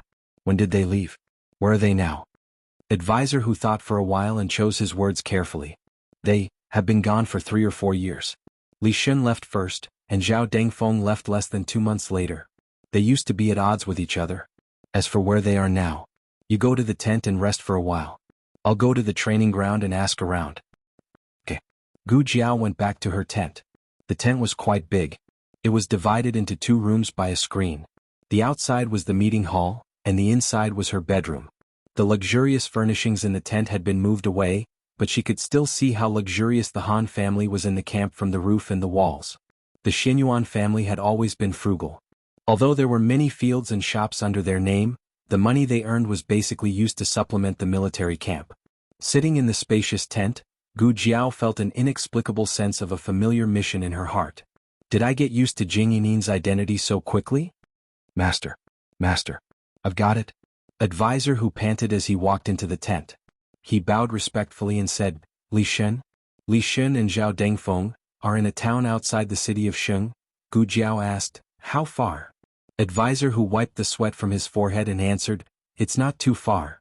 If we take the shortcut we can get there in about 2 hours. It was her first day on the job. She was not familiar with the work so it was not a big deal. Gu Jiao said, come with me. Were they really so swift and decisive? Advisor Hu was stunned for a while before he reacted. Yes, I'll go prepare the carriage. Gu Jiao stood up, grabbed the red-tasseled spear on the shelf and carried it on her back. No need. Ride the horse. But she did not know how to ride a horse. The Horse King continued to stay in the camp for training. Gu Jiao rode on the Black Wind King while Advisor Hu rode on a Black Wind horse. Together with Gu Jiao they went to Mount Qiushan where they were. Mount Qiushan was in a completely different direction from Tianqiong Academy. Gu Jiao had never been to the north of the city. She felt that it was not as lively as the south, but it was not desolate either. There was a cargo port in Mount Qiushan. Li Shen worked there as a coolie. There were people coming and going at the port. There were customers rushing to get on and off the ship, as well as able-bodied men working hard to move goods. Li Shen was very strong. He grabbed 3 sacks and carried them on his shoulders, while the others only carried 1. Blue veins bulged on his forehead. Large beads of sweat dripped down like a waterfall onto the bluestone floor that was distorted by the scorching sun. They disappeared with a sizzling sound. Many able-bodied men were suffering from heat stroke. They sat weakly under the shadow of the cargo shed and panted. Gu Jiao could see that Li Shen was also suffering from heat stroke. However, he gritted his teeth and moved the 3 sacks into the warehouse before he could rest. He did not rest for long. Before he fully recovered, he walked toward the cargo ship again. Li Shen. Advisor Hu called out from his horse. Li Shen turned to look at Advisor Hu and said coldly, you've got the wrong person. Advisor Hu said seriously, I'm not mistaken. You're Li Shen. Wang Dazhu. Come and move the goods. A boatman on the cargo ship shouted at him. I'm coming. He jogged over, sweating profusely. Li Shen. Advisor Hu yelled dryly. In the end he could not stop him. Gu Jiao sat on her horse and looked in Li Shen's direction quietly. What was his situation back then? Advisor Hu said, Sir, are you asking why he left the army? I heard that something happened to his family. His younger brother is gone, and his sister-in-law remarried with their child. He only has an old mother. He left the army to take care of his mother. But I don't understand why he even changed his name. Where's Zhao Dengfeng? Gu Jiao asked. Advisor Hu hurriedly said, he's in a restaurant 3 miles away. His situation is better. He opened his own restaurant and I heard that business is good. As he spoke, he looked around and carefully said to Gu Jiao, at that time, there were rumors that Zhao Dengfeng had already joined the Han family and had been secretly selling information to the Han family. He also had a hand in the Xinyuan family's defeat. Everyone did not believe it before. After all, he was Xinyuan Cheng's most valued lieutenant. But you see, Sir, Zhao Dengfeng and Li Shen both left the army around the same time. Li Shen became a coolie at the docks, while Zhao Dengfeng got a windfall and opened a restaurant. Sir, please take a good look at it. Gu Jiao said, so it was the Han family who gave him the money? Advisor Hu said in admiration, Sir, you're wise. Let's go take a look. Gu Jiao said.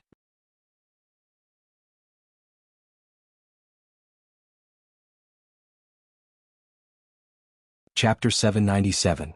Zhao Dengfeng's restaurant was called the Crane Restaurant. It was quite famous in Mount Hill Town, so it was easy to find the way. Gu Jiao was wearing armor and riding the majestic Black Wind King. She looked like a general, but the birthmark on the left side of her face was a bit of an eyesore. When the waiter saw that the guests had arrived, he enthusiastically went out to greet them.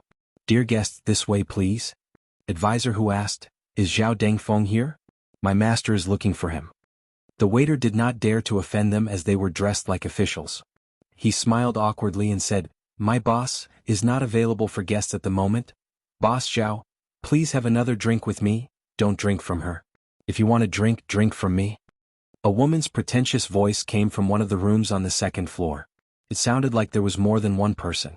The waiter smiled awkwardly. Advisor Hu's face flushed red. he said angrily, "How dare you do such a despicable thing in broad daylight? You're too ridiculous." Whoosh. The window lattice was lifted. A half-undressed beauty slammed half of her body out of the window. She slammed so hard that people thought she was going to fall. Her shoulders were half exposed. Her cheeks were red and her eyes were misty. "Which stinky man said that? Was it you, or?" Her pale finger pointed from Advisor Hu to Gu Jiao. Then she smiled drunkenly. "Oh, it's a handsome little general. Come on, General. I'll have a drink with you." Advisor Hu could not bear to look. He dared to look if he was alone, but it was very awkward when he was with his superior.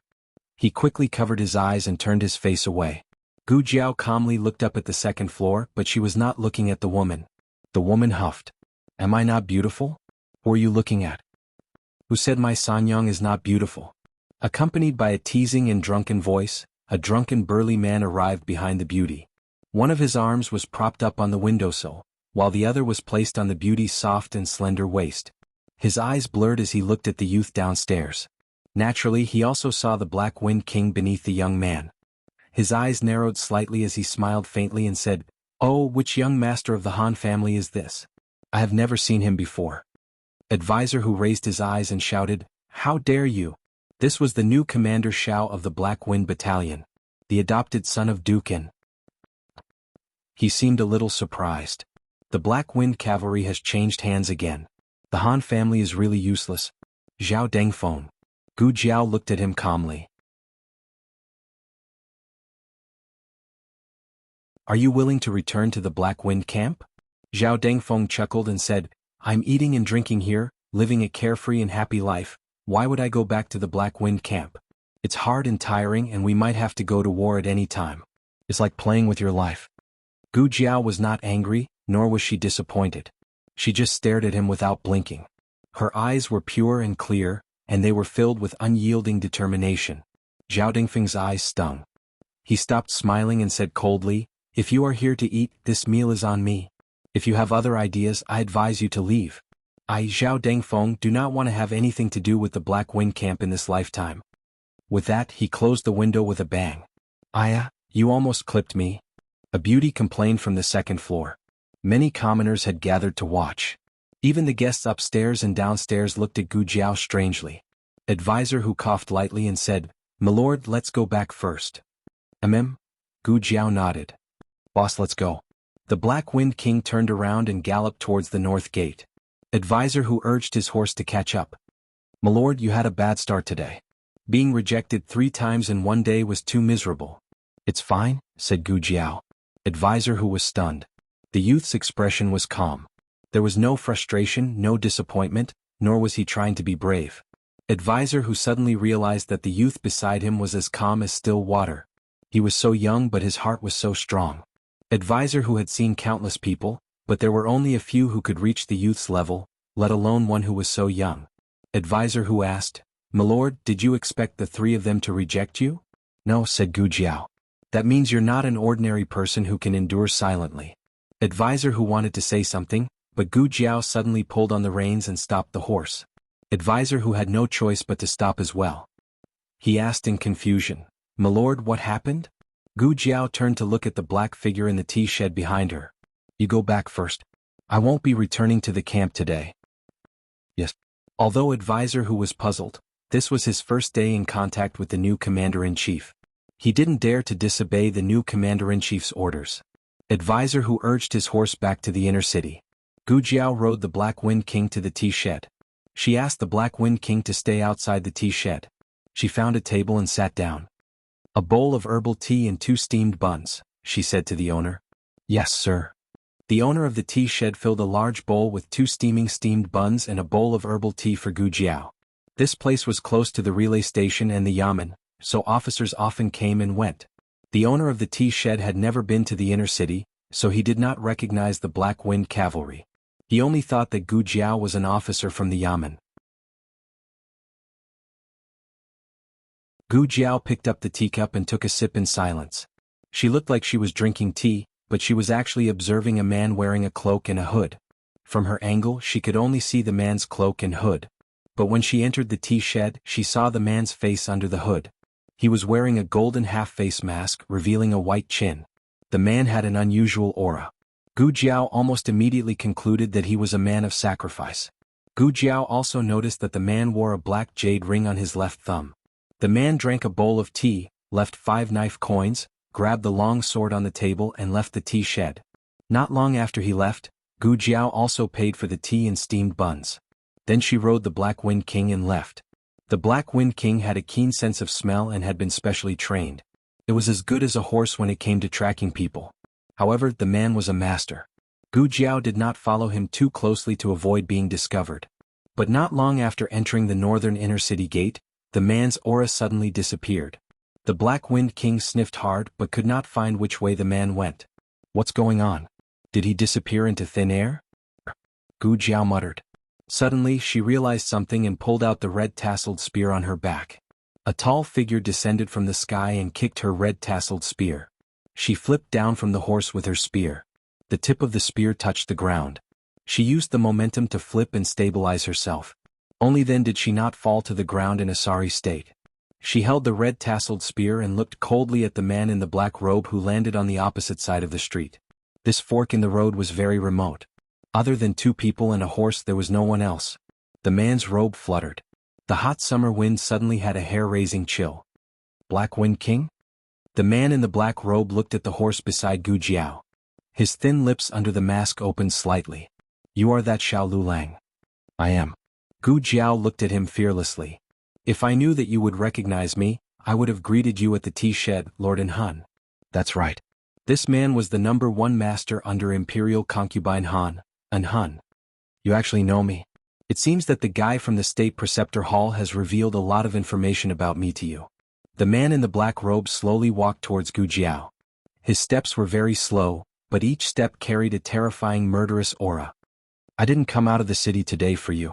But since you sent yourself to me, I have no choice but to take your life. Gu Jiao said, That's not up to you. The man in the black robe smiled faintly. You're young but you talk big. Gu Jiao said indifferently, Aren't you also ugly? Dream on. You have a sharp tongue. The man in the black robe smiled and suddenly attacked Gu Jiao. Gu Jiao felt a huge amount of internal energy pressing down on her body. Before she could break free from this internal energy, the other party's figure flashed in front of her in the blink of an eye and struck her chest with a palm. Gu Jiao blocked it with her red-tasseled spear, but she was still sent flying by the man's palm. The Black Wind King rushed to catch her, but the man in the black robe didn't give Gu Jiao a chance to land safely. He flew over and slapped Gu Jiao into the air. Then he jumped up again and stomped on Gu Jiao's abdomen. If this stomp landed, Gu Jiao's organs would rupture and she would die on the spot.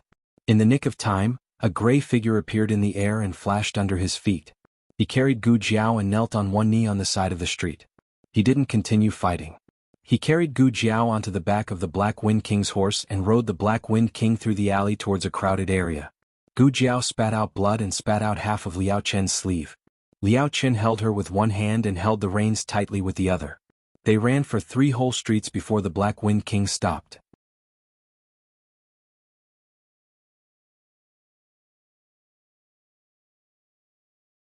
Chapter 798.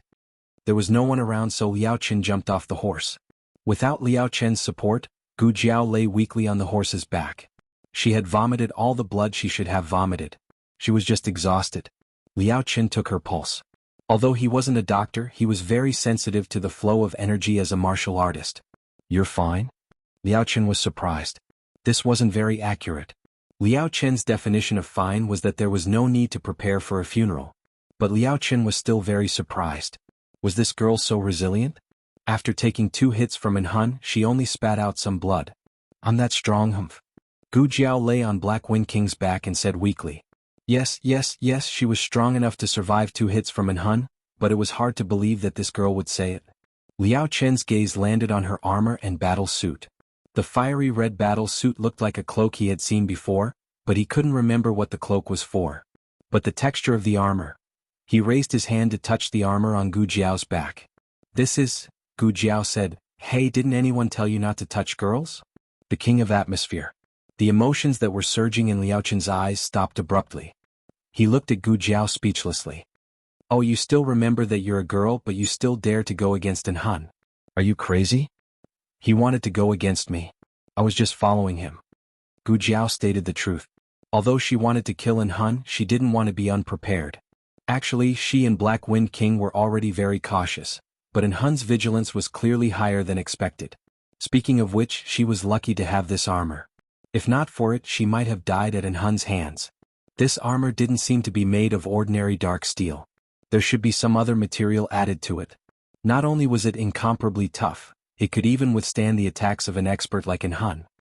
I'm already vomiting blood, but it's not damaged at all, Gu Jiao said as he touched his armor. Liao Chen glanced at her speechlessly. This girl looked very proud.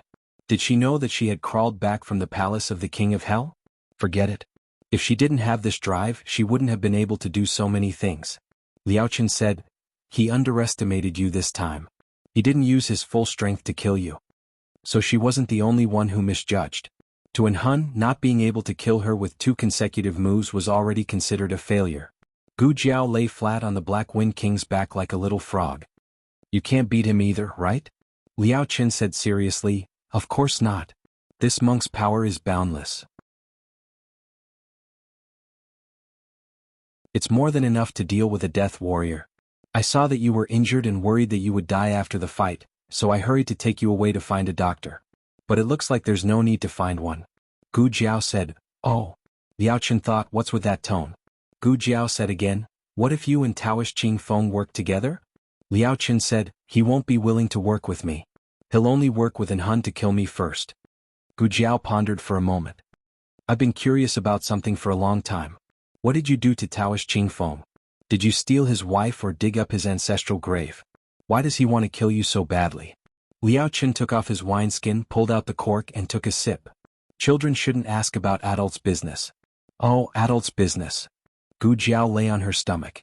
Her cheeks were pressed into a lump of meat, but she still pretended to raise her eyebrows. It was hard to look at her. Liao Chen took another sip. After a long silence, he looked at the moon and said, it's not that I can't beat In Hun, I just can't kill him. There was only one person in the world who could kill In Hun. That person was Shi Tian.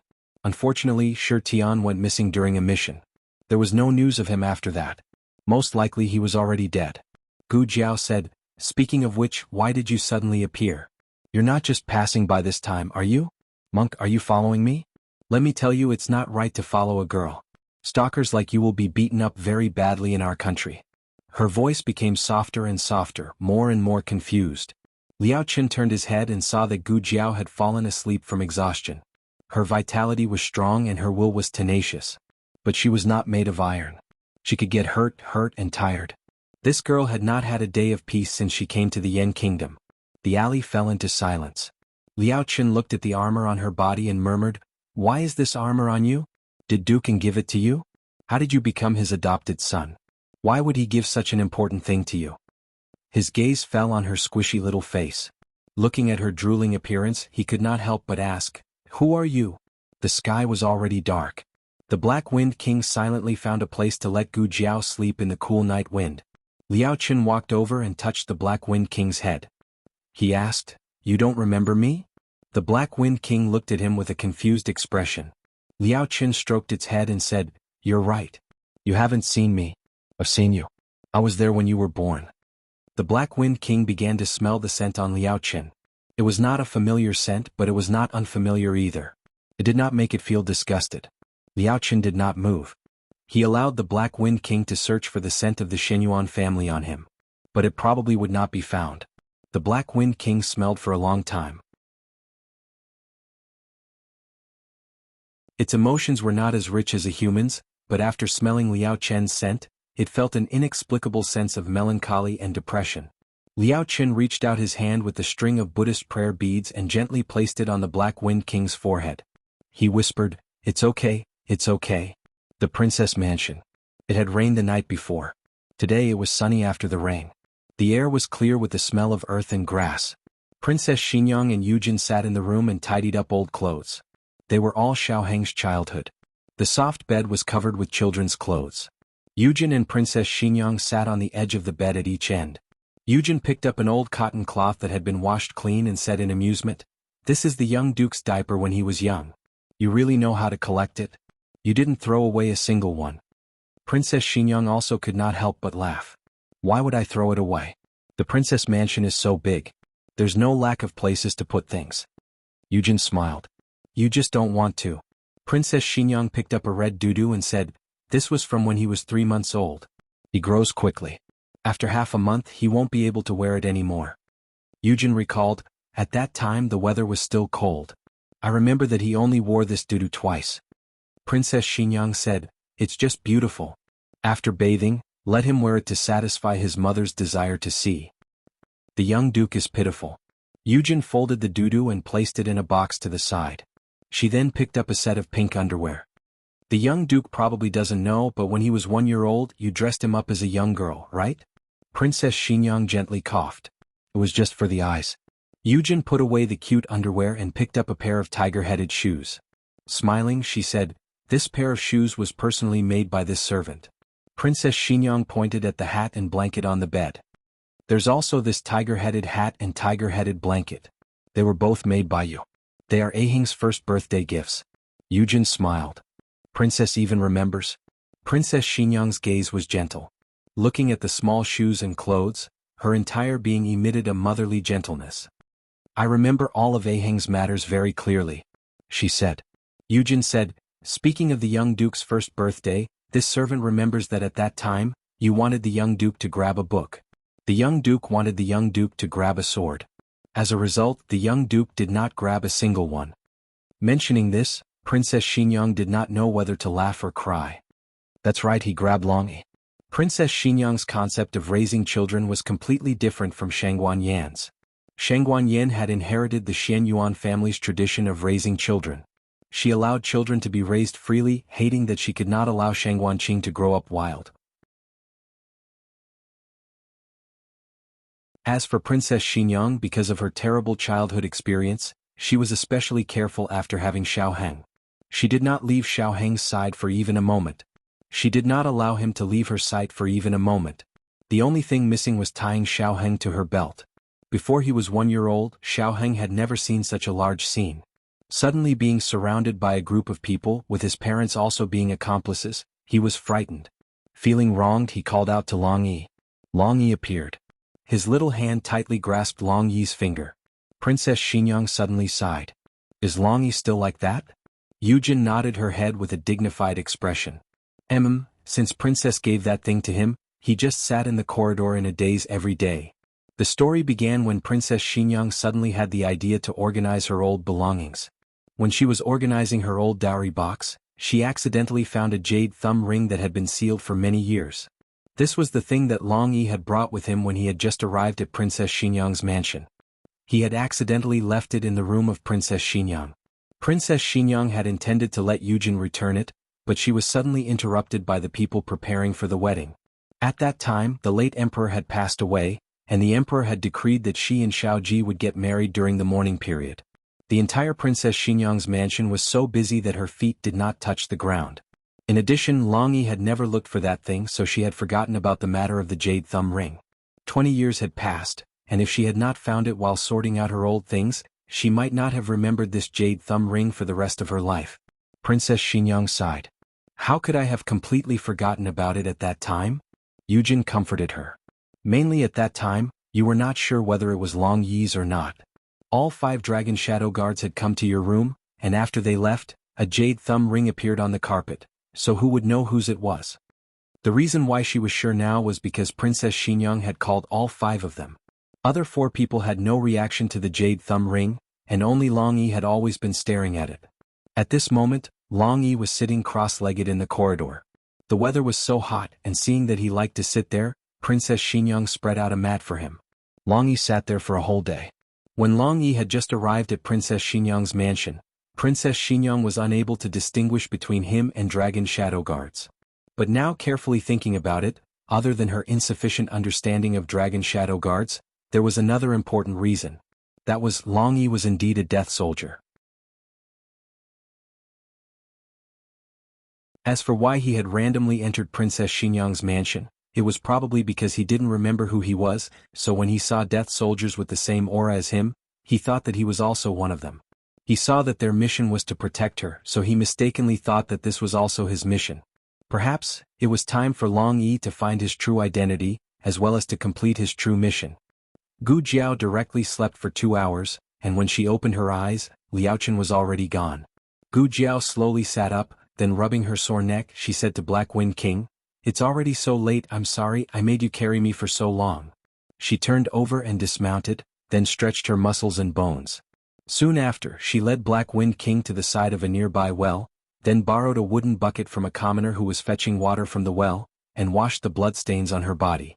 When she returned to Duke's mansion, her wet clothes had already dried. No one could see that she had vomited blood or was injured. She entered the mansion as if nothing had happened.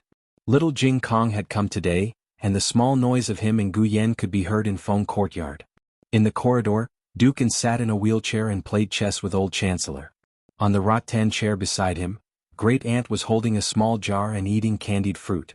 And in the courtyard, Gu Shaoshan was learning a new mechanism technique from Master Lu. Master Nan was still obsessed with making poisons, and Gu Qingfeng was dragged to be the referee for little Jing Kong and Gu Yen, making the two loudspeakers quarrel with each other. Gu Jiao stood at the entrance of Feng Courtyard, and what she saw was such a scene. Everyone seemed to be doing their own thing, but in fact they were all waiting for her. Everyone just didn't say anything. Each of them was protecting her in their own way. Gu Jiao's pain and tiredness seemed to disappear in an instant. She held Black Wind King's hand and walked into the courtyard as usual. Han family. Mu Ruxin determined the treatment plan for Heir Han. Old Master Han, Han Lei and Third Master Han were all in Heir Han's room, waiting for Mu Ruxin's diagnosis. Mu Ruxin said, "Heir Han's hamstring has been cut. If he wants to recover, he must be reconnected, but he has missed the best opportunity for surgery. The wound seems to have healed, but the part that should be reconnected is not reconnected. The plan I'm going to use sounds very dangerous, but it's the most practical and effective." "What plan?" Han Lei asked. Mu Ruxin looked at the handsome Heir Han on the bed, then turned to the three of them and said, "Cut his hamstring again. I'll operate on him and reconnect it." Third Master Han said in disbelief, "Are you serious? You want to do it again? Are you sure you want to save him and not kill him? You aren't a spy sent by the Anghua Prefecture to our Han family, are you?" Old Master Han looked at Mu Ruxin with a gloomy gaze. Mu Ruxin hurriedly said, "Third Master, you misunderstood. How could I be Duken's spy? I don't have anything to do with him. I just said that the reason I came to your manor is to seek a bright future for myself. You give me the status of a Shangguan citizen and I'll cure Heir Han. We don't owe each other anything." Old Master Han said, "This old man has never heard of such a treatment method. Miss Mu, are you sure you can do it?" Mu Ruxin said arrogantly, "This kind of surgery is just a small illness similar to typhoid in the hands of my master, Divine Dr. Luo. I'm not talented, but I've followed my master to perform a few surgeries on hamstrings." Han Lei thought for a while. "Father, I still feel that it's inappropriate." "Grandfather." On the bed, Heir Han, who had been silent for a long time, suddenly said, "Grandson is willing to try." Han Lei frowned. "Heir, if you mess it up, there'll be no hope for your leg injury. I've been thinking of a way to beg His Majesty these past few days, asking him to issue a decree for Imperial Preceptor Hall to treat you." Han Yi shook his head. "Father, you should know that Imperial Preceptor Hall won't treat me. Moreover, the Crown Prince and Imperial Concubine have repeatedly angered His Majesty.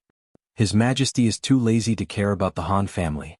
Let's do as Divine Dr. Mu said." "When can we do the surgery?" Mu Ruxin said, "We can do it now." "Ah, that's right, I suddenly thought of something." Everyone looked at her. She smiled and said, "I was living well in the Dukan residence when Dukan suddenly used my homesickness as an excuse to end my treatment by his side. Coincidentally, on the same day, I saw Xiao Lulang move into the Dukan residence. I don't know if there's any connection between the two." Han Lei said thoughtfully, "Xiao Lulang is his adopted son. It's understandable for him to move into the Dukan residence." Mu Ruxin smiled faintly. "But why did he send me away? That's the most suspicious point, isn't it?" Han Lei asked. "Xiao Lulang moved into the Dukan residence alone." Mu Ruxin sighed. "I'm not sure about that. There were 2 carriages behind him. As for what was in the carriages, I didn't see it." Han Lei came over and whispered in Old Master Han's ear, "Father, could it be that Xiao Yulong's family members have hidden in the Dukan residence? No wonder our people couldn't find them even after searching everywhere." Old Master Han lowered his voice and said faintly, "Don't worry about that. We'll send someone to inquire about it later. The most important thing now is Yi Er's injury." As he said that, he crossed his hands and placed them on the handle of his cane as he looked toward Mu Ruxin. "Then I'll ask Miss Mu to operate on this old man's grandson. However, this old man will warn you first. If anything happens to this old man's grandson, Miss Mu will pay with her own life." In the dead of night. After sending off the last trumpet girl, Gu Jiao could finally enjoy her bed. She lay on the soft bed and looked at the pearl-covered canopy. The place where she was injured by an Hun was aching. She massaged her shoulder with one hand and put the other behind her head. "You hit me so hard. One day I'll put you in a sack." In the end she was too tired. Not long after she fell into a deep sleep.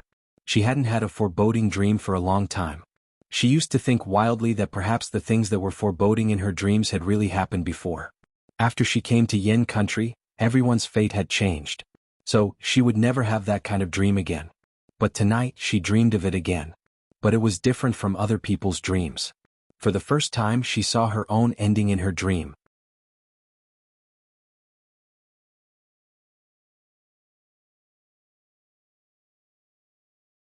Chapter 799.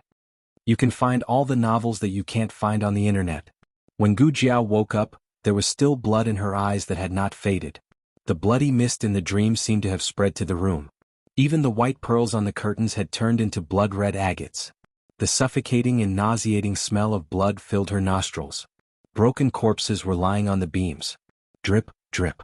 Drops of thick blood dripped on her expressionless cheeks. Jiao Jiao.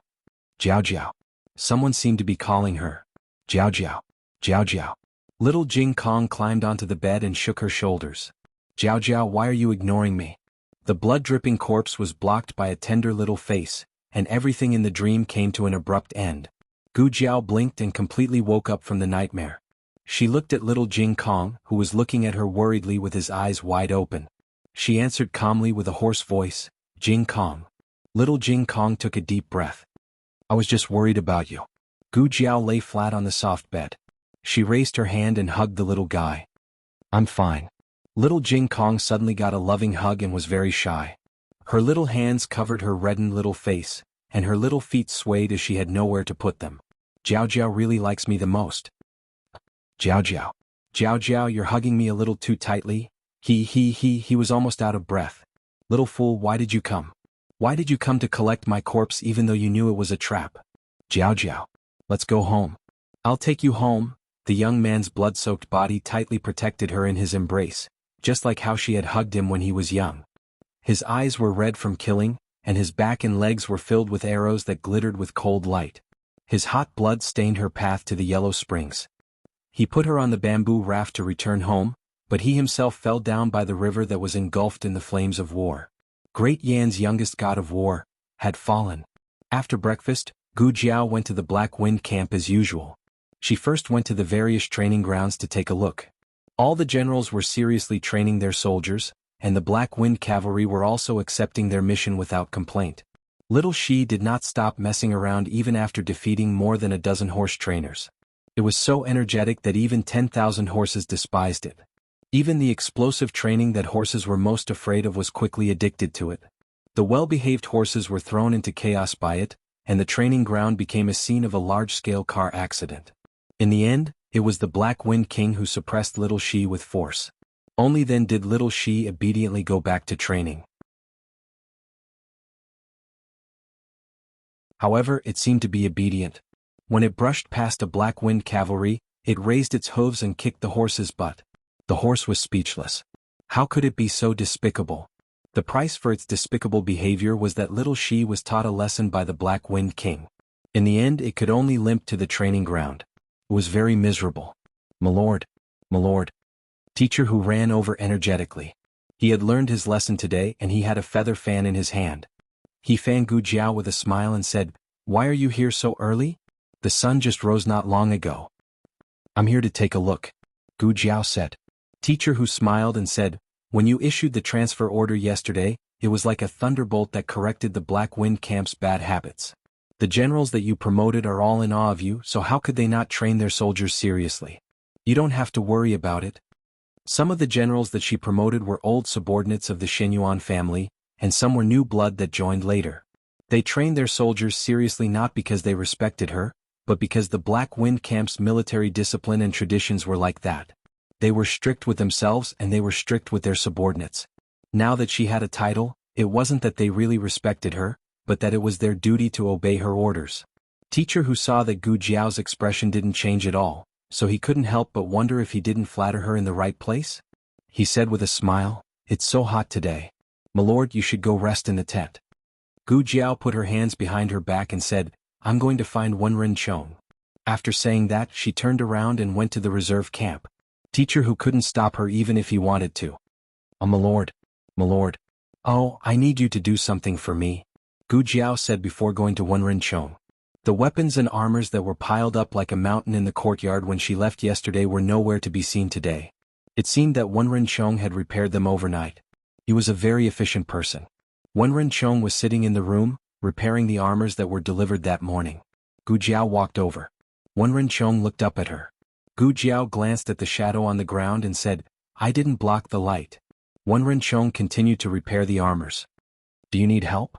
Gu Jiao asked. "I used to be a doctor and suturing is my specialty." Wenren Chong frowned. It seemed that he was a little impatient with this young man, but he didn't know how to drive him away. He had no choice but to say indifferently, "No need." Gu Jiao sat down on the threshold, resting her elbows on her knees and supporting her head with one hand. She looked at him and said, "I went to see Li Shen and Zhao Dengfeng yesterday. What do you want to do?" Wenren Chong frowned. "I want to win over the old subordinates of the Xinyuan family," Gu Jiao said without hiding anything. The Black Wind Camp that had been ruled by the Han family for more than 10 years was not weak, but the Han family had dismissed too many excellent soldiers. Many of the old subordinates of the Xinyuan family had left one after another. Wenren Chong, Li Shen, Zhao Dengfeng, and Shi Zhongkue, who had died in the battle, were the 4 fierce generals of the Black Wind Camp. Some people called them the 4 kings in private. Now only Wenren Chong was left, and he had become a blacksmith. If Gu Jiao wanted to restore the morale of the Black Wind Camp, she had to gather the old subordinates of the Xinyuan family. "There is no Xinyuan family anymore," Wenren Chong said calmly. Gu Jiao said, "I ask you every day. Do you want to go back to the vanguard camp? If you don't, I will come back tomorrow." Wenren Chong said indifferently, "How many times do I have to tell you before you understand? Even if you ask me for 1 year, 2 years or 5 years, I won't agree." Gu Jiao raised her eyebrows. "You mean you will stay in the Black Wind Camp for 1 year, 2 years, 5 years, and never leave?" Wenren Chong stood up and went to boil the boiler. "You should go." Gu Jiao stood up and dusted her clothes. "See you tomorrow?" Wenren Chong pulled the bellows and did not look back. Gu Jiao went around the camp again before returning to her tent. Teacher Hu also came back. "Is it done?" Gu Jiao asked. "It's done." Teacher Hu had been in the camp for so many years, but this was the first time he was entrusted with an important task. He really showed his sincerity and efficiency. Gu Jiao weighed the money bag that Teacher Hu handed to her. She did not count it and just put it on her waist. Teacher Hu was overjoyed. Darren trusted him. Yi Huyang finally had a chance to stand out. Darren. How was your talk with Wenren Chong? Did he agree to go back to the vanguard camp?" he asked with concern. "Not yet," Gu Jiao said. Teacher Hu's face darkened. "Why is he so uncooperative?" Gu Jiao stood up and walked out. Teacher Hu was surprised. "Darren, you just came back. Where are you going?" Gu Jiao said, "I'm going to find Li Shen and Zhao Dengfeng." Teacher Hu thought of the experience of almost vomiting yesterday.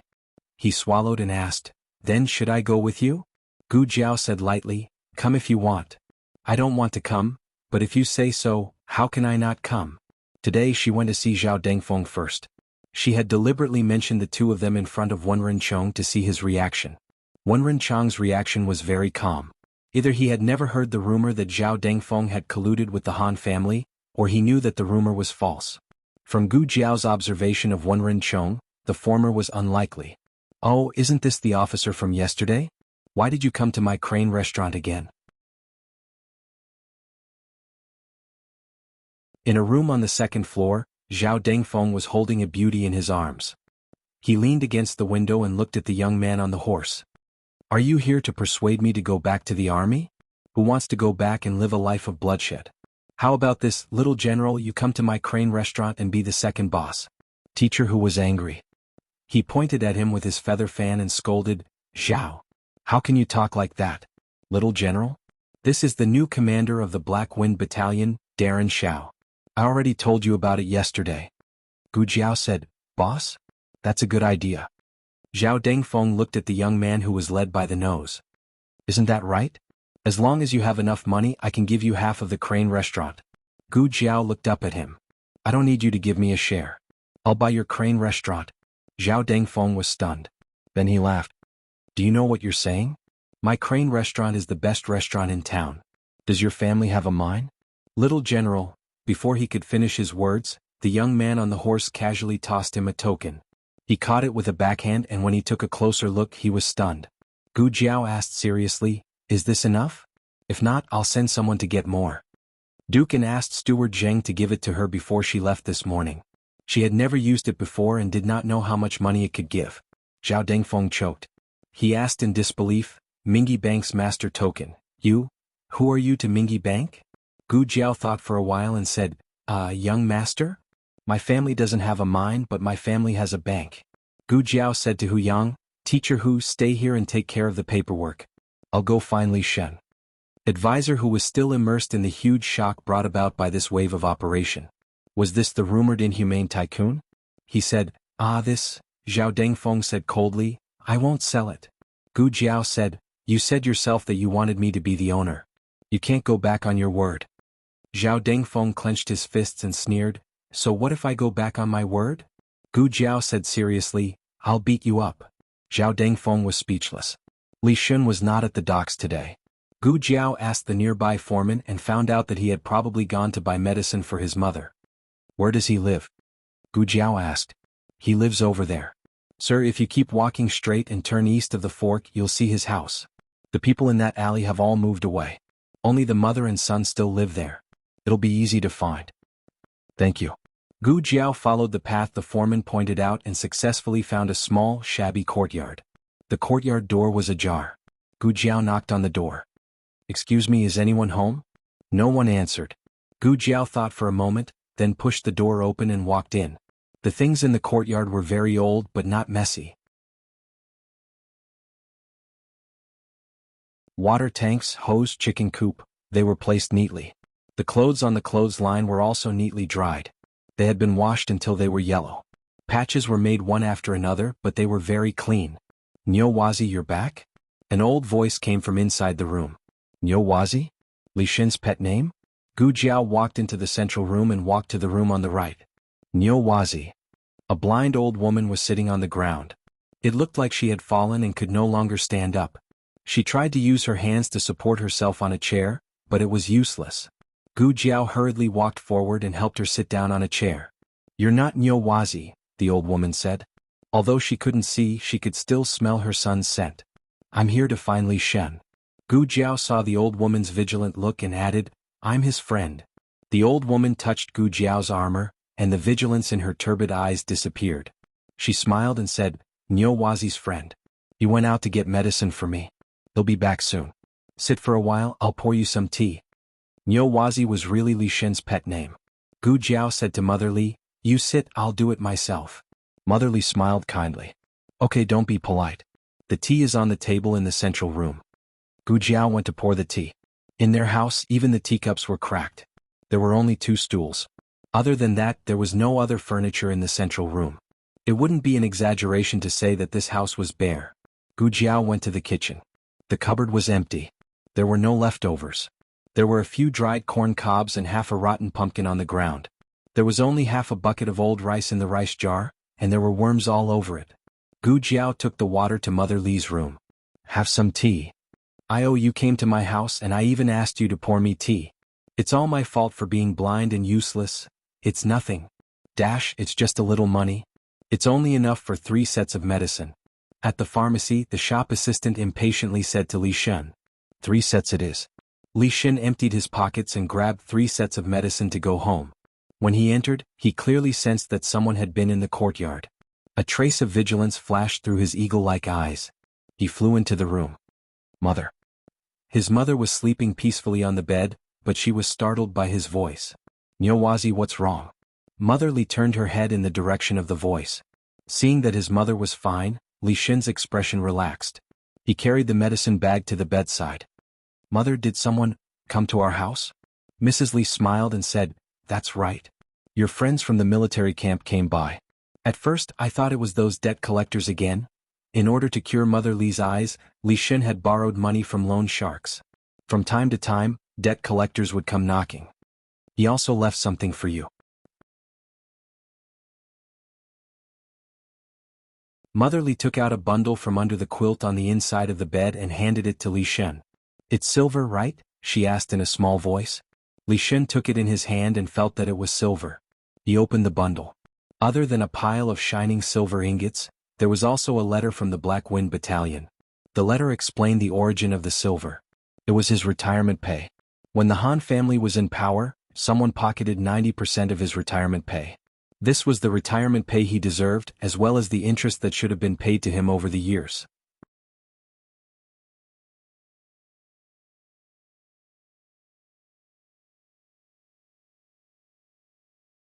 Chapter 800. Over at the State Preceptor Hall, Shang Guanyin gradually woke up. From waking up once a day for a quarter of an hour, she could now wake up for more than 2 hours a day. The monarch had visited her twice. Wang Xianfei and the others were so scared that they couldn't sleep at night. They were afraid that Shang Guanyin would take things too hard and die together with them. After discussing with her family, Consort Dong Chen was the first to think of a solution, and this news was quickly found out by Consort Wang Xian's spies. Wang Xianfei followed suit. Almost at the same time, Yang Defei, who had been watching Wang Xianfei, also knew what she was planning. She also felt that this method was feasible. At first, Qin Shufei and Feng Zhaoyi did not know what the three of them were busy with, but after paying attention to the movements of the three great families, they could more or less guess what was going on. At first, the five of them didn't admit it on the surface, but the more they investigated, the bigger the commotion became. They couldn't hide it any longer, so they might as well confess to each other. Therefore, at the end of July, the 5 imperial concubines once again gathered in the imperial preceptor palace. The eunuchs had been dismissed. Shang Guanyin sat on the chair and resisted the urge to hold half of the watermelon and eat it spoonful by spoonful.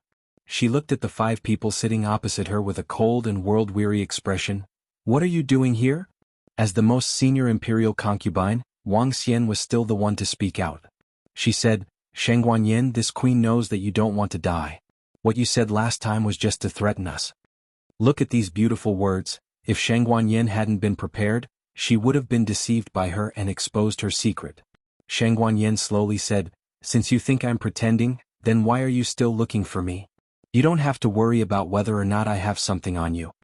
Consort Dong snorted and said, Shang Guanyin, we watched you grow up and sympathized with you, so we are doing you a favor. Shang Guanyin faintly smiled. Oh, one of you is playing the good cop and the other is playing the bad cop. You're setting up a stage here. Turn right when you get out of the door. Take care. Their faces and necks turned red from choking. Wasn't the previous Shang Guanyin a brute who only knew how to fight? When did she become so eloquent? Wang Xianfei said, Well, since we are here, we sincerely want you to trade with us. Since their words were useless in front of Shang Guanyin, they might as well speak frankly. Wang Xianfei then said, Shang Guanyin, you can disregard your own life and death, but can you also disregard the reputation of the Shenyuan family? Let's not beat around the bush about what happened to the Shenyuan family back then. It's true that the crimes of the Shenyuan family were imposed by the other aristocratic families. Do you want the Shenyuan family to be remembered for generations to come, or do you want the Shenyuan family to go down in history and infamy? Make your choice. Shang Guanyin didn't have the slightest emotional fluctuation because of these words. Wang Xianfei, now you are the one begging me, not the other way around. You'd better put your attitude right. Wang Xianfei clenched her handkerchief so tightly that she almost poked a few holes in it. She asked faintly, It seems that you don't want the evidence? Shang Guanyin casually said, It's just the evidence of a few aristocratic families, it doesn't mean anything. The 5 people secretly exchanged a look. What's the matter with Shang Guanyin? How can she guess that they only want to hand over the evidence of the other aristocratic families? They just want to protect their own families, and then pray that Shang Guanyin can be deceived and give them the evidence. Shang Guanyin put down the teacup in her hand on the table and said, Since you want to rehabilitate the Shenyuan family, then take out all the evidence. There are more than 30 crimes of the Xinyuan family, not one less. Don't challenge my patience and don't think that you can bargain with me. Maybe tomorrow I will want more than this. Qin Shufei stomped her feet in anger. Such a result was not entirely unexpected. At that time, the worst-case scenario was that Shang Guanyin would ask them to gather all the evidence. Wang Xianfei suppressed her anger and said sternly, "We can give you the evidence of our crimes, but you must also give us the written evidence of our crimes. That kind of thing is useless. I can give it to you at any time." 3 hours later, Xiao Heng and the old chancellor checked all the accounts, letters and other evidence and determined that it was true. The two sides finished the transaction. Wang Xianfei angrily left. The evidence involved a wide range of people. If Shang Guanyin didn't see it with her own eyes, she would have found it hard to believe. Even General Wei Wu is involved. The enemy can never hurt you. The real chilling thing is the betrayal of your friends and family. Shang Guanyin murmured, General Wei Wu is uncle's subordinate. He also taught Xinyuan Qing martial arts. Who would have thought that he would burn the Xinyuan family's granary for his own selfishness? Xiao Heng comforted her, it's all in the past. Such a thing will never happen again. Shang Guanyin restrained the melancholy in her heart and said to her son, this evidence should be enough to rehabilitate the Xinyuan family.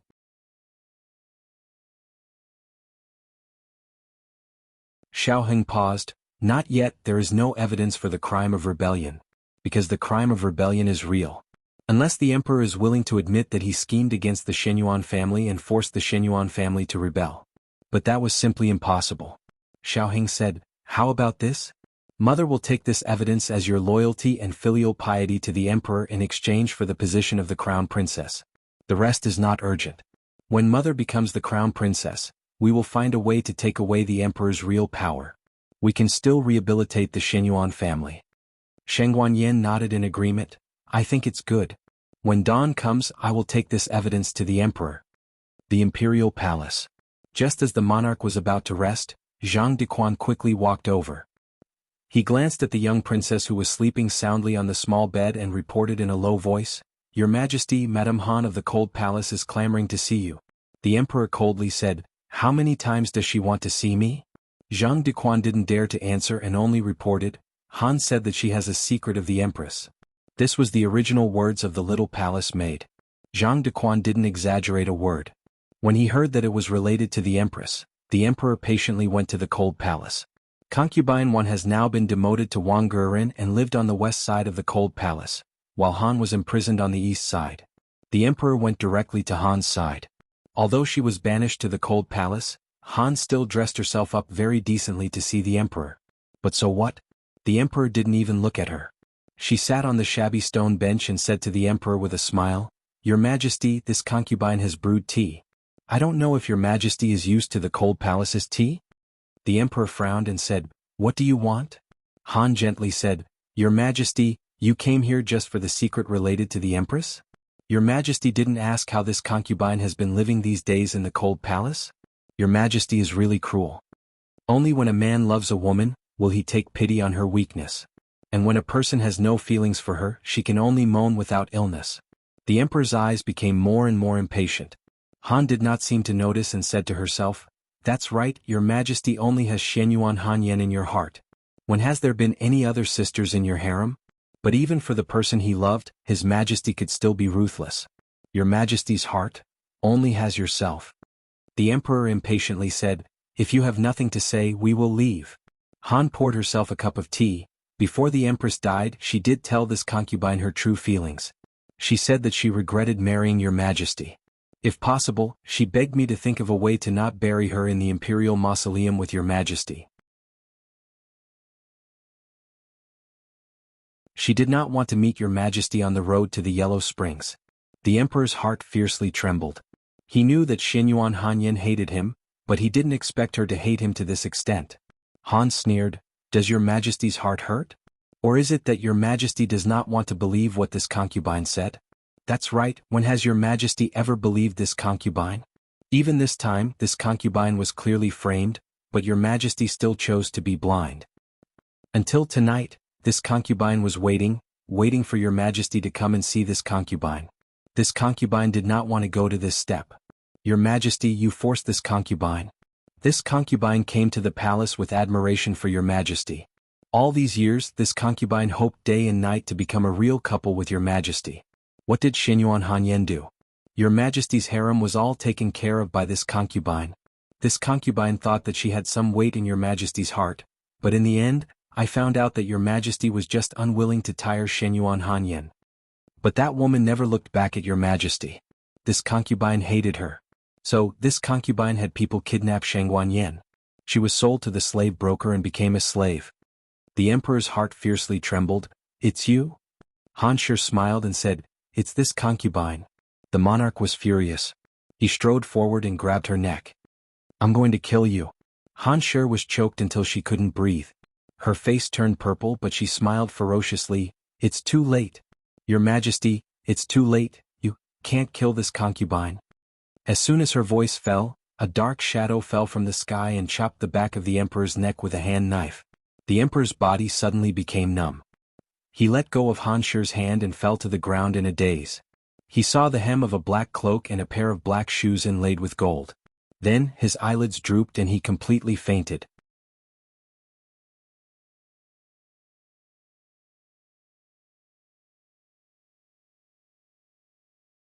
Chapter 801. In the middle of the night, there was a sudden clap of thunder in the capital of Yen Kingdom. The young princess ate too many grapes before going to bed and woke up in the middle of the night. She opened her eyes and said, Mama, I want to pee. No one responded to her. She stayed on her bed for a while and couldn't hold it in any longer. She had to get up on her own. The young princess was a very shy little elder. She had stopped wetting her bed since she was 2 years old, so she decided to pee on her own. But with the thunder and lightning outside she was a little scared. Uncle, uncle. She sat under the small mosquito net and called out twice, but no one responded to her. She really couldn't hold it in any longer. Her little face scrunched up and she tried hard to hold back her pee. She slipped out of bed and walked barefoot on the floor. Eunuch Zhang, everyone in the bedchamber seemed to have run out. She was the only one left in the hall that was illuminated by the flickering lightning. Her small body stood on the floor in a daze, like a pitiful little doll. Suddenly, a figure in a dragon robe walked in from the door. He was against the moonlight and was illuminated by the sudden lightning. The young princess was so scared that she shivered in front of her uncle, who was tall and majestic. She peed. There was a thunderstorm at night and the temperature was much cooler in the early morning. Little Jing Kong didn't officially live in the house of High Duke. He only came over occasionally and didn't come last night. As usual, his great-aunt and Gu Yan slept in their rooms. Gu Xiaoshun and Master Lu woke up early to practice carpentry. Gu Xiaoshun's talent was amazing. Master Lu was no longer satisfied with teaching him simple craftsmanship. He began to slowly teach him various kinds of mechanism techniques. There were trustworthy servants in the courtyard so Master Nan didn't need to cook. She went out early in the morning to pick herbs. The house of High Duke came over to have breakfast with Gu Jiao, Gu Xiaoshun and Master Lu. Recently, there had been a continuous stream of people asking the servants of the High Duke's estate for information. There were also unknown people secretly loitering around the entrance of the High Duke's estate. It should have been Mu Ru Xian who had leaked the information, causing the Han family to be on high alert. Steward Zheng was already prepared. He had his subordinates collect the Han family's money while informing the Han family that they were on holiday. The High Duke has a few entertainers. They sing all day long in the backyard. In my opinion, I'm afraid that our High Duke's integrity will be compromised in his later years. Dukin knew nothing about this. It was all Steward Zheng who acted according to the circumstances. Anyway, Dukin had said that it was fine as long as they could fool the Han family. As for how to fool them, that was up to him. After breakfast, Dukin sent Gu Jiao to the door as usual. Of course, it was still Gu Jiao pushing his wheelchair. After Gu Jiao moved into the public house, he increased the intensity of his rehabilitation. The flexibility of his arms and body had greatly improved. In the past he could only lift his wrist, but now he could lift his entire arm slightly. His legs also had some strength. Although he couldn't stand, he could sway slightly when he was sitting or lying down. In addition, his vocal cords could finally make a sound. Although it was only one syllable, it was already a huge improvement.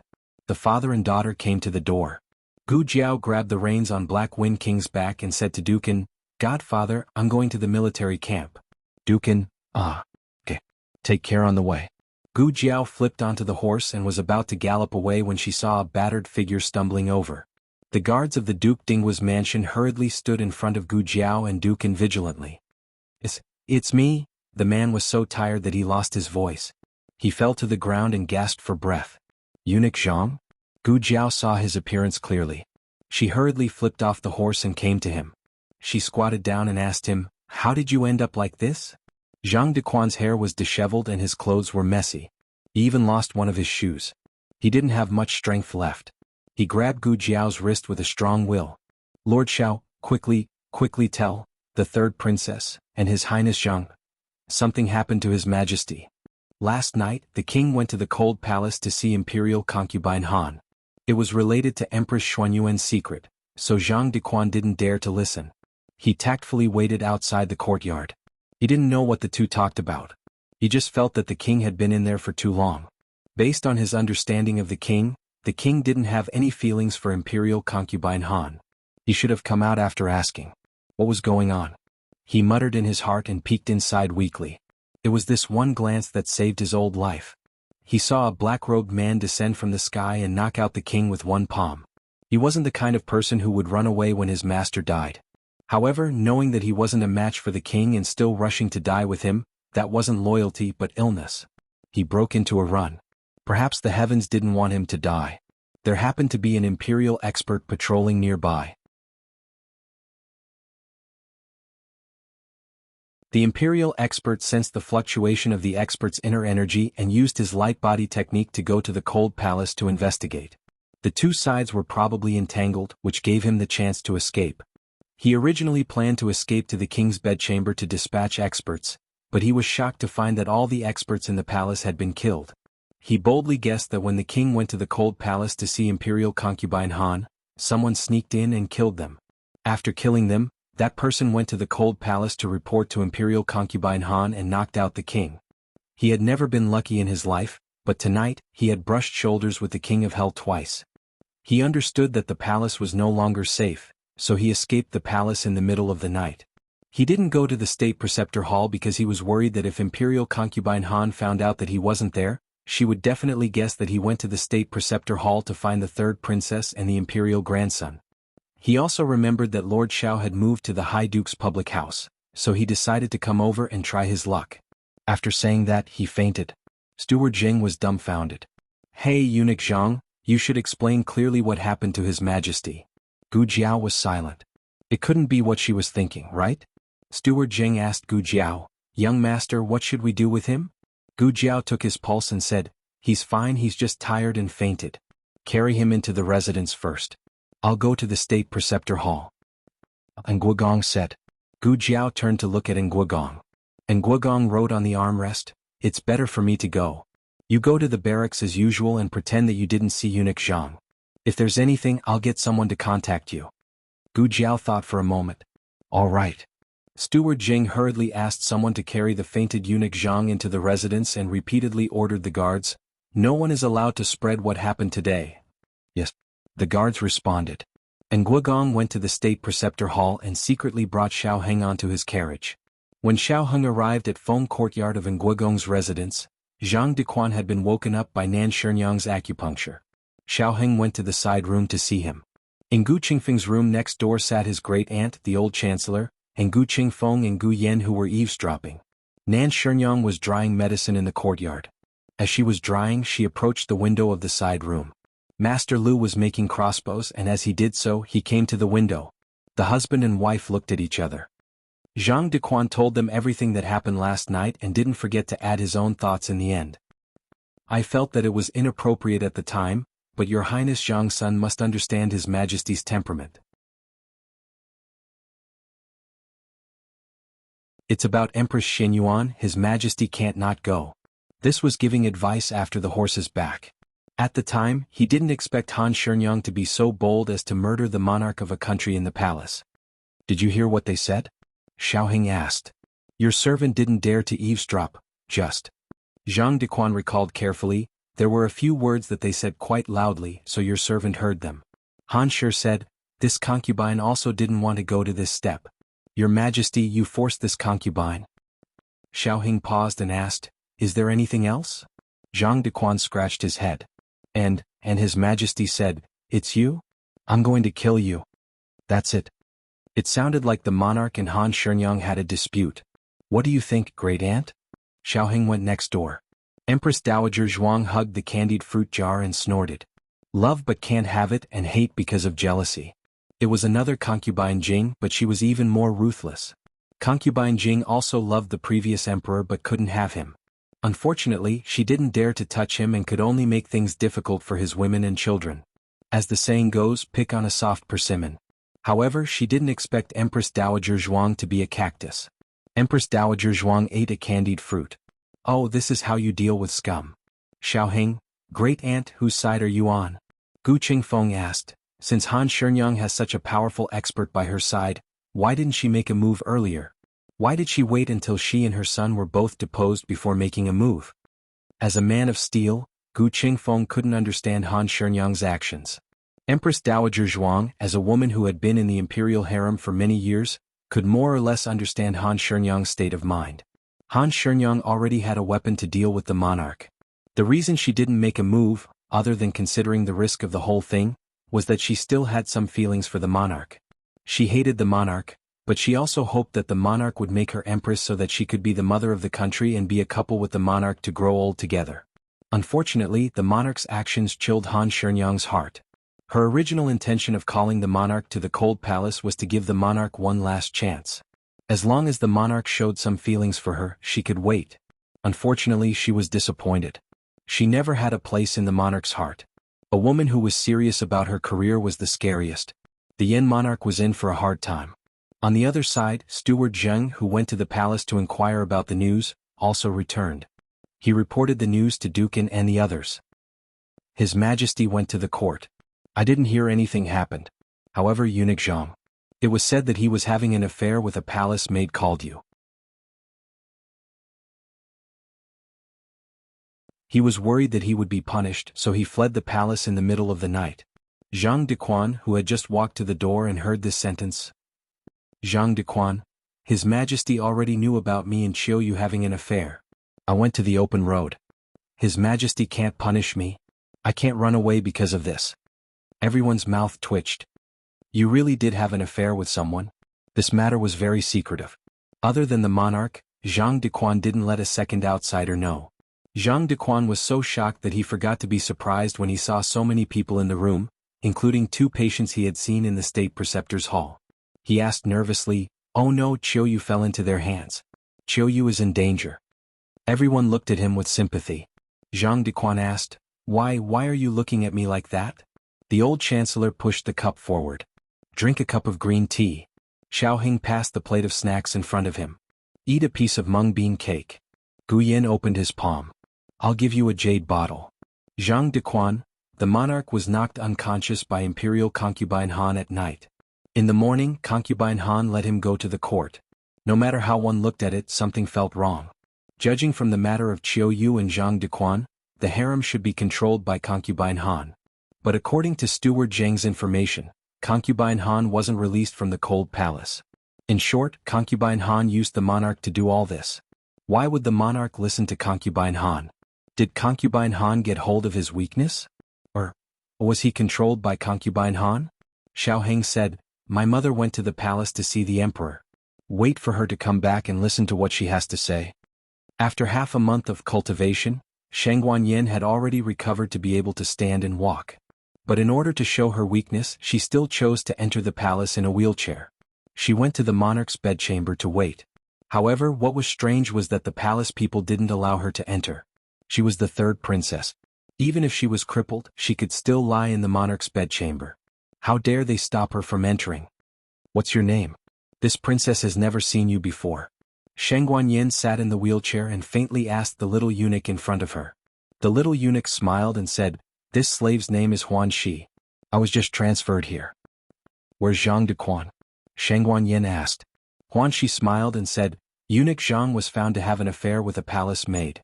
He fled overnight. Now the one serving His Majesty is Chief Yu." Shang Guanyin frowned and said, "Which Chief Yu?" Huan Shi said, "Chief Yu Changpa." She seemed to have some impression of him. He used to serve the emperor, but he was not very favored. Why did he promote him? What about Xiao Zhao? She asked again. Huan Shi sighed and said, Xiao Zhao and eunuch Zhang are good friends. They were implicated and punished. They were transferred to the laundry room. Sheng Guanyin asked a few palace people who were usually in front of the emperor. But the result was that they were not there. The reason was the same as Xiao Zhao's. They were implicated and punished. This kind of phenomenon was not strange in the harem. But the fact that she was blocked outside the door was unusual. After all, whether it was a newcomer or an old one, they should have heard that she was very favored recently. Sheng Guanyin lightly said, You blocked me outside. Are you not afraid that my father will blame you when he comes back? Huan Shi kneeled and reported, This is His Majesty's order. No one is allowed to enter without permission. This slave is also under the order. Third princess, please understand. In the end, Sheng Guanyin didn't see the monarch. She went to the Hall of Harmony to find the monarch. Sheng Guanyin was confused. What kind of medicine is this old man selling in his gourd? Did Wang Xian and the others betray me? No, I'm not afraid of death. They are afraid of death. Sheng Guanyin left the palace with doubts. On the other side, Gu Jiao finished her official duties in the military camp and rode Black Wind King back to the duke's mansion. Xiao Heng went to pick up little Jing Kong. The matter was reported by Gu Qingfeng and Gu Yan. When she heard that the monarch had an accident in the cold palace, Gu Jiao knew that what should come will come. In her dream, the monarch was also plotted against by imperial concubine Han in the cold palace. The person who did it was an Han. Under the control of imperial concubine Han and the Han family, the Great Yen fell into a civil strife more terrible than 15 years ago. Jin and Liang took the opportunity to wage war against the Great Yen. Under the internal and external troubles, the Great Yen suffered a devastating blow. Not only did they lose 12 cities, but they also lost countless outstanding children of aristocratic families. Mu Qingchen died in battle. Qing Feng died in battle. The 7 sons of Shenyuan died in battle. The Shenyuan army, which had been exhausted by the 3 years of civil war, couldn't turn the tide and was eventually wiped out. In her dream, imperial concubine Han imprisoned the monarch 6 years later. She didn't expect it to happen so early. Gu Jiao stared at Xiao Heng. The monarch is no longer the monarch of the past. Xiao Heng looked serious. What do you mean? Gu Jiao didn't say how she knew, she just told him everything in her dream. He was replaced. The person who replaced the monarch was carefully selected by Lady Han. Not only was the appearance very similar to the monarch, but even the voice and habits of the monarch were deliberately imitated. This was the biggest trump card in Lady Han's hand besides An Hun.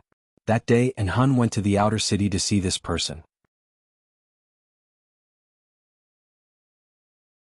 Xiao Heng didn't ask where Gu Jiao got this information. He trusted her, he didn't doubt her and wouldn't force her to tell him things she didn't want to say. I didn't expect imperial concubine Han to have such a chess piece, he said with a serious expression. Then the monarch, Gu Jiao said, the real monarch isn't dead. Lady Han couldn't bear to kill the monarch, she just imprisoned him. At this time, Lady Han didn't know that 3 months later, the monarch would die of illness in a cellar that never saw the light of day. She still lost him in the end. This was also the beginning of all the nightmares. Without the monarch to stabilize Lady Han and the Han family started a civil war. We have to snatch the monarch back, Gu Jiao said.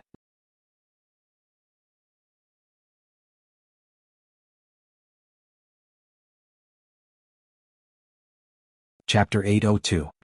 In fact, even if Gu Jiao didn't say what happened in the dream, Xiao Heng also understood that the emperor can't fall into the hands of Han clan. They already had a falling out with the Han clan. The Han clan used the emperor's power to deal with them first.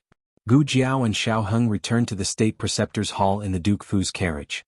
When Sheng Guanyin heard that the emperor was plotted against by imperial concubine Han, she didn't have any reaction. When she heard that the emperor in the imperial court was a fake, she didn't have much reaction. But when she heard Gu Jiao ask her where the dog hole in the cold palace was, she suddenly exploded. What do you want to do? Gu Jiao truthfully said, I want to snatch the emperor. Sheng Guanyin's face sank. No. It's too dangerous. She firmly refused to sacrifice her own daughter-in-law's life for a scum father who killed her mother's entire family. In the beginning he wanted to marry the Han clan. He wanted to raise the 10 great clans to encircle and suppress the Shenyuan clan. But now, did he suffer a backlash? Xiao Heng said, but if the fake emperor abolished Jiao Jiao, it's also very dangerous. Sheng Guanyin frowned.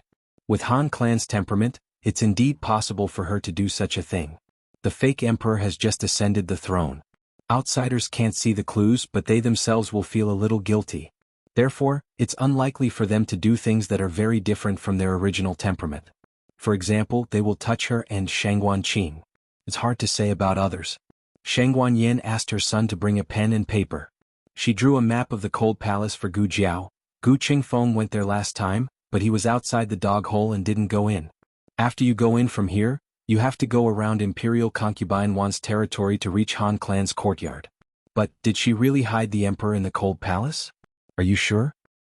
The news little Nine heard, it can't be false. Gu Jiao said without changing her expression.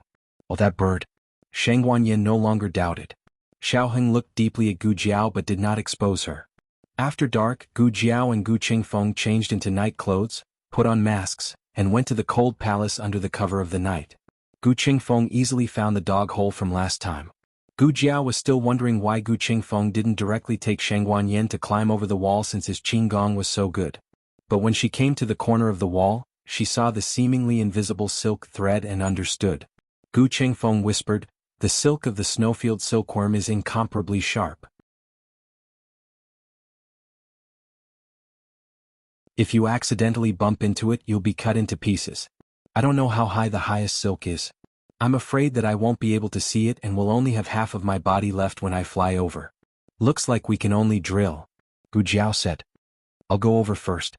Gu Jiao crawled over after making sure there was no danger before letting Gu Qingfeng crawl over as well. The two stood up and brushed off the dust on their bodies.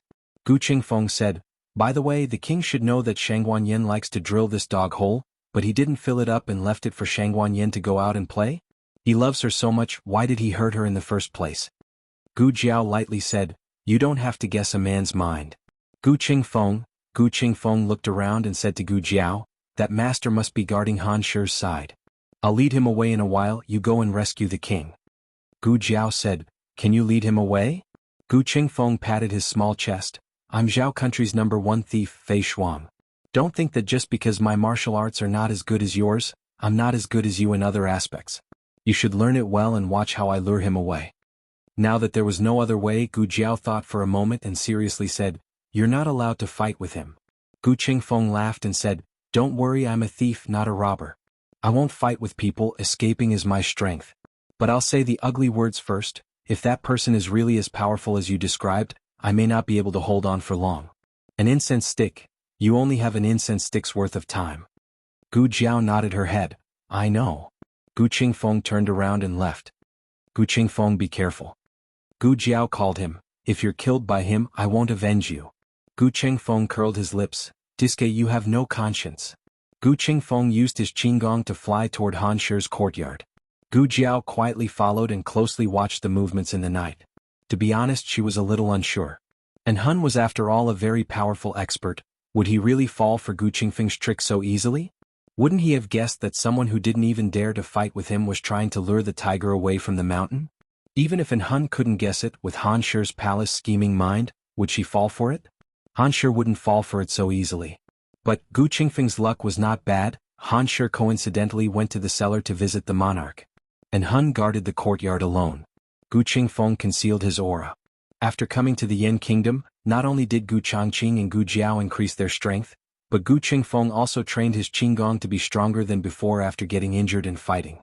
He silently waited for his chance.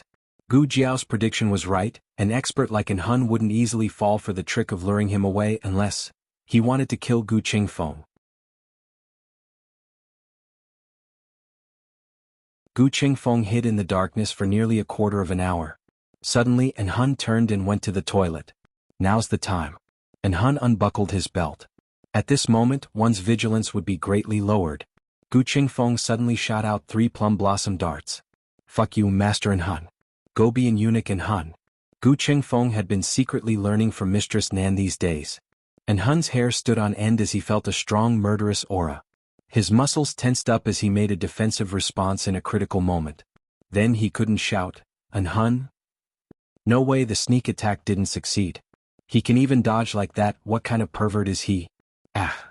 Han charged towards Gu Qingfeng. Gu Qingfeng broke into a run. Damn it, how could he be so fast? Stupid girl, I can't hold on for more than half an hour, at most half an hour. Gu Jiao saw two figures flying into the night from behind the tree. She didn't dare to delay and quickly ran to Han Shi's courtyard. At this moment, Han Shi was holding an oil lamp in the cellar. Although it was a cellar, it still had all the furniture. It was just a bit simple and crude, looking more like a commoner's house. And the two of them looked like a couple from the commoners. The monarch had been drugged with bone-softening powder and was lying weakly on the simple bed. Han Shi sat on a stool beside the bed and looked at him with a smile that wasn't a smile. Your Majesty, don't blame this concubine. This concubine already said that you forced this concubine. The monarch looked at her coldly. This was the first time Han Shi had drugged the monarch with bone-softening powder. The dosage was a bit too much, causing the monarch to not only be unable to move, even his throat was numb. Han Shi smiled and said, Your Majesty, don't worry. This concubine won't kill you. Han Shi. The monarch trembled as he bit out these two words.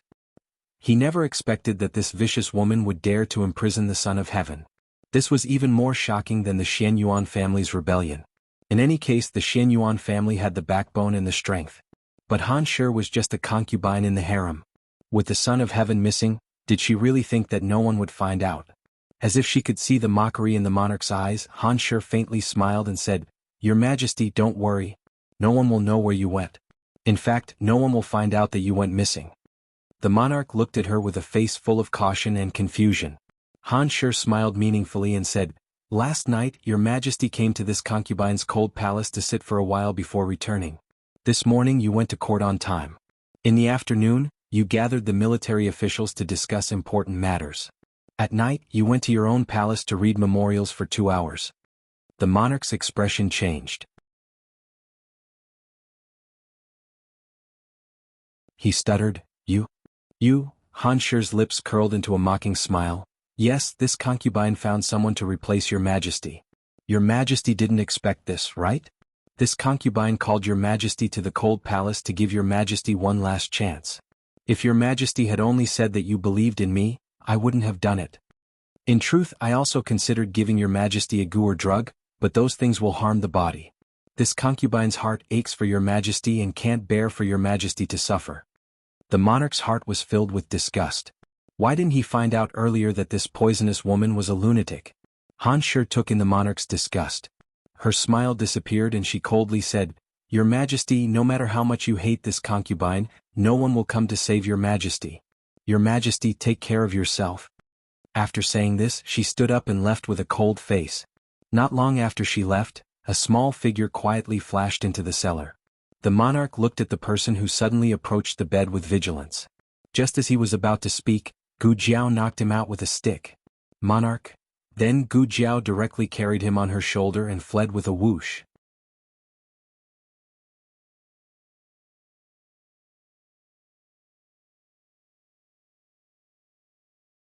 Chapter 803. It was a dark and windy night. Gu Qingfeng was being chased by An Hun. He knew that An Hun was powerful, but he wasn't weak either. Why was he getting closer and closer? It was already abnormal that he was getting closer and closer. Under normal circumstances, no one could run more than 10 feet away from An Hun, but Gu Qingfeng had already circled around the palace. But he couldn't hold on any longer. He was about to smoke. Forget it. Let's get out of the palace first. Gu Qingfeng jumped out of the main entrance of the harem and ran in the direction of the exit. An Hun chased after him relentlessly. Gu Qingfeng didn't expect to get rid of him now. If he could lure him out of the palace in the opposite direction, he could buy more time for that girl. Gu Qingfeng brought out his reincarnated energy and ran amok in the night. Finally, he leaped up and stepped through the last gate of the outer court. At this moment, An Hun was less than 20 feet away from him. Oh no, I can't hold on any longer. Please don't get caught. My martial arts skills are not enough to even fill the gaps between An Hun's teeth. However, there was a saying in the world, what you fear will happen. Just as Gu Qingfeng gritted his teeth and was about to break through his limit, An Hun came behind him and grabbed his collar with his bone-cold hand. Gu Qingfeng's heart skipped a beat. He was someone who had experienced the Battle of Yuegu City. He had fought with the Qin army for 5 days and 5 nights, but he had never felt that he had really stepped into the palace of the King of Hell. It was as if the hand that grabbed him wasn't a death warrior's hand, but the ghost claw of the King of Hell. I can't die. I haven't lived long enough. I can only use my last move. The seemingly complicated and numerous thoughts flashed through his mind in an instant. With a swish, he took out something from his bosom. And Hun thought that he was going to assassinate him with a hidden weapon. Who would have thought that through the other party's back, he saw the other party use something to wipe his mouth? What move is this? The next second, Gu Qingfeng turned his head and pouted his red lips. He leaned towards An Hun affectionately. Trojan horse, An Hun, fuck. An Hun's breath stagnated, and his meridians started to circulate in reverse. The true qi in his dantian was extinguished as if a bucket of ice water had been poured on it. His breath was blocked and he fell down with a clatter. In the process of falling, he threw Gu blazing hot lips Qingfeng away in disgust and horror. The all-powerful Lord An Hun had never been so frightened before. What kind of shameless opponent was this?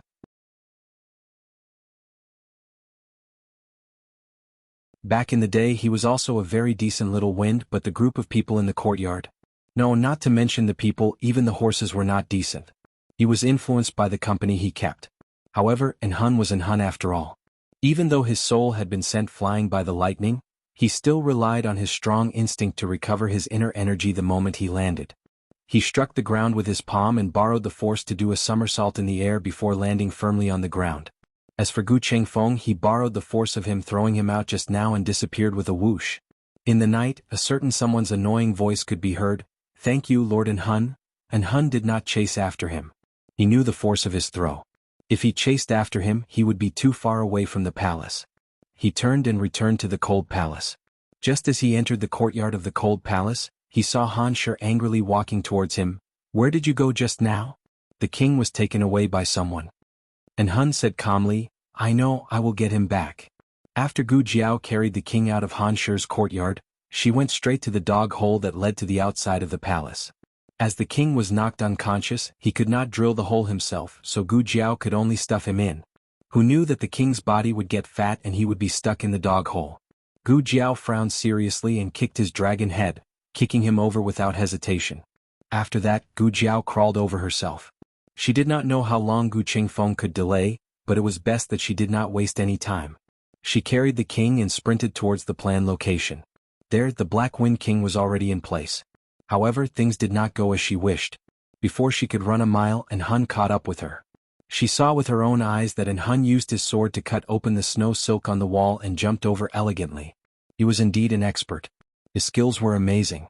Gu Jiao could not escape from An Hun alone. Now that she had to carry the king, she was no match for An Hun. What was Gu Qingfeng doing? Had it really been a quarter of an hour? Gu Qingfeng, it was clearly the king who was stuck in the dog hole for half a day. Gu Jiao felt that she was doomed. An Hun's murderous aura was approaching her quickly. However, because she was carrying the king, An Hun did not kill her. He only wanted to snatch the king back. Gu Jiao threw out 3 black fire pearls. An Hun's eyes narrowed. He paused in midair and turned around to avoid the pearls. He lightly tapped his foot and landed on a tree. The black fire pearls landed on the ground and made a series of explosive sounds. Gu Jiao felt a toothache. Shouldn't an expert like you catch hidden weapons with your bare hands? Why are you dodging? An Hun pulled out a long vine from the tree and threw it at Gu Jiao.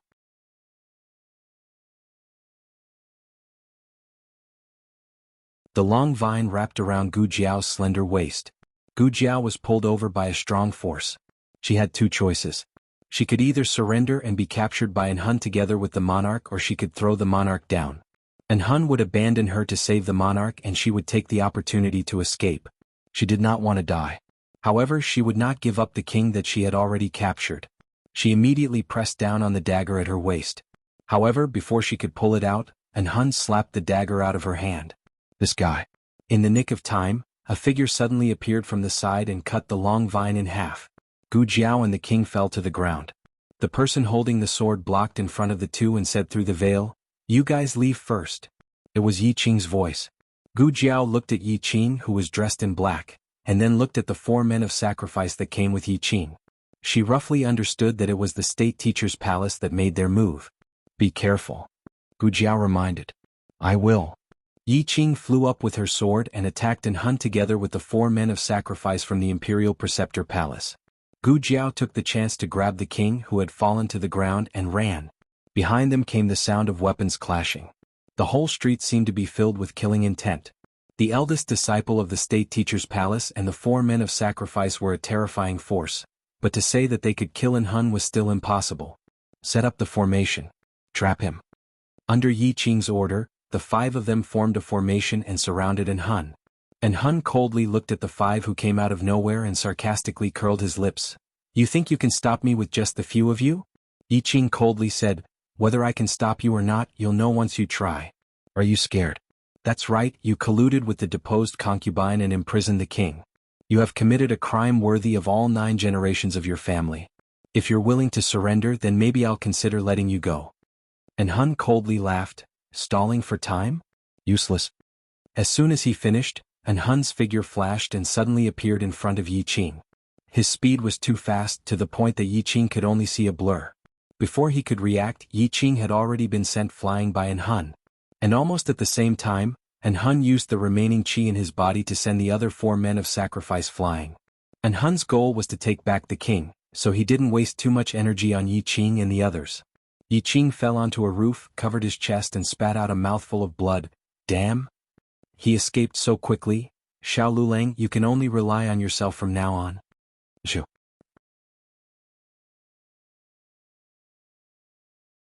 Gu Jiao was running just fine with the king on her shoulder, when she suddenly sneezed out of nowhere, stepped on something slippery and fell flat on her face.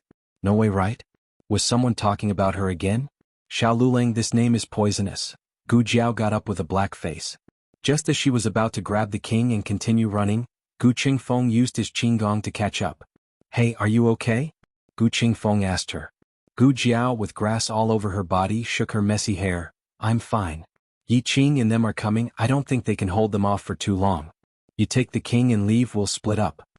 Letting Gu Qingfeng lure In Hun away was because only he could do it. Now letting Gu Qingfeng take the king away was also because only he could take him away. What Gu Jiao didn't say was that she sprained her leg from the fall just now. Gu Qingfeng frowned, but you, Gu Jiao took out a bone whistle. Black Wind King will come get me, hurry up and leave. The reason why she didn't use the bone whistle before was because she was worried about exposing her location and attracting the Black Wind King, and Shi Yi attracting In Hun. Now there was no other choice. Gu Qingfeng gritted his teeth. I know what you want to do, but this time?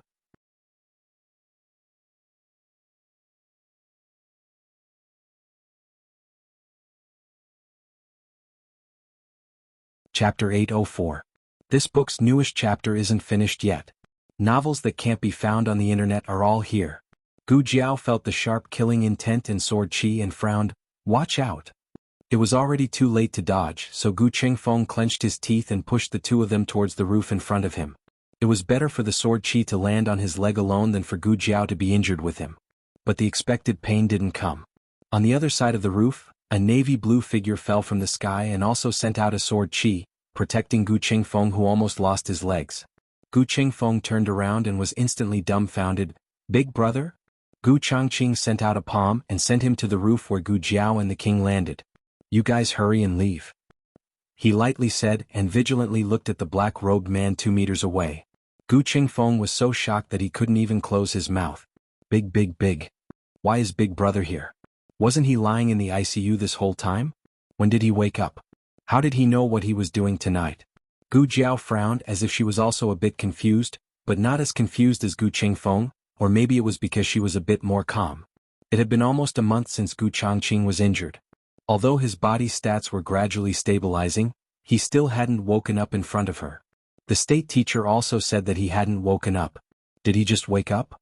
Then thinking of Yi Qing's arrival, Gu Jiao guessed that the state teacher had somehow found out about her plan to break into the cold palace, so he arranged for Yi Qing to come help her, while also having Gu Changqing, who had woken up, come save her. Was the state teacher and Gu Changqing this close? Let's go. Gu Jiao decisively said. Gu Qingfeng worriedly looked at Gu Changqing's back. But my big brother, Gu Jiao calmly said, In Hun's target is the king. As long as we take the king away, In Hun will immediately chase after us. In other words, this was the only way for Gu Changqing to escape. Gu Qingfeng turned around and looked at his brother for the last time. He wiped his red eyes sadly and grabbed Gu Jiao and the king. With a leap, he disappeared into the endless night. After confirming that their auras had disappeared, Gu Changqing heaved a sigh of relief. The medicine I gave you can temporarily suppress the aura in your body so that others won't be able to detect the changes in you. However, you have yet to recover from your serious injuries. Even if I help you with your rehabilitation and training in secret, it will still be difficult for you to reach your ideal strength in a short period of time. The state teachers Gu Jiao Gu Qingfeng's Gu Gu Gu Gu Qingfeng ist Ti Gu Gu Gu Jiao Gu He Ti He Gu Gu He Gu He Gu Gut Ti and Heat Ti. He couldn't fight with an Hun, or else the medicine would be consumed faster. And Hun squinted his eyes under the mask. Ah, I remember now, you're long out Yin. You didn't die after being hit by my sword, you're really lucky. Gu Changqing coldly said, I'm lucky but your life might not be. And Hun sneered, even if my sword didn't take your life, it would have destroyed your foundation. Let me think, how can you stand in front of me in perfect condition? Did the state teacher use poison on you and turn you into a death warrior? Gu Changqing's pupils shrank. And Hun continued, but it's strange, you don't have the aura of a death warrior. Taking poison and becoming a death warrior were not necessarily related. There were two types of death warriors. One type was to learn the death warrior's skills from a young age, like the dragon shadow guards and most of the death warriors in the market. The other method was to take a poison that couldn't be cured, and then learn the death warrior's skills. And Hun and Sky Splitter were this type of death warrior. The advantage of the first method was that it was relatively safe, but the disadvantage was that it was limited by age. People who were over 5 years old could not learn it, and their strength was not as strong as the second method. The advantage of the second method was that it was not limited by age, but the disadvantage was that 99 out of 100 people who were poisoned died. It's hard for a normal person to survive after being poisoned, and with your injuries, it's even more impossible for you to survive the poison. But if it wasn't for the poison, how could you recover? And Hun's curiosity was completely aroused. Tell me the answer and I'll let you go. Gu Changqing said meaningfully, you really want to know? Why don't you answer a few of my questions first, and if I'm satisfied with your answers I'll tell you. Young man, it's not good to delay time. And Hun was not a fool, and he admitted that he was curious about the miracle on Long Out Yin, but he would not be led by the nose by him. He looked calmly at Gu Changqing. I won't kill you today, but after I settle the matter at hand, I'll go to the State Preceptor Hall to get the answer from you. You want to leave? It's not that easy. Gu Changqing dodged and blocked An Hun's way with his sword. But An Hun was too fast, and before he could do anything, An Hun had already sheathed his sword back into the scabbard. Then An Hun flashed past like a hurricane and disappeared into the night. Gu Changqing looked at An Hun's back view, and secretly tightened his grip on the sword in his hand. In the end he agreed to split up with Gu Jiao.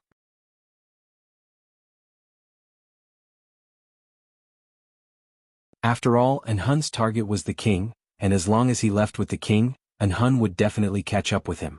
It would be much safer for the brat to leave on her own. That was his plan, but he did not know that not long after he left, Gu Jiao took out her bone whistle and blew it.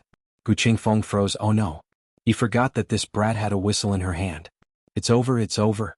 And Hun will definitely chase after her when he hears the whistle. Gu Qingfeng turned around and wanted to save Gu Jiao. Wait, I can't do that. If I bring the king and An Hun brings him back, he will have no qualms and will definitely kill us on the spot. Run.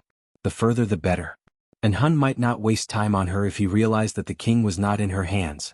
Gu Qingfeng clenched his fists tightly, and with the king on his back, he gritted his teeth and ran forward. And Hun heard Gu Jiao's bone whistle, and indeed changed his path to chase after Gu Jiao.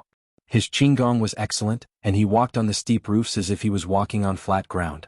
He quickly saw the small figure shuttling back and forth in the alley, and with a cold smile, he jumped and landed steadily in front of Gu Jiao. Gu Jiao suddenly stopped in her tracks. She turned around and continued to run. And Hun easily jumped over her head and blocked her path again.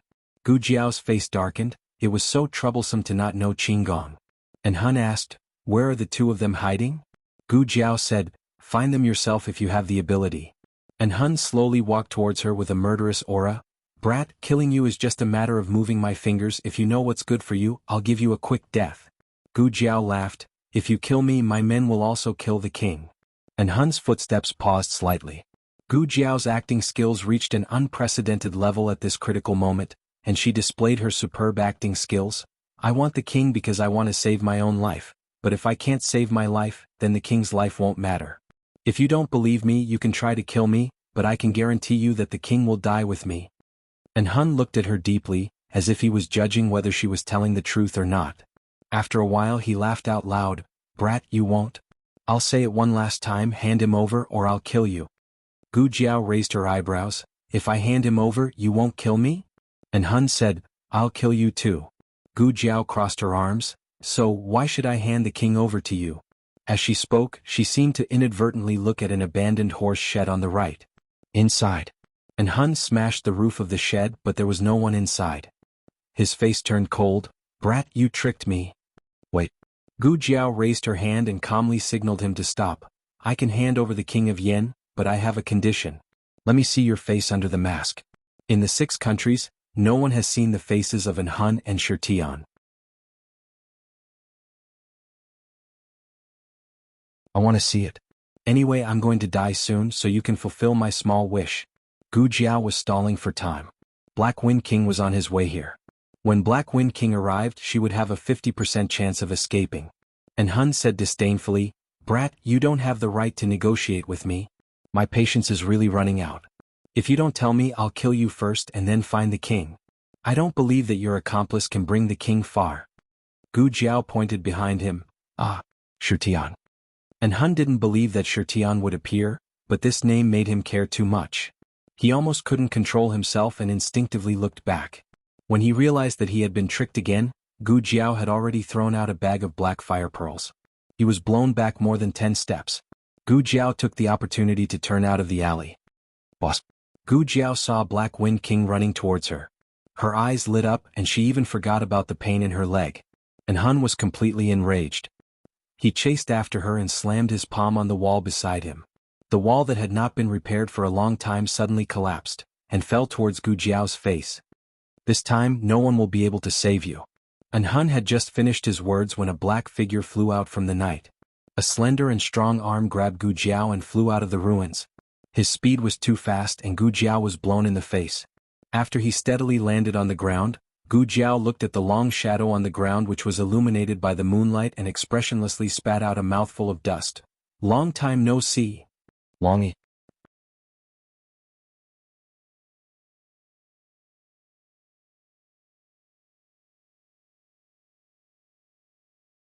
Chapter 805. Long Yi placed Gu Jiao in a proper position as if he was placing his own little doll. He didn't forget to use his internal force to smooth out the little ahog on the little doll's head. Long Yi, why are you here? Gu Jiao asked him. Obviously Long Yi wouldn't answer. Forget it, this problem can be slowly studied later. The most important thing now is to deal with An Hun, this troublesome guy. Gu Jiao pointed at An Hun who was not far away and seriously said, Long Yi, beat him. I can't beat you, I'll let Long Yi beat you. And Hun obviously didn't expect Gu Jiao to suddenly change her style. But thinking about it, this kid was originally shameless, otherwise he wouldn't have repeatedly played with him. But, who was this big guy that suddenly appeared? Long Yi was wearing a black robe and a ghost mask. Other than Gu Jiao, Princess Xinyang and Xiao Heng, no one else had seen his adult appearance. But the aura emitted from his body was faintly familiar to An Hun. An Hun slightly narrowed his eyes. What? Could it be because the other party was also a death warrior? Long Yi didn't move. He tilted his head and looked at Gu Jiao in confusion. Then he reached out his hand and pinched Gu Jiao's cheek. Gu Jiao opened her mouth and said incoherently, What are you doing? Long Yi looked at her throat with a confused face. Gu Jiao understood. After coming to Yen country, she used the voice of a teenager most of the time to avoid being exposed. Long Yi had never heard this voice.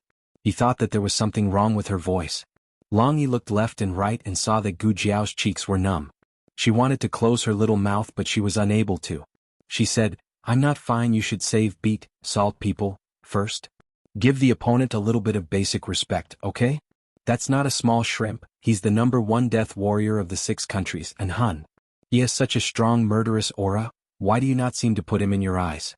And Hun looked at Long Yi and asked indifferently, Who are you? Gu Jiao took Long Yi's hand away. Long Yi turned around and looked at An Hun coldly. Gu Jiao stuck out her little head from behind Long Yi, and said with incomparable arrogance, Your uncle. And Hun didn't argue with the child. His gaze landed on Long Yi's face again. Your aura feels familiar. I feel like I've seen you somewhere before. But since you don't want to tell me, I'll find the answer myself. Finished speaking, he suddenly used his internal force, then raising his palm, he rushed towards Long Yi. The dragon shadow guards of Zhao country were all equipped with long swords, and Long Yi was naturally no exception.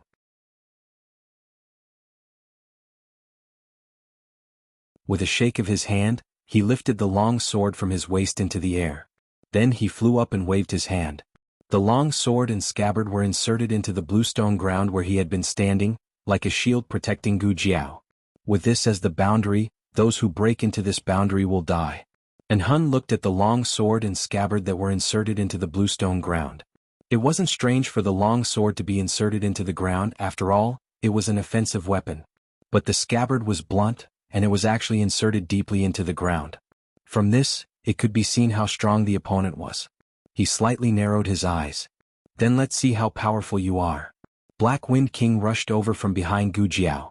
It stopped beside Gu Jiao and sniffed Gu Jiao's aura. I'm not injured. Gu Jiao touched its head. She only sprained her right leg slightly, nothing serious.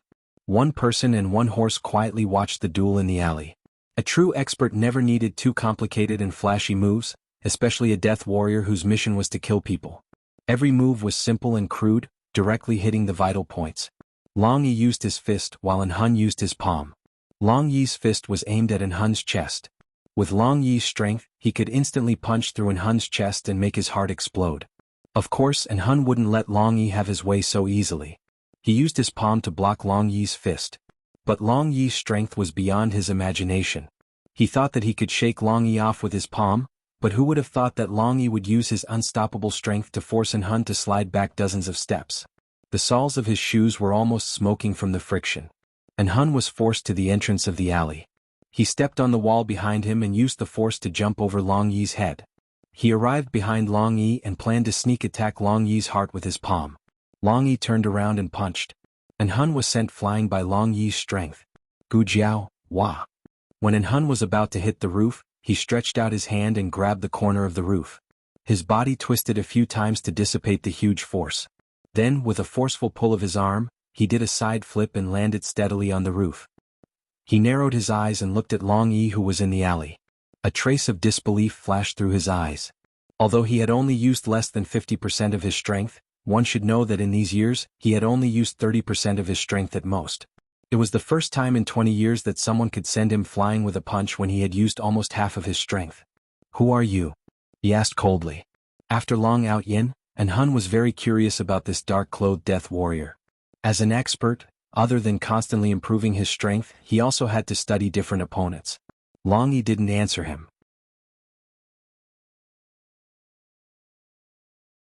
Within the 6 countries, only the dragon shadow guards of Zhao country were trained to be silent death warriors under the special request of the late emperor. The rest of the death warriors were not like this. Therefore, in Hun's eyes, Long Yi's silence meant that Long Yi was too lazy to talk to him. Hun felt that he had been offended. Gu Jiao sat on the back of the horse and calmly looked at Hun, who was on the roof. She smiled faintly and said, "Hey, the one called Hun, why aren't you fighting? Are you afraid? If you obediently kowtow to me and admit defeat, I might consider giving you a quick death." Hun snorted and looked at Gu Jiao. "Kid, your tone is too arrogant. I only used less than 50% of my strength just now. Do you really think that a death warrior that you casually invited from outside can be this lord's opponent?" Gu Jiao raised her eyebrows. "This lord? You don't have much strength but you talk big. Hee. This was what Hun had mocked Gu Jiao before. You are young but you talk big. Now Gu Jiao was arrogant and domineering. Hun coldly said, "Kid, don't be complacent too early. After I kill him, the next one to kill is you." Gu Jiao turned her head and looked at Long Yi. "Long Yi, he is fierce to me." Hun? Long Yi's eyes were cold. He fiercely stomped on the ground and rushed towards Hun, who was on the roof. This time, Hun did not deliberately hide his strength like before. He used 70% of his strength all of a sudden. The two of them fought from the roof to the alley and from the alley to the roof. Fortunately, this was an old street that was going to be demolished and no one lived there.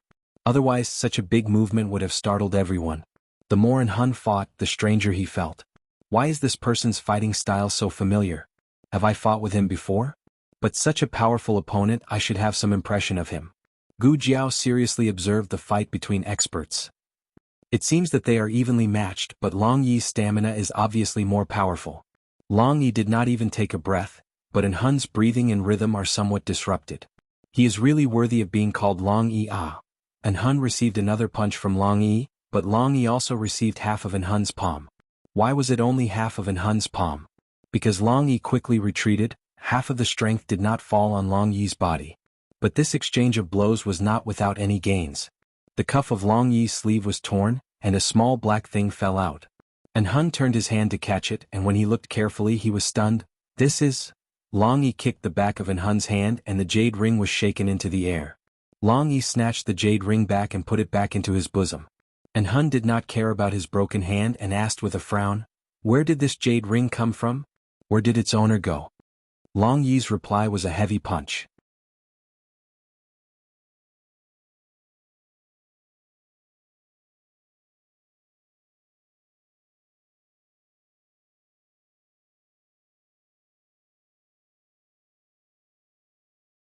Chapter 806.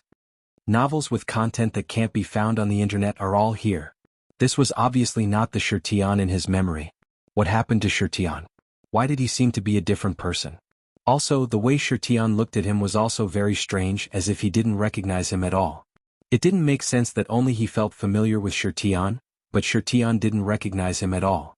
Long Yi took back the mask and put it on, then punched again. And Hun couldn't take his fist again. It didn't matter if he took a few punches when he was Shirtian, but if he knew, he wouldn't dare to take it again. He dodged and looked at Long Yi with a frown. "Are you crazy?" "It's me." Gu Jiao made a strange sound. From the beginning of the fight between Long Yi and Hun, she was basically sure that Long Yi was Hun's only opponent, Shirtian. But Hun's question was very strange. It sounded like Hun knew Long Yi and Long Yi should also know Hun? Did Long Yi forget the matters of the past? So he didn't recognize Hun. Gu Jiao sized up Hun, who specialized in defense, and muttered, "Hun, this guy's morale is very low. It seems that he suffered a lot of beatings from Shirtian in the past." After Hun found out that the opponent was Shirtian, he indeed panicked for a moment. This was a fear hidden in his bones. If he hadn't been beaten 100 times, he wouldn't be able to have this reaction. But there was also a saying in the world, "Now is not the same as before." Shirtian wasn't the Shirtian of 20 years ago, and Hun was also no longer the Hun of 20 years ago. In these 20 years, Hun didn't relax for a moment. On the other hand, Shirtian seemed to have forgotten his previous techniques. His killing intent was greatly reduced, and his strength was also a lot weaker. As this thought flashed, Hun gradually calmed down. Just now, he didn't kill him out of curiosity, and then he was afraid of himself, so he restrained his hands and feet. Now that he thought it through, Shirtian wasn't so scary anymore. No matter what happened to Shirtian, the current Shirtian was no longer his opponent. Hun landed on the roof of a house and coldly looked at Long Yi, who was in the alley. "This is not the duel I wanted. Defeating the current you won't make me happy, but since you insist on protecting that brat and becoming my enemy, then don't blame me for taking advantage of your precarious situation. Die Heaven Splitter." Sky Splitter? Long Yi's brain suddenly buzzed. Confusion appeared in his eyes for a moment. "Long Yi, be careful." Gu Jiao reminded him. Unfortunately, it was too late. Hun's palm landed solidly on Long Yi's chest.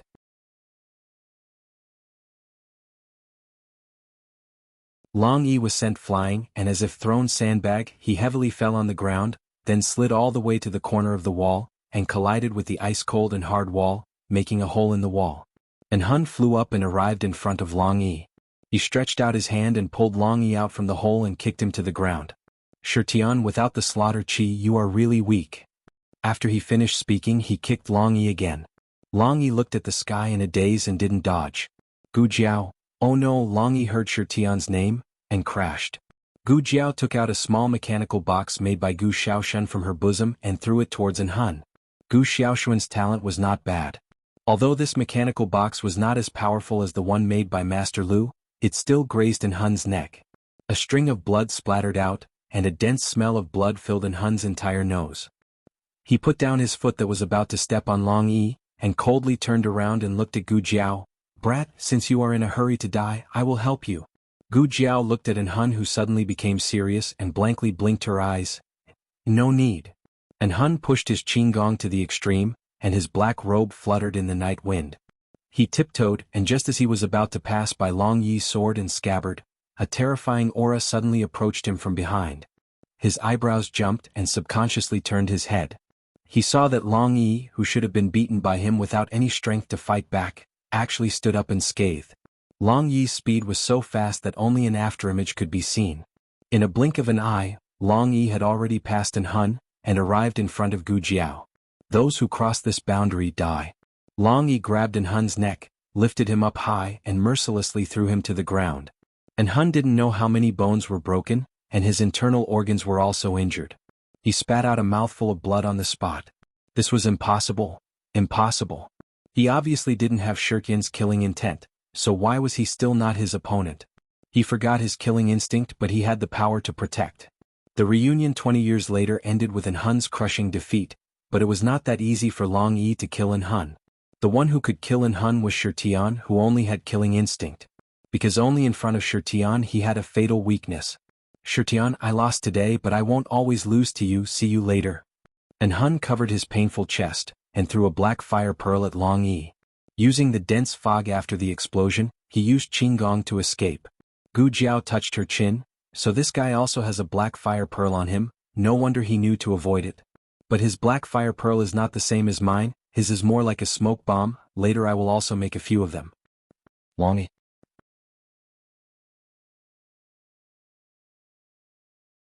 Gu Jiao turned over and dismounted, and the moment she landed on the ground she found that her sprained right leg was already numb. She used her left leg to jump over and said to Long Yi, "Let me see if you are injured." Long Yi's body had some scratches and bruises, but no internal injuries. Gu Jiao said, "I didn't bring a first aid kit, I will clean your wounds when we get back." Long Yi's gaze fell on her leg. She curved her lips and said, "It's numb." Long Yi nodded his head, bent down and picked her up. Gu Jiao decided to go back the way she came, and look for Gu Changqing and Yi Qing. She hoped that they were okay. Gu Jiao's head and feet were facing down and she said with an expressionless face, "I want to ride a horse, being picked up by you makes me dizzy." Long Yi heard, "Haha, ride a horse dizzy?" Then Gu Jiao was picked up by him the whole way. When Gu Jiao found Gu Changqing had already fainted on the ground. Gu Jiao took his pulse and checked his body. When she found that there were no new injuries on his body, she was secretly relieved. Gu Jiao didn't know that En Hun was curious about Gu Changqing's recovery, and thought that En Hun was too lazy to waste time on Gu Changqing, so he directly left. Long Yi grabbed Gu Changqing and placed him on the back of Black Wind King. Very quickly they met Yi Qing again. Yi Qing's group of 5 were actually injured, and their injuries weren't light. This was very confusing. Why did En Hun beat up Yi Qing but not Gu Changqing? Was it because of looks? Gu Jiao returned to the teacher hall, called a carriage and brought Yi Qing's group back. Gu Qingfeng was already waiting at the Qilin hall. Seeing Gu Jiao return safely, the stone in his heart fell to the ground. He was just about to ask Gu Jiao how she got away, when in a blink of an eye he saw Long Yi behind Gu Jiao. He was shocked. What's going on? Why is Long Yi here? Gu Jiao spread out her hands. I also want to know. Unfortunately, Long Yi couldn't speak, couldn't write, and couldn't even communicate with others. Wait a minute, if En Hun could speak, then Long Yi should have been able to too. Was it because he lost his memory plus the fact that Zhaogui's shadow guards couldn't speak so he became like this? Long Yi began to look room by room. Gu Jiao knew he was looking for Xiao Heng. Gu Jiao still didn't know how Long Yi came to Yan Empire. If he came alone, then how did he find the right way? He didn't even remember who he was, so he shouldn't remember the way back to Yan Empire. If he didn't come alone, then who sent him here? So far he didn't show any intention of meeting up with anyone. Intuition told Gu Jiao that Long Yi wasn't sent by Princess Xinyang to protect her and Xiao Heng, but no matter what Long Yi's purpose was in Yan Empire, he didn't forget his little master.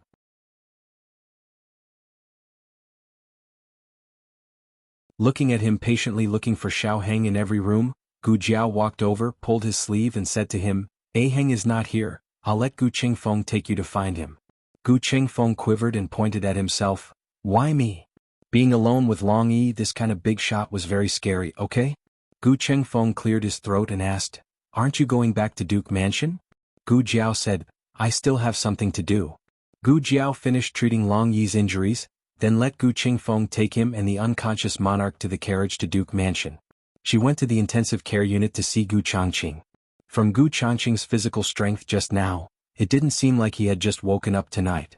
He must have woken up a long time ago, and secretly did something behind her back.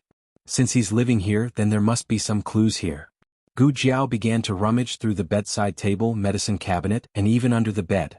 Needless to say, she really found something that didn't belong to this ward. Gu Jiao took out a small box hidden in the bedside table, opened it, and found some strange bottles and a few yellowing books inside. Gu Jiao looked and frowned. Introduction to Death Soldiers, Secrets to Success for Death Soldiers, 10 days to teach you to become a qualified Death Soldier, Self-Cultivation for Death Soldiers. What kind of nonsense is this? Just at this moment, Lord Imperial Tutor walked in. Gu Jiao casually picked up a book and waved it, indifferently looking at him. Lord Imperial Tutor was caught red-handed, lightly coughed and said, "I can explain. You're tuning in to the Han Li's Wuxia Adventures YouTube channel. We're so grateful for your support, and don't forget to subscribe to join us on this incredible journey through captivating stories. Your generosity through donations truly makes a world of difference, as it's the primary source of revenue that allows me to expand and enhance this channel for you.